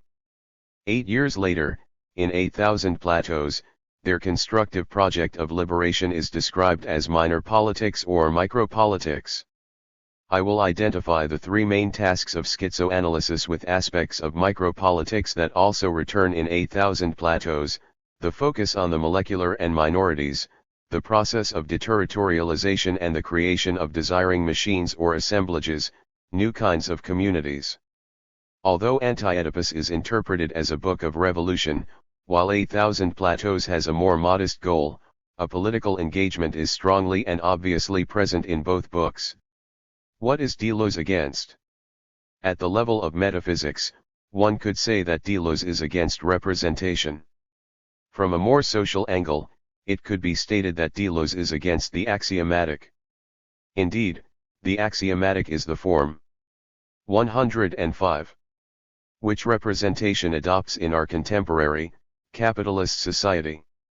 For Deleuze and Guattari, capitalism is the latest great form of social organization, after the savage and the feudal organizations of society, and it differs from the previous forms in that it uses axioms, that correspond to function, to organize society instead of codes, corresponding to meaning, to structure desire. I will return to Deleuze and Guattari's treatment of capitalism later in this chapter. Liberation from representation. Thinking on a plane of immanence implies liberation from the logic of representation, which is, itself, a logic of transcendence, as has already become clear in Chapter 1.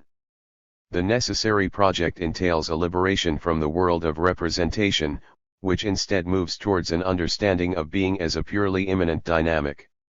This metaphysical liberation has already been interpreted as a spiritual project in which true life can only be lived if the complexity of reality is conceived as it is, not in terms of identity, organization, or institution but in terms of movements, velocity, intensity and power. At first sight, it might seem that the dynamics of being are somewhat indifferent to particular events, things happen in the flow of being and then they pass. Deleuze's account of immanent being could resemble an uncritical stream of intensities, in which actual events are unimportant and all particularities are absorbed in the great energetic fold of being. At the same time, though, this spiritual project implies a certain underlying ethics. It is dependent on a vision of a liberated being, a world in which there are no longer hierarchies and in which individuality is transcended in favor of a new collectivity, a people to come, WP 109. For Deleuze and Guattari, the creative is inextricably interconnected with the social and the political. From the perspective of metaphysics, in a philosophy of transcendence, ethics, in this manifestation called morality, is detached from and prevails over being, the latter often being interpreted as the immanent, blind, biological struggle to survive. Conversely, for Deleuze as representative of a philosophy of immanence, ontology is ethics. What is more, only an immanent ethics, coming forth from the creativity of being itself, is capable of avoiding the logic of representation, its lack of creativity and its consequential hierarchies. 106. In this respect, one can also understand why Deleuze's concept of difference does not seem to end in a non-stop respect for the concrete other. Difference for him, the other is just the movement of being, no other cannot transcend another. Defining difference or transcendence as concrete differences between human beings would again root difference in an underlying principle of identity. We are all human beings, and this is exactly what Deleuze is trying to escape from. And perhaps the Deleuzean concept of difference, one that is not based on identity, pays more respect to diversity among beings, not only human beings but also, for example, animals and plants. So, as Deleuze scholar Ronald Bogue writes, although Deleuze does not develop a formal ethics as a discrete component of his philosophy, there is a sense in which the ethical permeates all his work, starting with his battle against representation. As indicated above, Deleuze's ethics, and politics, circle around the notion of desire. This is very different from usual political projects that center on the notion of subjectivity, the state, or other visible political bodies of power. Focusing on the notion of desire gives Deleuze and Guattari's ethics a range that goes deeper than those that limit themselves to the public or social domain. Indeed, when stripped of their connection to the economy of desire and relegated to the domain of the social, ethics risk becoming both relative and fetishized, matters of personal choice or preference that are often grounded only in their actual effect on ourselves. Focusing on the notion of desire as an ontological drive ensures that such ethics will not become matters of social capital or become captivated in a system of morality again. Together, Philip Goodchild remarks, the two philosophers address capital in the ontological dimension appropriate to it, for indeed, desire, for Deleuze and Guattari, no longer belongs to the unconscious being of an individual, it is a productive force beyond human beings that is expressed in and between bodies and/or machines.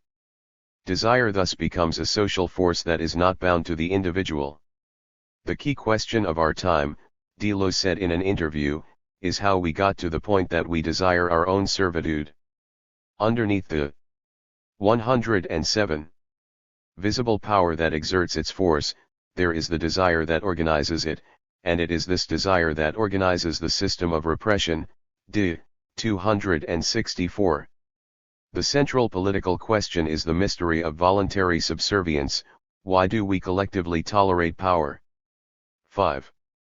The answer to that question is that we tolerate, even actively participate and refee our own subservience because desire is captivated in the axiomatic of capitalism. How does the axiomatic work? Deleuze and Guattari's analysis of capitalist society in Anti-Oedipus and of the axiomatic in 8,000 Plateaus helps us to understand how the mechanisms of oppression within capitalism work and how we could possibly escape from them. The odd thing about the capitalist dynamic, although nowadays, it is no longer altogether surprising, is that its very core consists of inducing and then patching up crises. What provokes a crisis in capitalism is the dynamics of deterritorialization that is central to it. Indeed, at first sight, capitalism is all about freeing our desires, creating flows that can go all directions. It is a massive movement of decoding, of removing the code from a flux. While decoding doubtless means understanding and translating a code, it also means destroying the code as such, assigning it an archaic, folkloric, or residual function, AO 266. Whereas previous forms of organizing our societies were based on the practices of coding and even overcoding, overloading things and relations with meaning and regulations, capitalism removes all codes by functionalizing everything, ripping them out of their contexts and mobilizing them for the accumulation of capital. What emerges are decoded flows. Flows of property that is sold, flows of money that circulates, flows of production and means of production making ready in the shadows, flows of workers becoming deterritorialized. The encounter of all these flows will be necessary, their conjunction, and their reaction to one another, and the contingent nature of this encounter, this conjunction, and this reaction, which occur one time, in order for capitalism to be born. AO 244. Capitalism constitutes a plane of immanence. There is no longer a transcendent code which regulates its flows. Nevertheless, a new immanent regulatory principle simultaneously, perhaps inevitably. 108. Emerges on the capitalist plane of immanence, the principle of axiomatization. Axioms, a kind of abstract, functional rules that remain indifferent to the specificity of the domain they try to order, are invented ad hoc, as answers to a particular economic situation, their aim always being to avoid what Marx calls the tendency to a falling rate of profit, AO 248. One of the fundamental phenomena in capitalism is the transformation of the surplus value of code into a surplus value of flux, AO 248. Instead of overcoding, capitalism tries to accumulate the value of monetary flux. A good example of this phenomenon in action is the double function of the bank. On the one hand, banks provide money as means of payment, wages for delivered labor, but on the other hand, they also serve as structures of financing that are basically, at their core, mere edifices that exist to propagate the artificial creation of surplus value of capital. This form of meta-production is necessary to maintain the capitalist ideal of accumulation. It is no longer focused on the production of goods out of raw materials but is situated at the level of the non-material, the sale of services, e.g. credit. 6. Financing the capitalist system is necessary to avoid the aforementioned falling rate of profit. The flow of money must be energized and fed constantly in order for it to keep flowing and growing. However, the downside of this continuous demand for accumulation of capital is an increasing amount of debt. The mechanism of creating more and more debts in order to maintain the surplus value of a flux will eventually become a form of what Deleuze and Guattari call anti-production. It is this movement of anti-production that the logic of capitalism needs to survive, but which simultaneously ensures that capitalism can never be, in reality, a politics of liberation, despite its initial movement towards deterritorialization. Another agent of anti-production is the state.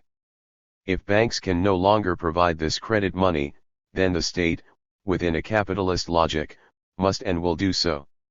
One would assume at first that states no longer play any role in this dynamic of abstract monetary flow.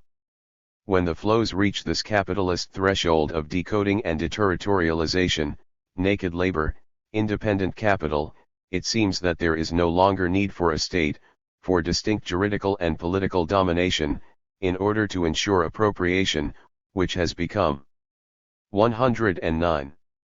Directly economic.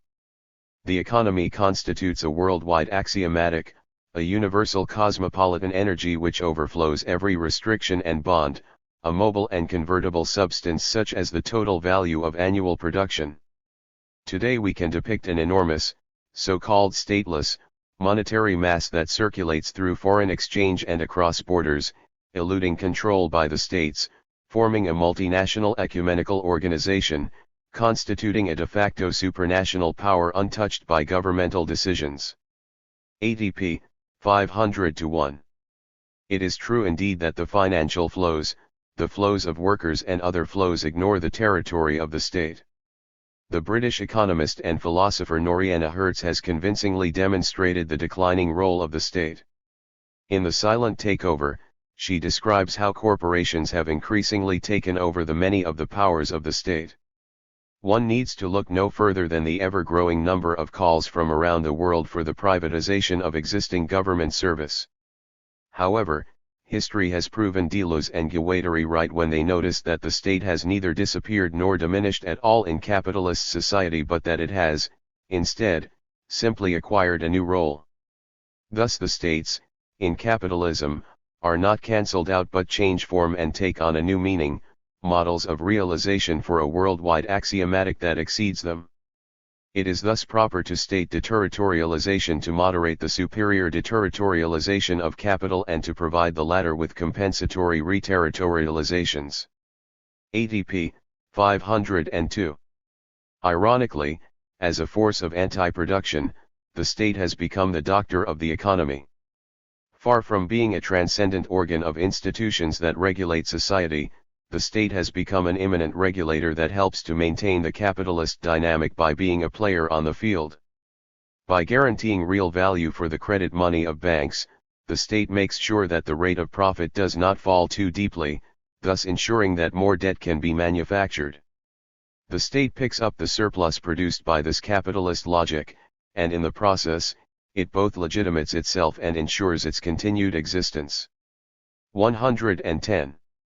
The state pervades all production and becomes coextensive with it. AO, 271.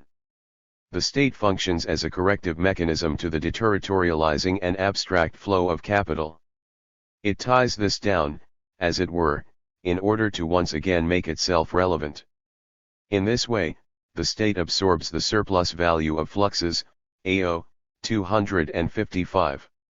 Bank credit affects a demonization or dematerialization of money, and is based on the circulation of drafts instead of the circulation of money. The state as a regulator ensures a principle of convertibility of this credit money, either directly by tying it to gold, or indirectly through a mode of centralization that comprises a guarantor of the credit, a uniform interest rate, a unity of capital markets, etc. AO, 249. What becomes obvious in this dynamic is that the flows and fluxes that capitalism engenders are, in fact, infinitely self-propagating. Because of the perpetuating process of decoding and deterritorializing, capitalism has no external limits to its logic. The only limit of capitalism is an internal one, namely capital itself. And since that limit is constantly moved up by accumulation and creation of surplus value, it is not an absolute limit but only a relative one. As such, crises serve as the means by which capitalism is able to expand its limits further. Crises are the means immanent to the capitalist mode of production. AO, 251. Could it be, though, that we are approaching a new kind of external limit, namely the complete depletion of natural supplies? This is, of course, a material limit, and one could ask oneself whether capitalism will not find a new, non-material source to guarantee or back up its financing system. Capitalism has a great co-opting power, its axiomatic is very wide and englobing. AO, 257. But as earthly resources become exhausted and overpopulation becomes a fact, the crises of capitalism will likely become larger and larger. More and more, the physical and psychical limits of human beings living and working within capitalist societies are also accumulating and beginning to cause epidemics of depression, burnouts and other malfunctionings.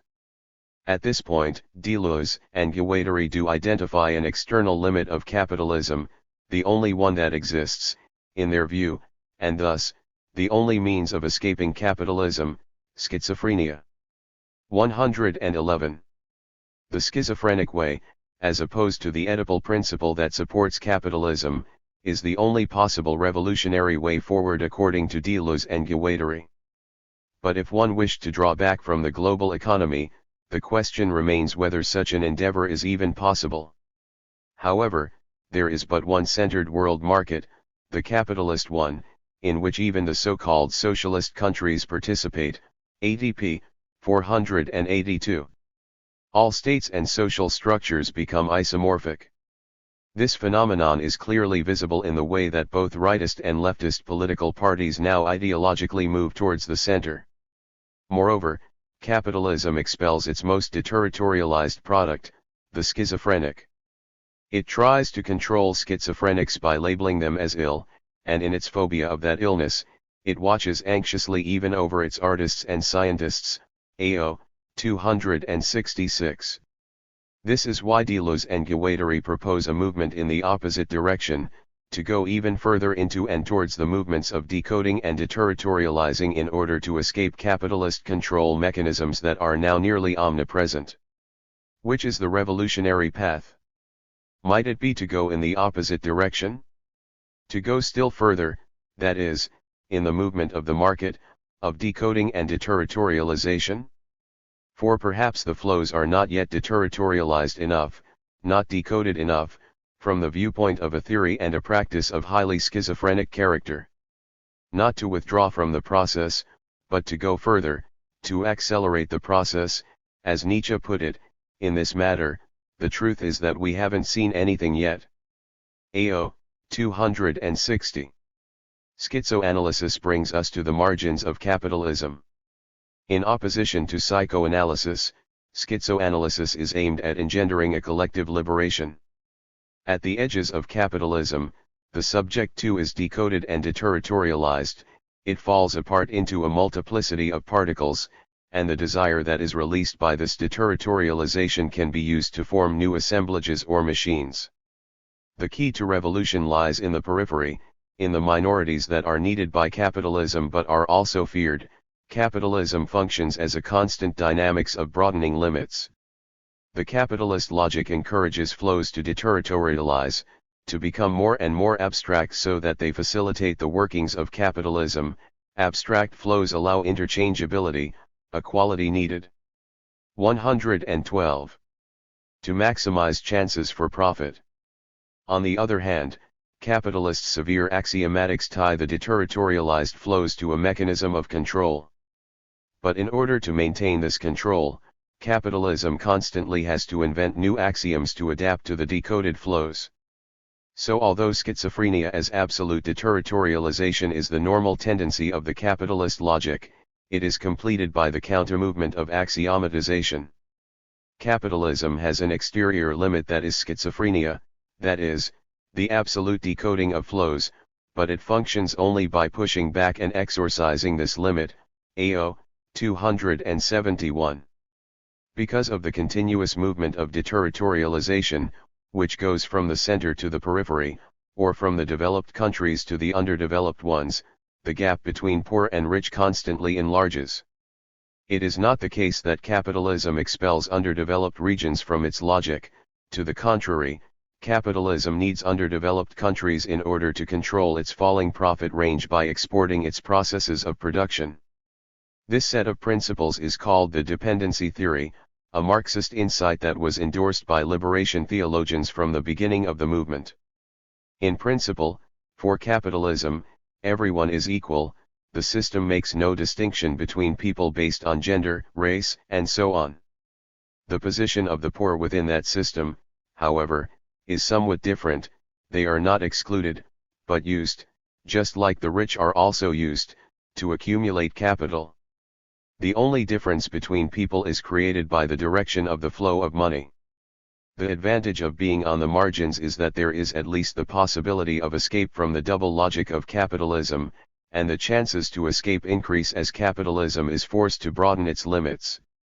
The fact that, nowadays, one crisis follows the other at a more and more rapid rate could be interpreted as a sign that capitalism is reaching its external limit. States have more and more difficulty backing up the system, saving the banks, and it is becoming more and more difficult to create new axioms to control the flows of money that have gone astray. Minor politics. From what I described above, it has become clear that the liberation from representation and from the axiomatic is not a matter that exists. 113. At the level of the individual subject, but it is rather a matter of the collective, although collectivity does not indicate a collection of human beings. By making desire an impersonal power, Deleuze advocates a liberation from humanism too.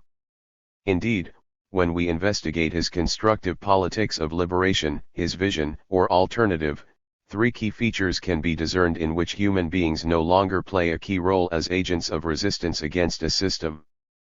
Philip Goodchild identifies in this way of thinking a triple liberation from humanism. 7. First, political assemblages are no longer associations of humans for the mastery of nature.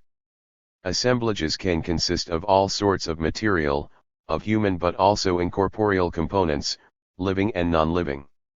Second, thought is liberated from consciousness and representation. It has become an experiment, a practice of immanent critique. The third and most significant liberation from humanism has already been hinted at in my discussion of capitalism. The process of abstraction of flows entails a decent ring of the subject, which becomes schizophrenic if not strictly controlled. In capitalism, the imperial subjects of the signifying regime and the sovereign subjects of the post-signifying regime are both reproduced and undermined by the schizophrenic subject. Capitalism, as a new social machine and new mode of representation, produces a post-humanist subjectivity. 8. Deprived of subjectivity, minor politics has to create another agent for its politics. The lines of escape that detach from the capitalist logic have to gather again on another plane, Deleuze contends. This is precisely the problem facing marginal groups, to make all the lines of escape connect up on a revolutionary plane. Within capitalism, then, these lines of escape take on a new character, and a new kind of revolutionary potential, d. 270. It is on this revolutionary plane that new assemblages can be created, assemblages that do not operate through a logic of representation and can thereby invent new kinds of collective politics. In the following paragraphs, I will discuss Deleuze and Guattari's minor politics as a model of liberation in which I discern three components: minorities or margins as the place where the act of liberation starts, the process of deterritorialization by which these minorities can escape the capitalist system, and the new assemblages they form on their revolutionary plane.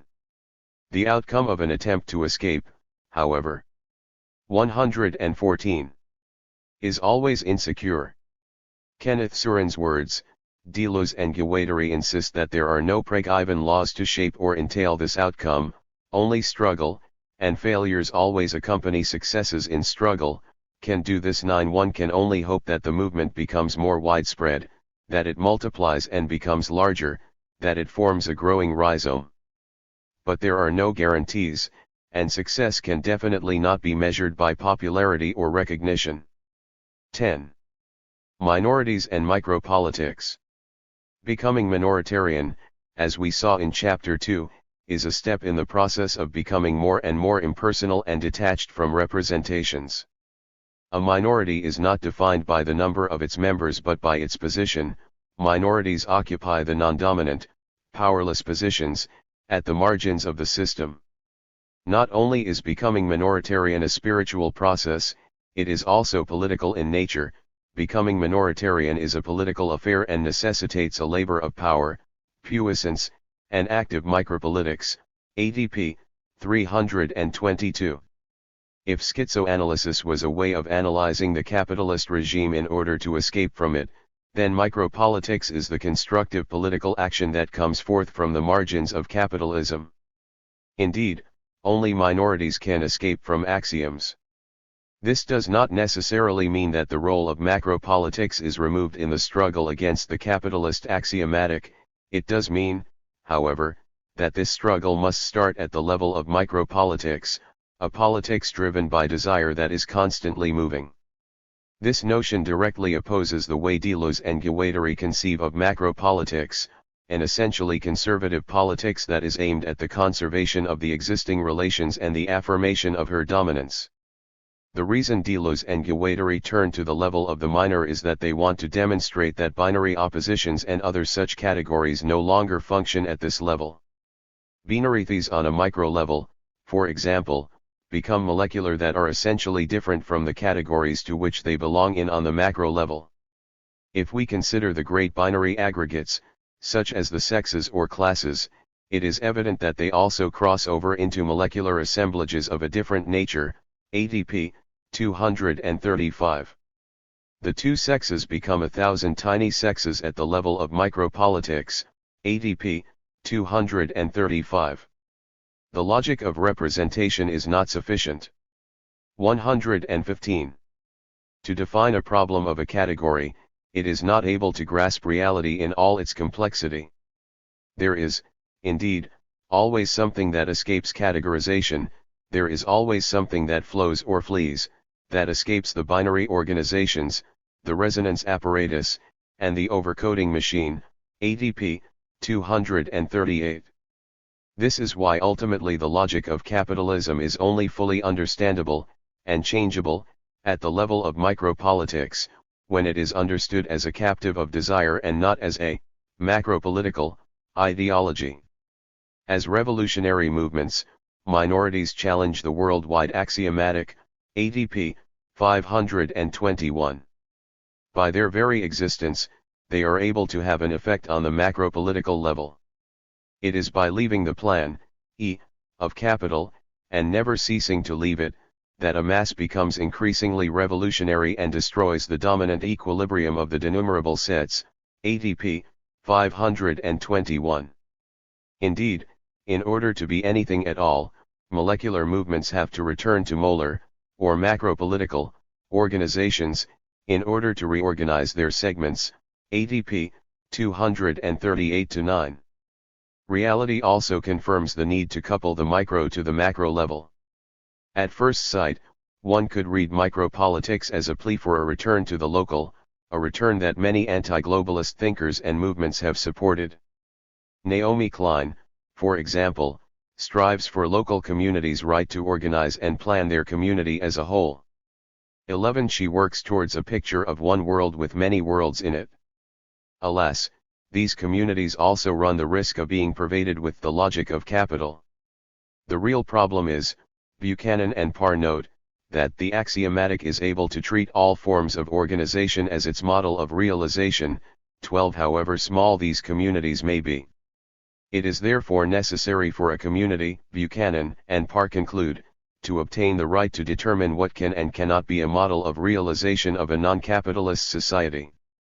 This is a matter of governmental macropolitics, but in order to see how macropolitics could and should be changed, we need the creative dynamics of micropolitics. We need to escape the logic of capitalism. This can only be done by the process of deterritorialization. Deterritorialization. The process of deterritorialization has already been described in the section on axiomatics. It is a process that belongs to the core of 116. The capitalist logic but also enables minorities to escape. Spiritually spoken, it is a process of what Eckhart calls Abgeschiedenheit, a process of decoding in which all meaning and identity are left behind, until the only driving force remains, desire. In the process of deterritorialization, it is possible to discern three actors: the territory from which something is detached, the process of detaching/deterritorialization, and the inevitable process of reterritorialization. To say it with an example used by Deleuze and Guattari, the merchant buys in a territory, deterritorializes products into commodities, and is reterritorialized on commercial circuits, WP, 68. Reterritorialization does not necessarily mean a return to the old territory, it also entails new kinds of organizations or assemblages that emerge. In the first place, deterritorialization is a process of unsettlement, of disruption. As such, it is part of the capitalist logic of decoding flows of production. But as I mentioned earlier, deterritorialization in the context of capitalism brings with it an accumulation not only of capital, but also of debt. Debt induces a mechanism of anti-production, because it creates dependency. A concrete investigation of how this mechanism of capital and debt works can be found in Noriana Hertz's book I.O.U, The Debt Threat and Why We Must Defuse It. 13. During the Cold War, both camps tried to enlarge their range of influence by lending large amounts of money, mostly to developing countries, without asking themselves whether there was a democratic regime in that particular state. When debt suddenly had to be refunded after the Cold War, the developing countries got into trouble. To this day, for many countries, the refunding of the debts is paid at the cost of the interests and the development of the local inhabitants. In addition, after 9/11, the United States once again used the same strategy. In exchange for support in their war against terrorism, many undemocratic states, such as Pakistan, at the time led by Musharraf, received loans from the United States. Not only states but also organizations such as the World Bank and the IMF impose large amounts of debts to developing countries. Hertz consequently pleads for a complete remission of debt for the world's poorest countries. As for the cause of these mechanisms of dependency, Hertz points to the unbridled greed of capitalism. For her, capitalism must be tamed, not only by the state, macropolitical structures, but also from the bottom up, by means of all sorts of action groups. In the silent takeover, she mentions 117. Consumer protests, email networks, and environmental activism in this context, in other words, by micropolitics. Although Deleuze and Guattari do not deny the necessity of macropolitics, liberation for them is only possible through micropolitics and through an ongoing process of deterritorialization. Deterritorialization liberates the desire that lies beneath codes. This desire can be recoded in endless ways, but it can also remain free and flowing at an infinite velocity and can drive in the direction of schizophrenia. In this sense, deterritorialization is a way of counteractualization, of bringing processes on the virtual plane of immanence back to where they can be creative again. In relation to music and language, Deleuze and Guattari describe deterritorialization as follows. Everywhere, organized music is traversed by a line of abolition, just as a language of sense is traversed by a line of escape, in order to liberate a living and expressive material that speaks for itself and has no need of being put into a form. K. 21. Deleuze's politics of liberation is a form of collective liberation. More specifically, it is certainly not a matter of the individual. Liberation is liberation of the non-denumerable minority. It is not about numbers but about the movement of a collective body of minorities out of the capitalist axiomatic. The transition towards a post-capitalist society that Deleuze and Guattari envision requires a powerful collective engagement, a strong social movement that operates independently from state structures, at the margins of the system. Kenneth Surin calls this a process of delinking from the capitalist economy of the center. But there are no fixed rules of delinking, there are no Preggiven laws to shape or entail this revolutionary project of surmounting capitalism, only struggle, and failures always accompany successes in struggle. Can do this. 14. In this vision, the state as a transcendent provider of codes and rules can no longer subsist. Neither is this collective liberation an affair of the family, an agglomerate used by the capitalist logic to strengthen its control over desire. An assemblage is the concept by which Deleuze and Guattari imagine new forms of community, of a collective subjectivity. What might such a community concretely look like? It might be risky. 118. To be sure, to think about assemblages in an all too concrete way because of the inherent danger present in the act of making such bodies visible, of representing them. However, concreteness is also something we can demand of Deleuze's political project. If you claim that your metaphysics is practical, Your ethics and political vision must be concrete. Thinking about existing political assemblages today, Buchanan and Parr refer to the communities of indigenous people and more specifically to the Zapatistas in Mexico. For Deleuze and Guattari, the non-denumerable minority refers to the power to ask one's own questions, to form one's own problematics, and, more particularly, to define the conditions under which a satisfactory answer or response to these questions and problems might be obtained. Today, after so many centuries of suffering and silence, it is the indigenous peoples of the world who are showing the rest of us how potent this power can be. 15.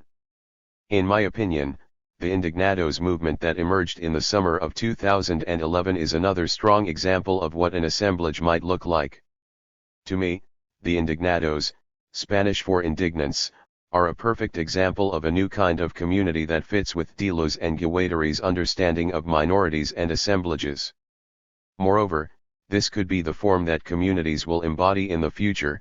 The question will be whether they succeed in escaping the axioms of capitalism or not. It is a global community, not bound to any kind of locality, which is always on the move, either virtually, at the level of the internet, or actually, the Indignados pilgrimage from Madrid to Brussels. The group has no fixed number of members, people join it, others leave it. There is no leader, no spokesman in the assemblage of the Indignados. But they also have a destructive element within them. Their mere presence is their statement, the way they penetrate society is a disturbing element. The established political world hurries to formulate an answer to the question of their presence, or at least to form a way of understanding these young people, but in fact does not know where to begin with these untamed masses. It is remarkable that this assemblage is constituted by young people. Most do not work, they are not yet fully absorbed in the capitalist process of production, they do not yet participate. 119. Consciously in the system but are situated in the margins of it. As a consequence, they might still have the ability to escape from it. Generally, we could conclude that an assemblage is not founded on a common identity of its composing elements. To the contrary, it is a wholly contingent conjunction of bodies, human and non-human alike, a collection of dissimilars that coincide but that also share a belief in this world. In relation to the theological appreciation of this concept, Deleuzean concept, it can already be noted that this kind of community will have large repercussions on the concept of Christian identity because it is precisely not a shared identity that brings different components of an assemblage together or binds them together. Liberation theologies. To the German Protestant liberation theologian Doro the Saal, mysticism and revolt are inextricably connected to each other. 16. Despite the Christian inclination to glorify the vita contemplativa above a vita activa, the greatest mystics, among them Meister Eckhart, have always contested this distinction. The mystical desire for God urges a commitment to the world, or rather, an engagement to change the world.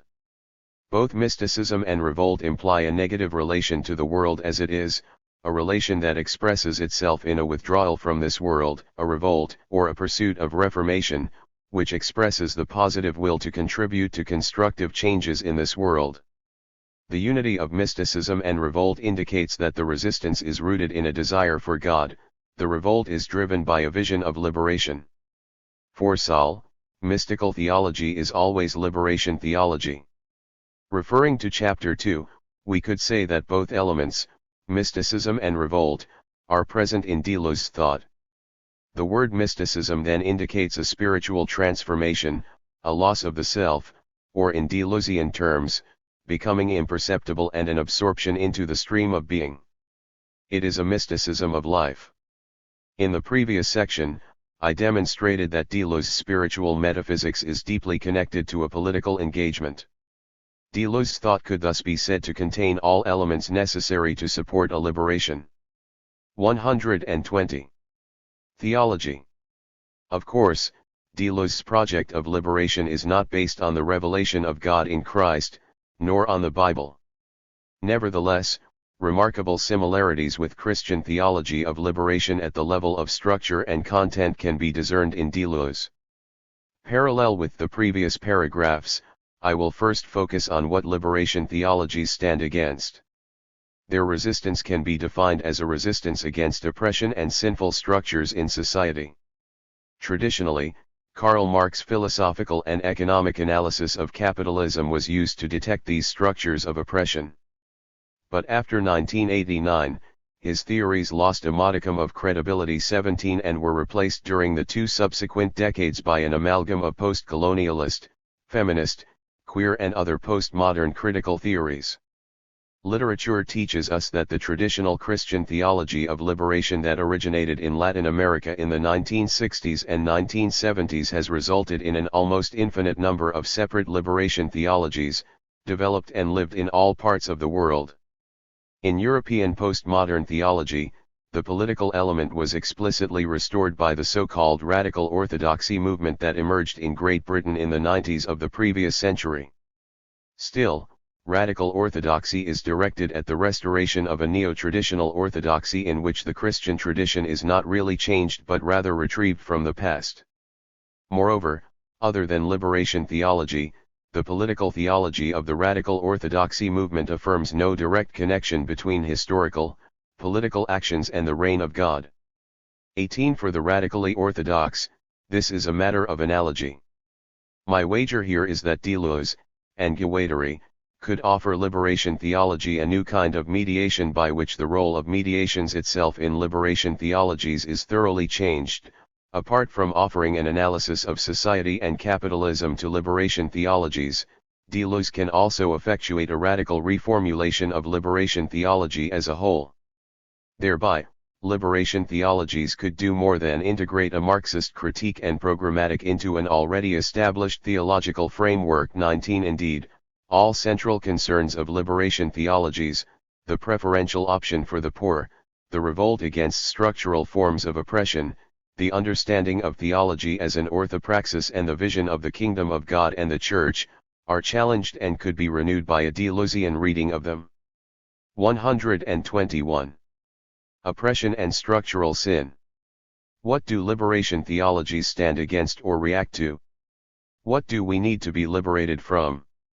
Traditional liberation theology was very clear about this. It fought against the mechanisms of oppression that were created by the logic of capitalism. Capitalism was considered a form of structural sin that stood against the biblical vision of the reign of God. For liberation theologians, the world is not created by a transcendent God who made creation necessarily good. To the contrary, creation is pervaded by sin in every place and in every moment where and when creatures are oppressed or excluded. As a consequence, in its battle against oppression and exclusion, the capitalist system was attacked by its common macro-political alternative, socialism. However, since the defeat of socialism as a macro-political alternative to capitalism and the following search for other alternatives, structures of oppression have been analyzed in a more differentiated and complex way. One realized that within structures of oppression, several layers can be discerned. It has become impossible now to speak about the poor as a monolithic group of oppressed people who have no money. Not every man is equally poor. In fact, the word man is already striking. It turns out that poverty is preeminently a female characteristic. But exclusion does not stop with the dualism man, woman. Among women, black women are generally much more disadvantaged than white women.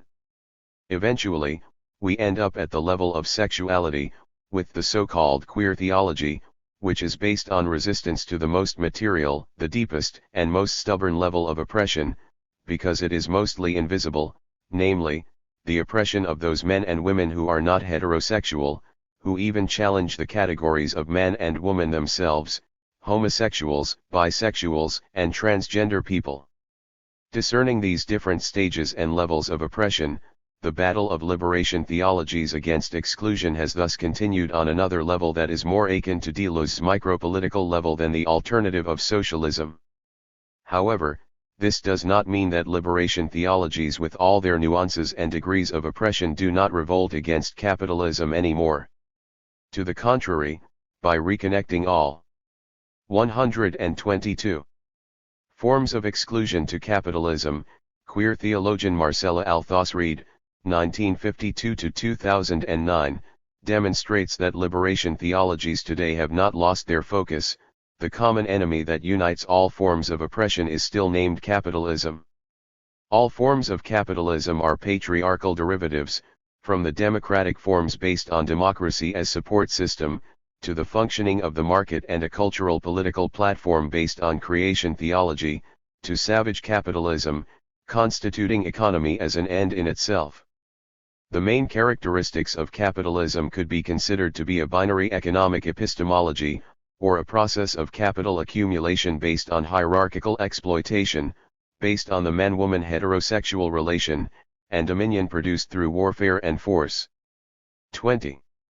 The citation above shows that the analysis of capitalism by Althus Reid goes beyond the level of ideology. In an almost Deleuzian/Guattarian fashion, she analyzes capitalism's existence as the result of a certain captivation of desire, namely a limiting of desire in a heterosexual axiomatic. It is this very subject that Deleuze and Guattari diagnosed as the Oedipal structuring of the social order. As a logical consequence, the alternatives imagined and constructed are much more likely to engage with the molecular, on a smaller level, tracing and fighting hidden forms of oppression and thereby trying to make extinct all structural sin at its deepest materialist, economic and sexual, roots. Theologies of liberation. Traditionally, Christian theologians and practitioners have made appeals to the transcendent God as the liberator. But how can this liberator and the surrounding theologies be reconciled to the completely immanent forms of liberation Deleuze creates and formulates? If we take a look at three central concerns of all liberation theologies, it turns out that it is very well possible to connect the tradition to the Deleuzian, immanent project of liberation, in which the liberating force comes from within rather than from above. It is 123. Important to note that this apparent filling in of liberation theology's core characteristics with a Deleuzian content is not just an exercise free of all engagement. As I will try to demonstrate, liberation theologies need a mediation, an adequate analysis of structures of oppression and of capitalism, not only for the analysis' sake but also for the development of their alternatives. Without such a mediation, liberation theologies too run the risk to be absorbed by the logic of capitalism, just as virtually any other organization or project does. Indeed, it cannot be denied that even the IMF would support the option for the poor and the project of liberation. 21. Capitalism, Deleuze has shown, is initially all about liberation, of desire, of flows. In this respect, contemporary liberation theologian Ivan Petrella has argued for the need of strong mediations. I posit that liberation theology's concepts remain empty without a role for the social sciences in the construction of historical projects. Liberation theology needs to realize that concepts such as the preferential option for the poor and liberation reveal little about the way life chances and social resources may be theoretically approached and institutionally realized. 22. Parallel with the first part of this chapter, I will unfold the constructive program of liberation theologies on the basis of three of its main characteristics: the preferential option for the poor, the orthopraxis of liberation, and the vision of the kingdom of God on earth and community. Also regarding their content, these characteristics are parallel with the ones I highlighted in Deleuze's political aspirations. The option for the poor, becoming poor. The most important and famous characteristic of every liberation theology is its so-called preferential option for the poor, the engagement to do theology from the perspective of the poor, and in this theology, to strive for liberation for the poor. In the classical liberation theology of the 1960s and 70s, the poor were identified with the socio-economic poor on the one hand, a poverty that results from the logic of capitalism, and the evangelical poor on the other hand, all people who do not look for the center of their 124 existence within themselves but in God, all creatures who live at the service of God. 23. Although within liberation theologies today, the poor are defined in a much more differentiated way, as explained above, the two characteristics of exclusion on one side and hierarchical power on the other remain present. but when laid aside in favor of Deleuze's concept of the minority and the process of becoming minoritarian, the true revolutionary potential of the poor becomes clear. The concept of becoming poor can be put forward as an indispensable new concept of a liberation theology inspired by Deleuze. Indeed, the poor can be interpreted as different minorities. Being poor and becoming poor are not in the first place about material possessions but about positions. A creature that is poor is dominated by a despot or by a system that controls its freedom and desire. We should keep in mind that a minority does not indicate a minority in number but rather what can be described as a minority in meaning. Within the oppressive system, the poor are denied all forms of subjectivity and identity. However, just like in Deleuze's thought, in liberation theology, the poor also have a positive meaning. The Bible praises the poor in spirit, Matthew 5:3, just like Deleuze's spiritual project calls for becoming minoritarian. The concept of becoming poor gives the poor a renewed power.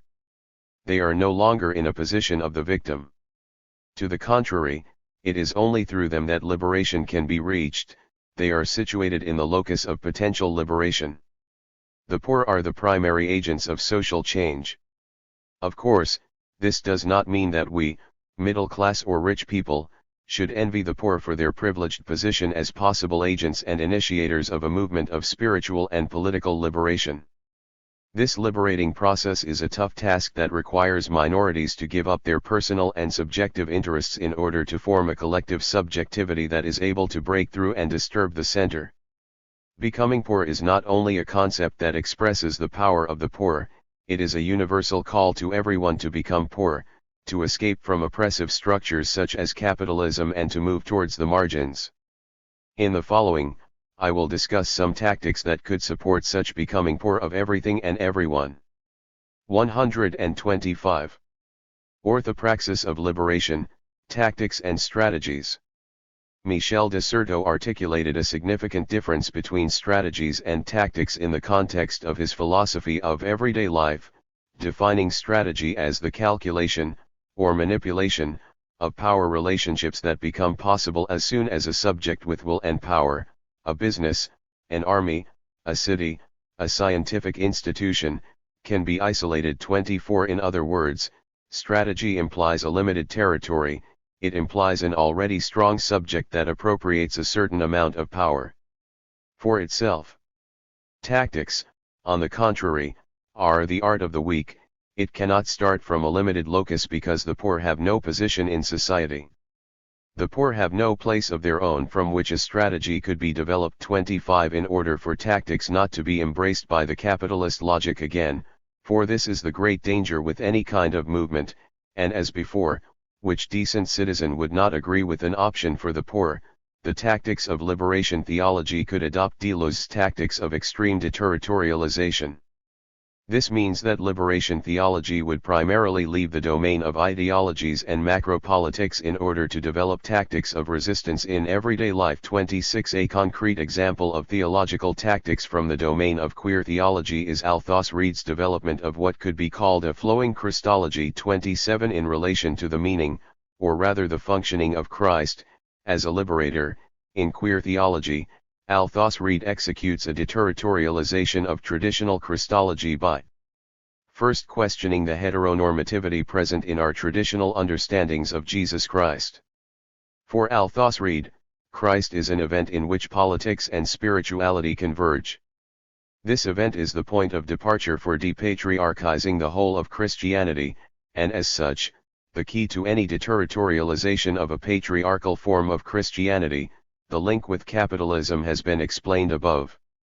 Against the traditional interpretation of Christ as a God-man, interpreted as a male construct, Althaus Reid is looking for a Christology that encourages all flowing. 28, an alternative Christology that is constantly evolving and changing, a Christology of becoming Christ as it were. Jesus Christ is deterritorialized from his context because he was limited by it. As God/man he was subjected to cultural and epical elements which he did not succeed totally in. 126. Transcending. 29. The only possible conclusion from this insight is that even Jesus Christ has been involved during his life in a process of becoming Christ, a process that is still going on today. Jesus is becoming Christ, for example, in a community of poor women. This is already the case in the Bible, e.g. in the story of the Samaritan woman in John 4. Here, a community of poor women, or in general, of a minority, is a catalyst for Jesus to become Christ. As such, Christ escapes the yoke of heteronormativity. Christ is neither man nor woman, he is community. In other words, the differentiation of the male, still heterosexually oriented Jesus of Nazareth into a desexualized Christ results in the interpretation of Christ as a community of the poor.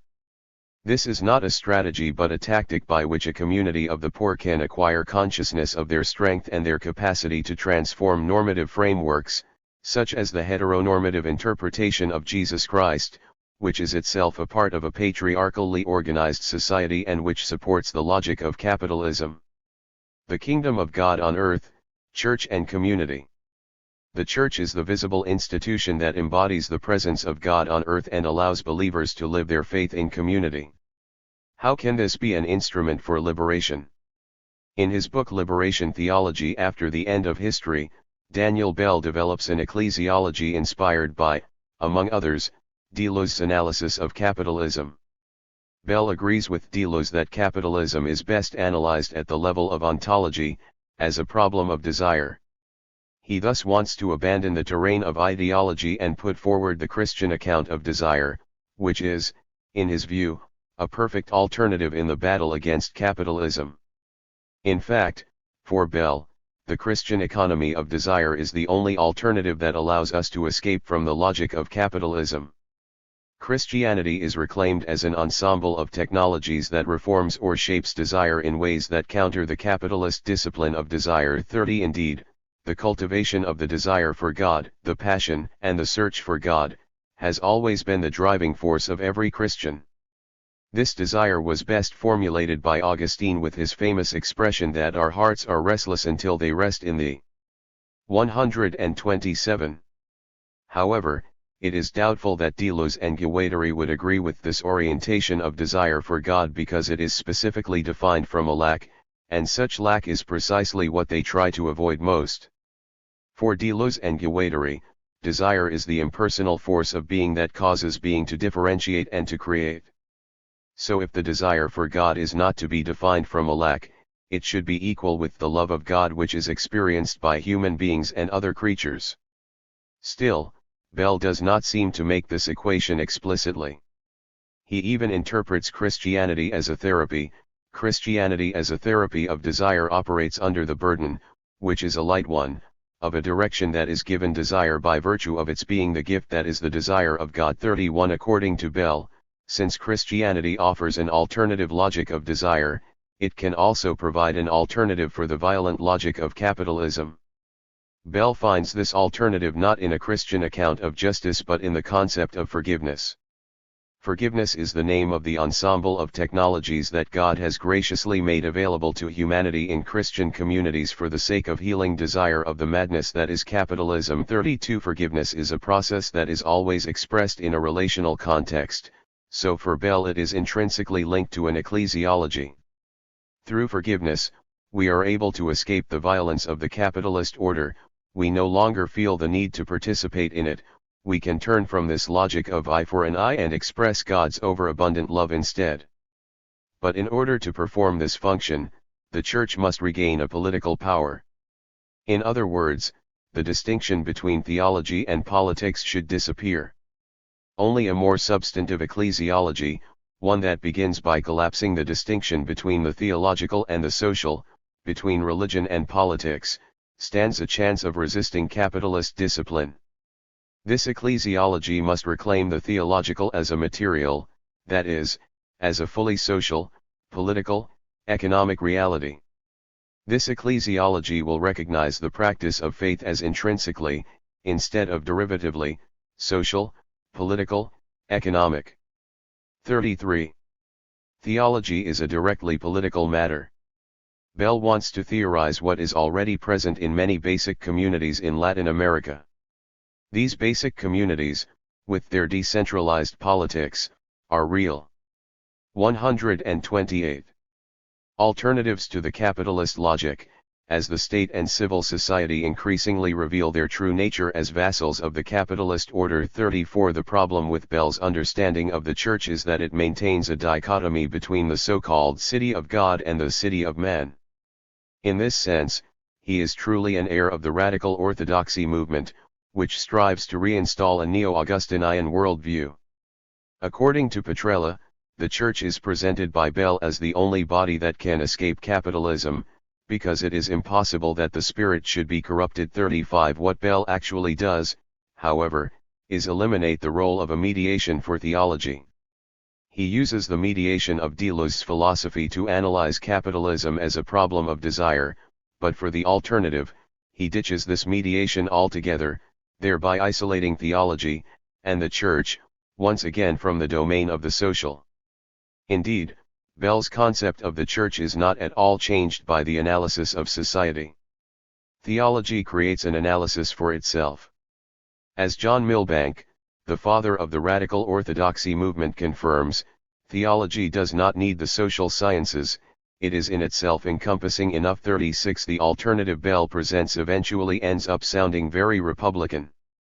As Petrella notes, politics is not radicalized but reduced to acts of social charity and the fostering of community. 37. In opposition to this view on ecclesiology, I would like to propose some initial steps in the development of an alternative view on church and community that are inspired by Deleuze's concept of the assemblage. 38. If we subscribe to Deleuze's theory of how to escape capitalist logic, our vision regarding the task of the church will be radically altered. Indeed, an assemblage is never a static structure but always a process. The assemblage's territoriality is only a first aspect, the other aspect is constituted by lines of deterritorialization that cut across it and carry it away. ADP 556. An assemblage has no fixed identity but is a contingent organization of accidental encounters. If the indignados are a good example of an assemblage today, Jesus Christ and his apostles were the assemblage upon which Christianity was founded, although for an assemblage to be a foundation, the essence of the assemblage has to be corrupted so that it is, in fact, no assemblage anymore. Whereas Christianity is a visible system of rather static doctrines and institutions, Jesus and his apostles were always on the move and continually visited the most remote and poor. 129. Areas, e.g. Galilee. In order to enter into an assemblage, Deleuze and Guattari write, one has to take up the speed, the intensity of the assemblage, ADP 337. It is not a matter of identity, the apostles were all very different men, with different professions and lives, it is a matter of becoming. As Wise puts it, we can enter into an assemblage through a process of taking up or taking on the particular relation of speed, slowness, affectivity, and language which makes it up. It is not a process of imitating but of becoming. 39. A follower of Jesus Christ is asked to give up his or her identity in order to be taken up in real, divine life. If anyone would come after me, he must deny himself and take up his cross and follow me. For whoever wants to save his life will lose it, but whoever loses his life for me and for the gospel will save it. Mark 8:34, 5. Picturing the church as an assemblage situates it in the domain of the molecular and the micropolitical. Churches can also emerge invisibly, and they can remain invisible, to macropolitics and the rest of society. But in order for the church to become a real space for resistance against the logic of capitalism, it has to abandon its structures of transcendence and hierarchy. Otherwise, there is no possibility that the church can become an assemblage of people who are not united through their identities but through a common concern and attempt to escape. Of course, assemblages create territories; if they did not, they could not give body to expression. ADP 554-6. But that work must continuously move from one territory to another. They are always involved in processes of deterritorialization and reterritorialization, though reterritorialization is never the latest stage of an assemblage. Deterritorialization has to take place over and over again, because there are always leakages in a territory. If we apply the notion of this process to the narrative of Jesus, we will begin to notice the ways he constantly surrounded himself with different groups of people, sought out different settings in which he performed his acts, and always continued moving from one temporary territory to another. Jesus Christ always moved on, creating new communities that express the divine life, and by that very fact, revolt against the established order. 130. Inspired by Deleuze, the churches that liberation theologies could envision are radically different than the church as we now know it. A church assemblage is a non-hierarchical, temporary encounter of minorities, human and non-human, that function together in their resistance against the captivation of desire and the consequential forms of oppression and exploitation endemic to capitalist society. From the margins, a liberating church creates an immanent plane of resistance that can question and challenge established institutions and logics. Could it be that this kind of church is more akin to the testimony of Jesus Christ, that it is a more worthy repetition of the Christ event, than the church we know today? Conclusion: the evangelical power of Deleuze, towards a theology of life. I began writing this book with the idea that the work of Gilles Deleuze could help us formulate answers to what I consider to be 5 urgent concerns for Christian theology today. In my opinion, Deleuze effectuates a liberation of theology, a liberation Juan Luis Segundo already called for in the 70s, one by providing theologies, and more specifically theologies of liberation, concepts and tools that oppressed individuals might use to liberate themselves from institutional, economic, social, and other limits, concepts and tools to help them return to the creative event of Jesus Christ's life, by which they are initially inspired. An engagement with Deleuze's philosophy could co-create and support a theology that unites spirituality and revolt in a radical way. These 5 concerns are as much theological as they are simply human, personal and, of course, also time-bound. First, I believe that today there is a need for a non-confessional, immanent theology. In view of the critique of representation, it is problematic to confess to a personal, transcendent God who has revealed certain religious truths and doctrines to us. As I argued in the chapter 1, an immanent theology could pay more respect to God as God than a transcendent theology could, precisely because it 132. Avoids the seduction of power, hierarchy, and representation. In this respect, the entire book has been a plea for the immanentization of theology, one that breaks down the mechanisms of representation and transcendence, one that brings God back into our lives, not as a higher being but as an omnipresent power in life on earth. A theology after Deleuze would indeed move in the direction of a pantheism. Several theologies have already come forth, implicitly or explicitly, from a metaphysics of immanent dynamics of being, ecotheology, feminist theology, queer theology, and other liberation theologies. Apart from being immanent, all these theologies are in essence engaged with the world. They are post-secular in that they wish to overcome the gap between theology and society, between the sacred and the so-called secular. Second, there is an urge that longs for a new kind of political theology, or more specifically, for a new liberation theology that engages with the crises of today. The multiple crises of neoliberal capitalism and of the environment demand theological answers and actions. A strong mediation that can help theology to formulate the problem and to create alternatives is needed. Deleuze, I believe, provides in such a mediation. A theology after Deleuze will not refrain from exerting its critical function to offer an antidote for an overly consumerist society and will create a community of spirituality and revolt as a powerful repetition of Jesus' life. The critical function of such a theology, then, does not come forth from the revelation of a transcendent person but is rather a form of immanent, impersonal critique. Third, in a non-confessional, immanent theology, there will be a need to re-articulate one's relationship with tradition.